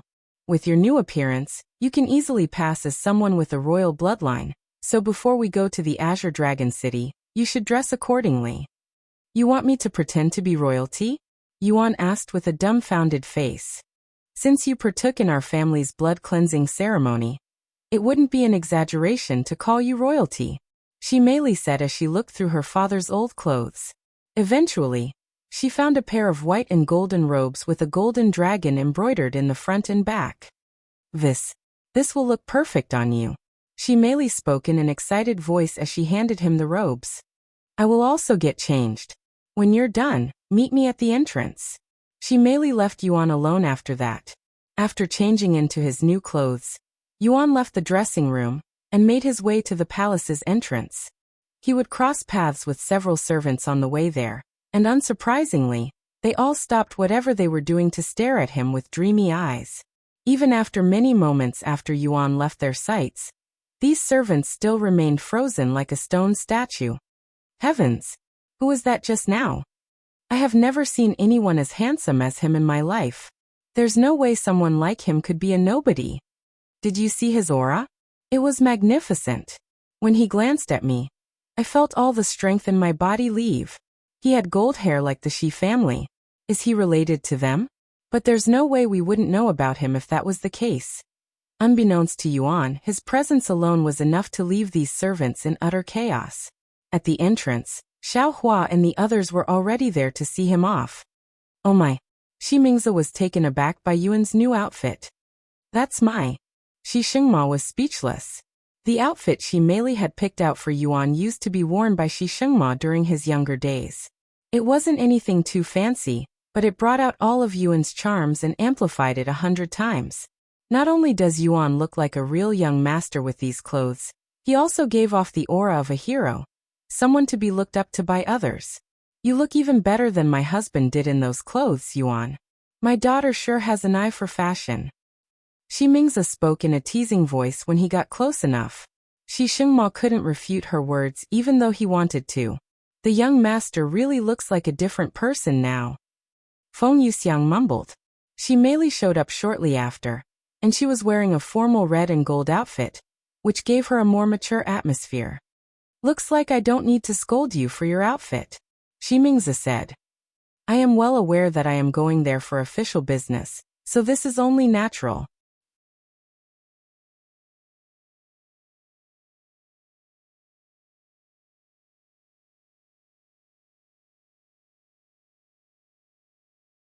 C1198 Azure Dragon City. Chapter 1198 Azure Dragon City 1198 Azure Dragon City. Upon arriving at the teleport formation, Meili led Yuan directly to the front of the line. When the manager there noticed Meili, he immediately rushed over to greet them. Welcome Princess Shi. Where would you like to go today? The Azure Dragon City. Understood. Please give us a minute to prepare the formation. While the manager arranged the formation, everyone in that area was staring at Yuan and Meili. I wonder what they're going to do in Azure Dragon City. Judging by Princess Xi's formal wear, she's probably there for some important business. Perhaps with the Azure Dragon family, since there has been a rumor about the Shi family and Azure Dragon family finally getting together. Despite the amount of years the Azure Dragon family and the Shi family have coexisted in this realm, they have never joined together as a family, and would rather mind their own business within their own city. In fact, they rarely contacted each other, only doing so during unforeseen events. However, the Azure Dragon family finally decided that it was about time they joined together. Shengmo agreed when he was confronted about it, hence the current situation. Once the teleport formation was prepared, Meili and Yuan entered it, teleporting directly outside the Azure Dragon City. Yuan, I am going to meet with the Azure Dragon family first. You can look around the city until I am done. It shouldn't take long. I will find you when I am done. All right. Yuan didn't bother asking her how she would find him in this vast city, as he was sure that she had her own unique ways. See you in a bit then. Try not to cause any trouble, Meili said to him as she flew away, entering the city through the sky. When the guards saw that someone was trying to enter the city through the sky, their initial reaction was to stop them. However, after seeing this invader's face, these guards halted and sighed. It's the Shi family's little princess. Captain said that she'd show up sometime today, and be on the lookout for her. One of the guards then went to notify the Azure Dragon family of Meili's arrival. Meanwhile, Yuan approached the city through the front gates. The guards were stunned when they saw him, who gave off the aura of a royal, but they didn't recognize him in the slightest. Who is that? I don't recognize him either. Once Yuan was close enough, one of the guards approached him in a respectful manner. Greetings, young master. If you don't mind me asking, where are you from? And what business do you have at our humble Azure Dragon City? I am from ancient Dragon City, and I am here to sightsee. Yuan calmly responded. Just to sightsee? The guard wondered inwardly. So this is your first time visiting our city?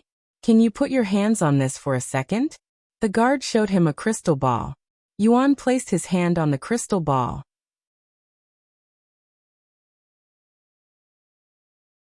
It shone bright blue a moment later. Thank you very much. Here is your pass. You may stay in the city for a maximum of 3 months. If you wish to stay longer, please come back here. All right. Yuan entered the city after accepting the guest pass.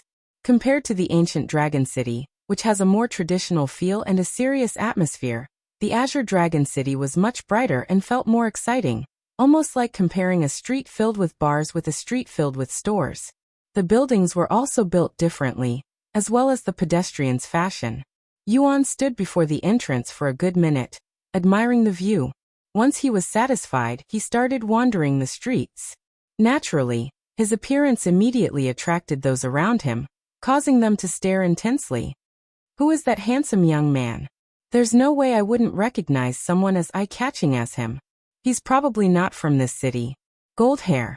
That's a signature of those from the ancient Dragon City. Sometime later, Yuan took notice of a certain scent in the air that made his mouth start to salivate.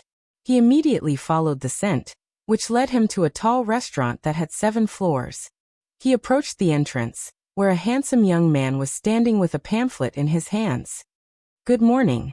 May I have your name? The young man asked him when he approached. Yuan. The young man began looking through his pamphlet. When he didn't see Yuan's name, he asked, I don't see your name. Do you have a reservation? I don't. There's no walk-in? Unfortunately. The young man shook his head. Is that so? Then can I make a reservation right now? In that case, I will put you down for next year. Next year. The wait is that long. Yuan was baffled. The young man nodded with a smile. Our Azure Dragon's Retreat is the highest-rated restaurant in the entire world across all 3 cities, after all. In fact, our longest wait time was 12 years, so you're quite lucky to only need to wait a year. Yuan sighed. I see, forget it then. Sorry to bother you. Just as Yuan turned around and began walking away, a clear voice resounded from somewhere above him. Please wait a moment. Yuan turned around and looked at the sky to see a figure jumping out of a window from the 7th floor of the restaurant. This figure landed right in front of Yuan. I happened to overhear your conversation. If you'd like, you can eat with me and my friends. This individual was a beautiful young lady with light blue hair and golden eyes. She had a pale complexion, and her cheeks were rosy for some reason. Seeing this as a chance, Yuan didn't refuse and nodded. If you don't mind having me. Of course not. I am the one who invited you after all. By the way, I'm Azure. Nice to meet you. The blue-haired girl smiled at him. Azure? Yuan's body instinctively froze for a second as another individual with the same name appeared inside his head. He quickly snapped out of it and smiled back. Nice to meet you, Azure. You can call me Yuan. After their brief introduction, Azure led Yuan inside the restaurant.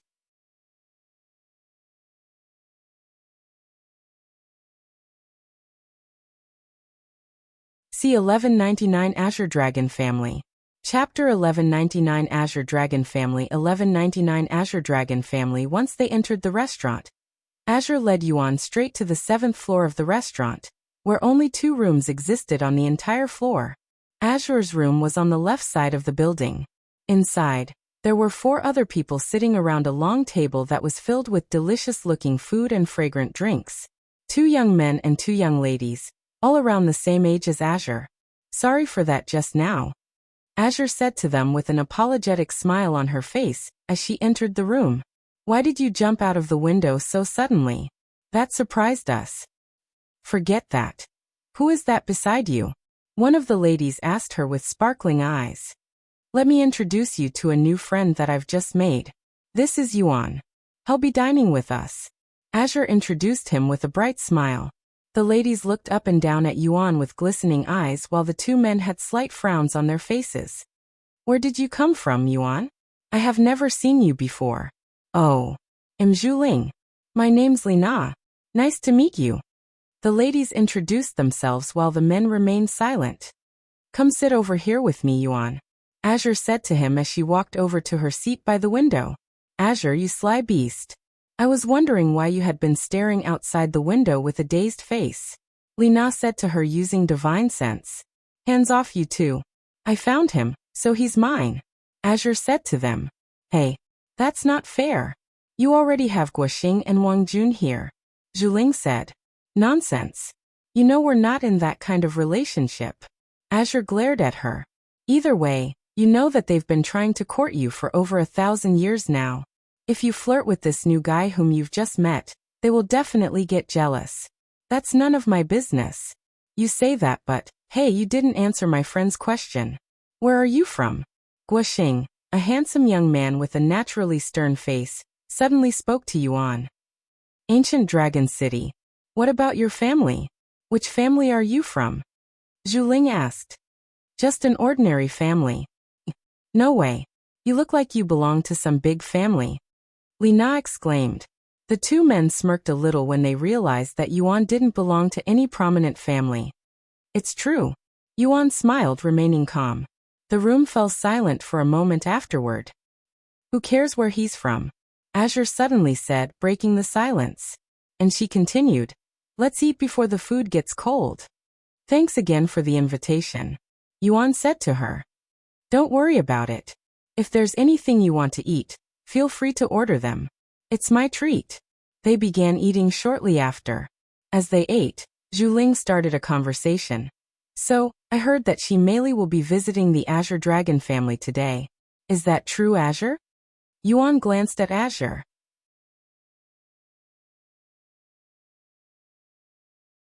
He had a feeling that she was related to them because of her name, but he wasn't sure to what extent. Yeah, but it's none of my business. Can you really say that? I heard rumors that the Azure Dragon family and the Shi family are trying to come together. Lina said. It's true, but I am nowhere near that conversation. My eldest brother is the one who's trying to marry Meili. Azure shrugged. Do you really think that Meili will agree to it? Wang Jun said, and he continued. I mean, your brother already has multiple wives. I don't think the princess will accept someone like that, considering her status. He has multiple fiancés, not wives. He's saving that first spot for the princess. But I get what you are trying to say. Azure corrected him. Speaking of the Shi family, I heard that they had befriended a human. How true do you think that is? Zhuling suddenly said. A human? What kind of nonsense is that? There's no way a human can enter this world. Guoxing sneered with a disdainful expression. Actually, I heard that rumor as well. It happened sometime last year.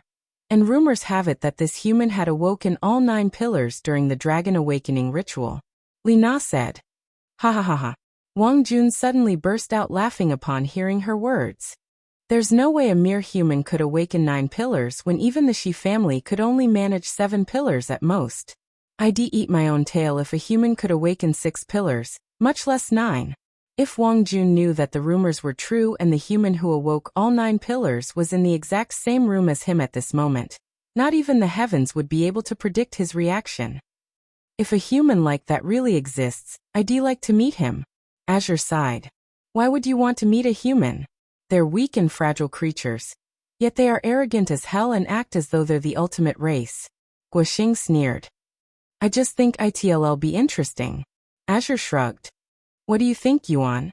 She suddenly turned to look at him, who had been stuffing food inside his mouth without stopping this entire time. Would you want to meet a human if you had the chance? If I have a reason to meet with them, sure. He responded after quickly swallowing the food in his mouth. Wang Jun smiled at Yuan and said, Looks like you're not lying when you said that you came from an ordinary family. Is this your first time eating good food? Seems like it. Watch your mouth, Wang Jun, ordinary family or not. He's my friend now. Badmouth him again. And this will be our last time hanging out together. Azure glared at him. Wang Jun sneered inwardly, and he proceeded to glare at Yuan like a tiger before its prey. Please don't mind him, Yuan. Azure said to him, who calmly nodded before returning to his food. Meanwhile, Meili just arrived at the Azure Dragon family's residence.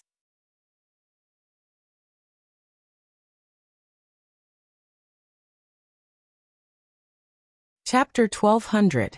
Published at 19th of September, 2023, 11:40 and 34 seconds AM. Chapter 1200. Chapter 1200 Azure Dragon Family, 2. If audio player doesn't work, press stop then play button again. Chapter 1200 Azure Dragon Family, 2. 1200 Azure Dragon Family, 2. Welcome to my Azure Dragon family, Princess Shi. We are delighted to have you today. The patriarch of the Azure Dragon family personally greeted Meili at the door. Meili calmly acknowledged him with a nod before speaking. I have urgent business after this, so let's get this over with. Where's Liang Xian? Patriarch Liang raised an eyebrow upon being rushed by Meili. What could possibly be more important than the future of their family together? There's no need to be hasty. We have set up a banquet for you. And my son Liang Xian is waiting for you there. Let us discuss your marriage with him over some tea and food. As much as Meili wanted to reject the marriage on the spot, it'd be incredibly rude to the Azure Dragon family. Even if the Azure Dragon family isn't of royal blood, they are a very large and powerful family. While they might not be as influential as the Shi family, they definitely have a slight advantage in terms of overall prowess. If Meili offends the Azure Dragon family too much, they might become an enemy of the Shi family, and that would bring an end to the peace between their family, which has existed for hundreds of thousands of years. Meili silently followed Patriarch Liang to a spacious courtyard, where a massive banquet was being held. There were dozens of tables filled with food and drinks, and there were even dancers in the center of the courtyard on a platform.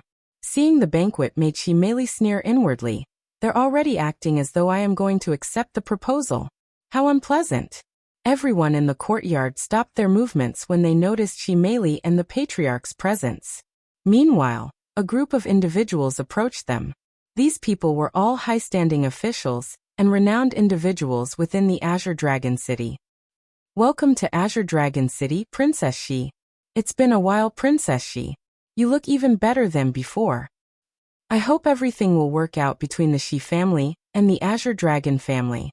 Once this group of individuals gave their greetings, they quickly left the scene. Then another individual approached them. Meili turned to look at this person with a nonchalant expression on her face. He was a handsome young man with light blue hair neatly tied into a ponytail and gold eyes, sword-like eyebrows, and a face that gave him a heroic atmosphere. This person stopped in front of Meili and proceeded to give her a courteous bow. Good morning, Princess Shi. You look even prettier than the rumors say, and I am grateful to be graced by your presence today. Meili remained nonchalant and spoke. And you're exactly as the rumors say, Liang Xian. Do you flirt like this with every woman that you meet? Liang Xian did not take offense to her words and even laughed at it. I am only speaking the truth. Anyways, why don't we sit down first? There is plenty to discuss after all. Liang Xian turned around and started walking towards the main table, expecting Meili to follow him. However, he stopped a few steps later when he noticed that Meili hadn't moved in the slightest.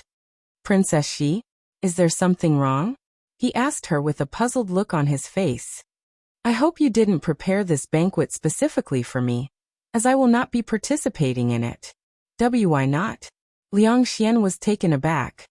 Because I won't be staying for long, and I have other businesses to attend to. Patriarch Liang proceeded to speak with a slight frown on his face. I'm sure this other business can wait a little longer. What could possibly be more important than your marriage with my son? Meili turned to look at him with a sharp gaze, and she spoke. You make it sound like I am already engaged to him or something. Unless my father lied to me, we are not yet in that kind of relationship. Not yet, but we will be soon. Liang Xian spoke with a confident smile on his face. And what makes you think that? Meili frowned. I will tell you, after we sit down and enjoy the banquet a little. What do you say? After a moment of silence, Meili spoke in a cold voice. Sorry, but I have no intention of playing whatever game you're suggesting. If you're not going to tell me now, I will just reject your proposal and leave. The smile on Liang Xian's face immediately disappeared, and he sighed out loud. I wanted this marriage to work properly and without any troubles, but you're making that very hard, Princess Shi, and you've only just arrived. I will ask you one last time. Will you have a peaceful conversation with me while seated, or are we going to do this the hard way? Liang Xian's previous demeanor had completely disappeared. He was now filled with arrogance, his aura a little tyrannical, almost like that of a wild beast. Meili narrowed her eyes at him.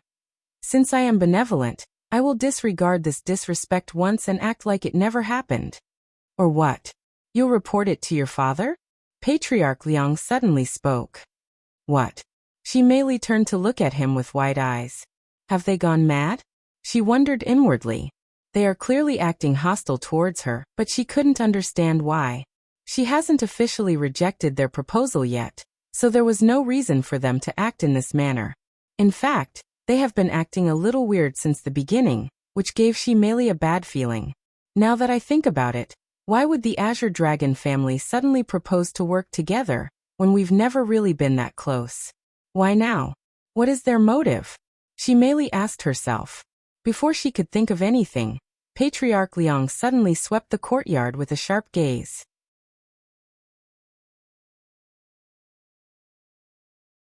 When the people there felt his gaze, they all silently left the courtyard, leaving Meili alone with the Patriarch and Liang Xian. Seeing this, Meili instinctively prepared for battle.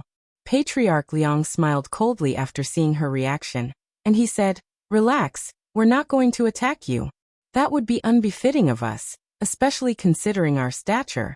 I made them leave so that we can talk privately, just as you wanted." Meili loosened her muscles a little, but she was still on guard.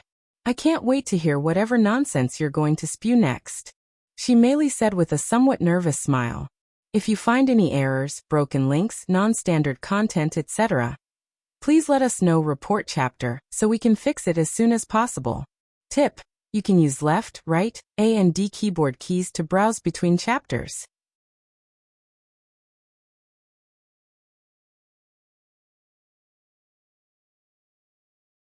C1201 Azure Dragon Family's Ambitions. Chapter 1201 Azure Dragon Family's Ambitions. 1201 Azure Dragon Family's Ambitions. By the way, is it really okay for you to be here today, Azure? Zhu Ling suddenly asked her. What do you mean? Azure raised an eyebrow, looking puzzled by her question. I mean, I heard there's a banquet going on at your place today to welcome Meili. Shouldn't you be there? Oh, that? Only certain people were invited, and I wasn't one of them. Though, even if I was invited, I wouldn't go to such a banquet. It'll surely be boring after all. Azure shrugged, and then she added, Oh yeah, I noticed that my family has been acting a little strange recently. I think something big might happen soon, so you should prepare yourselves. You don't know what's happening in your family? Yuan asked her with a curious face. Azure shook her head. You probably don't know this, but my family is very strict when it comes to sharing information. So only those who have a high position within the family are given information. As for the rest of us, we just live our life doing our own things until it's time for our marriage, which is determined by the family, of course. Yuan had a weird look on his face as he said, I don't want to sound rude, but that sounds miserable. How dare you? Guoxing slammed his fist on the table, causing everything on it to jump. Stop it. Yuan is right. We are allowed to do whatever we please for the first few hundred years of our lives, but that is merely giving us a false sense of freedom. Once our future is determined, that is where our freedom and life ends. Most of us don't want to admit it, but it's a miserable life. Azure had a dispirited look on her face as she said this, turning the atmosphere awkward and sad. They would continue to eat in silence for the next several minutes, as nobody there knew how to continue the conversation. Meanwhile, at the banquet, Meili was seated at the main table with Liang Xian, and Patriarch Liang seated directly in front of her on the other side of the table. If you had done this earlier, this place wouldn't be so boring now. Liang Xian sighed. Meili didn't say anything and silently stared at them with narrowed eyes. Patriarch Liang then calmly spoke. When our ancestors decided to hide in this small world from the humans, our Azure Dragon family was only but a slightly reputable family. However, through thousands upon thousands of years of hard work and sacrifices, We've managed to bring the Azure Dragon family to the top of this world, even ruling over one of the biggest cities in this world. We thought that we would be satisfied with our current standing, but our desire for more grew as time passed. Do you know where I am trying to go with this? Patriarch Liang had a wide smile on his face as he looked at Meili. Meili sneered. So you've set your eyes on the Shi family because we're above you, huh? How boring. And I was wondering what you were planning. I'm disappointed. Boring? You dare call our ambitions boring? How dare you? Patriarch Liang's expression turned cold, his spirit sovereign aura leaking uncontrollably. However, he quickly calmed down and smiled again. Forget it. A child who was born with a silver spoon in her mouth, like you wouldn't understand it. So how are you going to achieve that? By picking a fight with my family? By destroying it? Meili then asked. Destroy? Now why would we want to destroy your family? Liang Xian shook his head, and he continued. The Shi family has existed for even longer than our Azure Dragon family, not to mention your history. It'd be a waste to destroy you guys. After a slight pause, he continued with a grin on his face. Therefore, instead of destroying you, we're going to consume the Shi family. Meili frowned at his words. Liang Xian then said, We're going to give you an offer right now. Become my woman and serve me, who will be the future of the Azure family. If you do, we won't treat the Shi family too badly. If you don't, the Shi family will no longer exist in this world. After a moment of silence, Meili suddenly burst out laughing. Unbelievable. The confidence in your voice. Truly unbelievable. Do you really think that you can take on my Shi family? Don't look down on my family, you bastards. Patriarch Liang quickly responded, You're wrong. We're not underestimating the Shi family. If we did, we wouldn't have waited this long to finally make a move.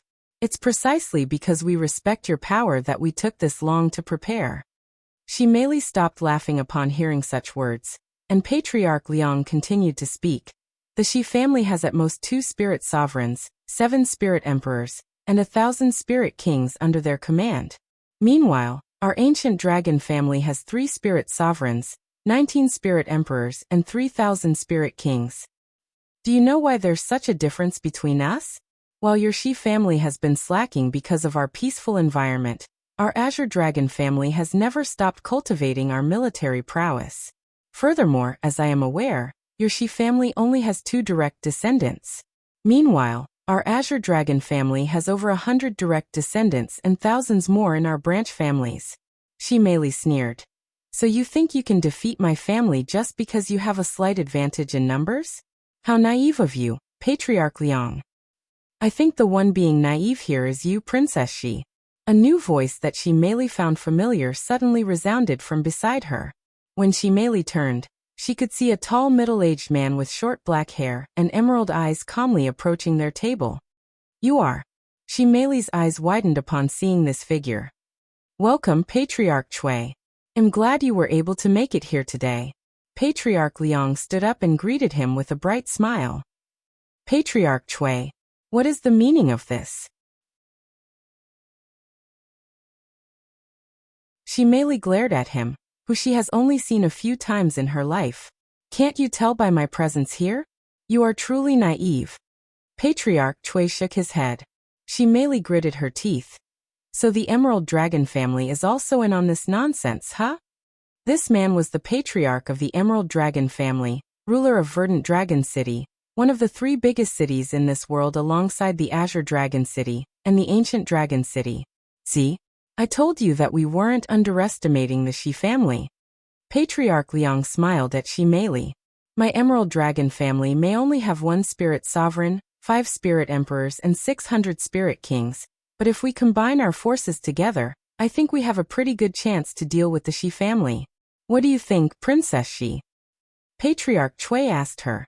You traitorous bastard. After all my family has done for the Verdant Dragon City, this is how you repay us. Meili growled as she pointed at him.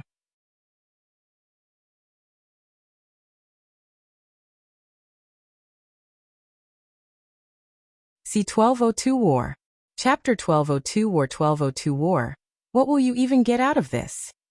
Tell me, Patriarch Chui. Meili continued to shout at him. Patriarch Chui nonchalantly shrugged as he responded. Nothing much.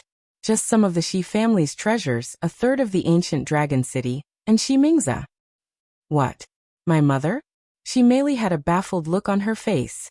Patriarch Chui grinned at her reaction, and he clarified. I have fancied her for a while now. In fact, I've had my eyes on her even before she met your father. Unfortunately, I was not strong enough to attract her attention. And you consider yourself a dragon? What a disgrace. You sully our race with your mere existence. Even a wild beast has more morals than you bastards. Meili stared at him with killing intent flowing from her eyes. As dragons, it is our nature to desire power, to rule over everything within our gaze. Patriarch Liang spoke with a stern look on his face. Once we consume the Shi family, we will become royalties through the blood-cleansing ceremony. After that, we will finally leave this prison of a world and conquer the outside world, and its humans. The blood-cleansing ceremony? Meili muttered as she realized something. So this is your real motive. You want to acquire the dragon ancestors' blood, so that you will have a royal bloodline. Everything else is merely a bonus. Patriarch Liang showed a grim smile. You will not get what you want, Meili said with gritted teeth. Oh, is that so? And what are you going to do to stop me? Run from here and scramble back to your parents to tell them? If that's what you want to do, I won't stop you. What are you? Meili was speechless and doubtful that he would really let her leave just like that. Patriarch Liang shrugged with an arrogant smug on his face. I already told you. We're fully prepared to take on the Shi family, so it won't matter what you do now. Why else would we be doing this so blatantly? As much as Meili hated to admit it, Patriarch Liang was right. Although the Shi family may have a decent chance of victory if they fought with the Azure Dragon family, that did not account for the Emerald Dragon family's assistance. If the Azure Dragon family and the Emerald Dragon family worked together, the chances of the Shi family winning was slim to none. Naturally, this did not account for Yuan's participation either. Meili knew that if Yuan assisted them, their chances of winning would rise significantly. However, she has no intention of forcing him to fight for her family, as she would not be able to forgive herself if he were to get hurt because of it. You could leave, but I wouldn't suggest it. Liang Xian suddenly spoke, and he continued before Meili could say anything. If you leave now, your brother and father will surely die. However, if you stay here and become my woman, I will spare their lives. After a moment of silence, Meili suddenly sneered with a smile. Sorry, but that's impossible. Impossible? Liang Xian frowned. That's right. I already gave my heart to someone else, so I cannot be with you. Though even if I didn't have that person, I still wouldn't want to be with you. Meili calmly responded, leaving him speechless. Liang Xian was left utterly speechless by her response.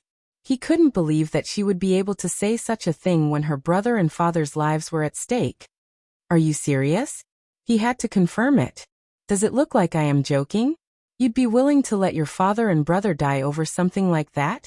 You're much more selfish than I thought. Don't act like you've already defeated us. Meili sneered in disgust. So you think you can win against us? Ahaha. You're also much more foolish than I thought. Liang Xian burst out laughing. Meili didn't say anything else and started walking away. Are you sure that is your decision? If you walk away now, you won't be my wife, but my slave once everything is over. Liang Xian said as he stood still, and without any intention to stop her. The moment you leave this courtyard, we will send our armies to the ancient dragon city.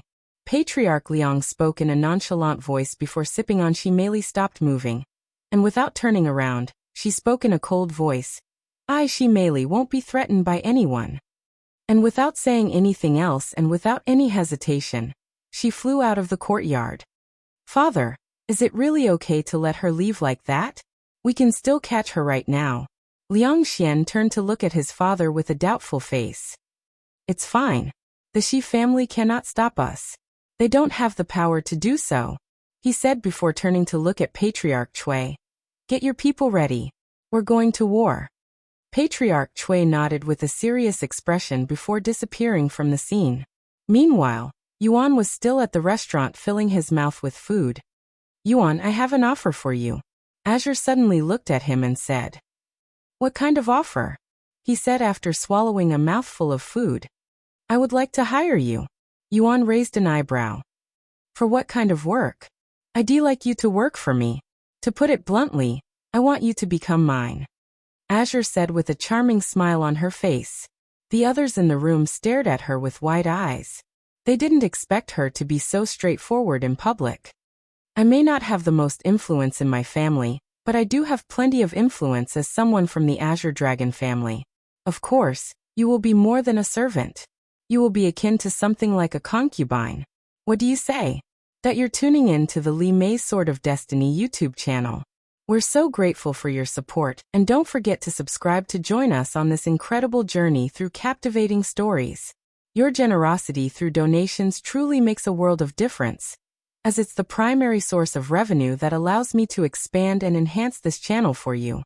Thank you from the bottom of my heart for being a part of this adventure.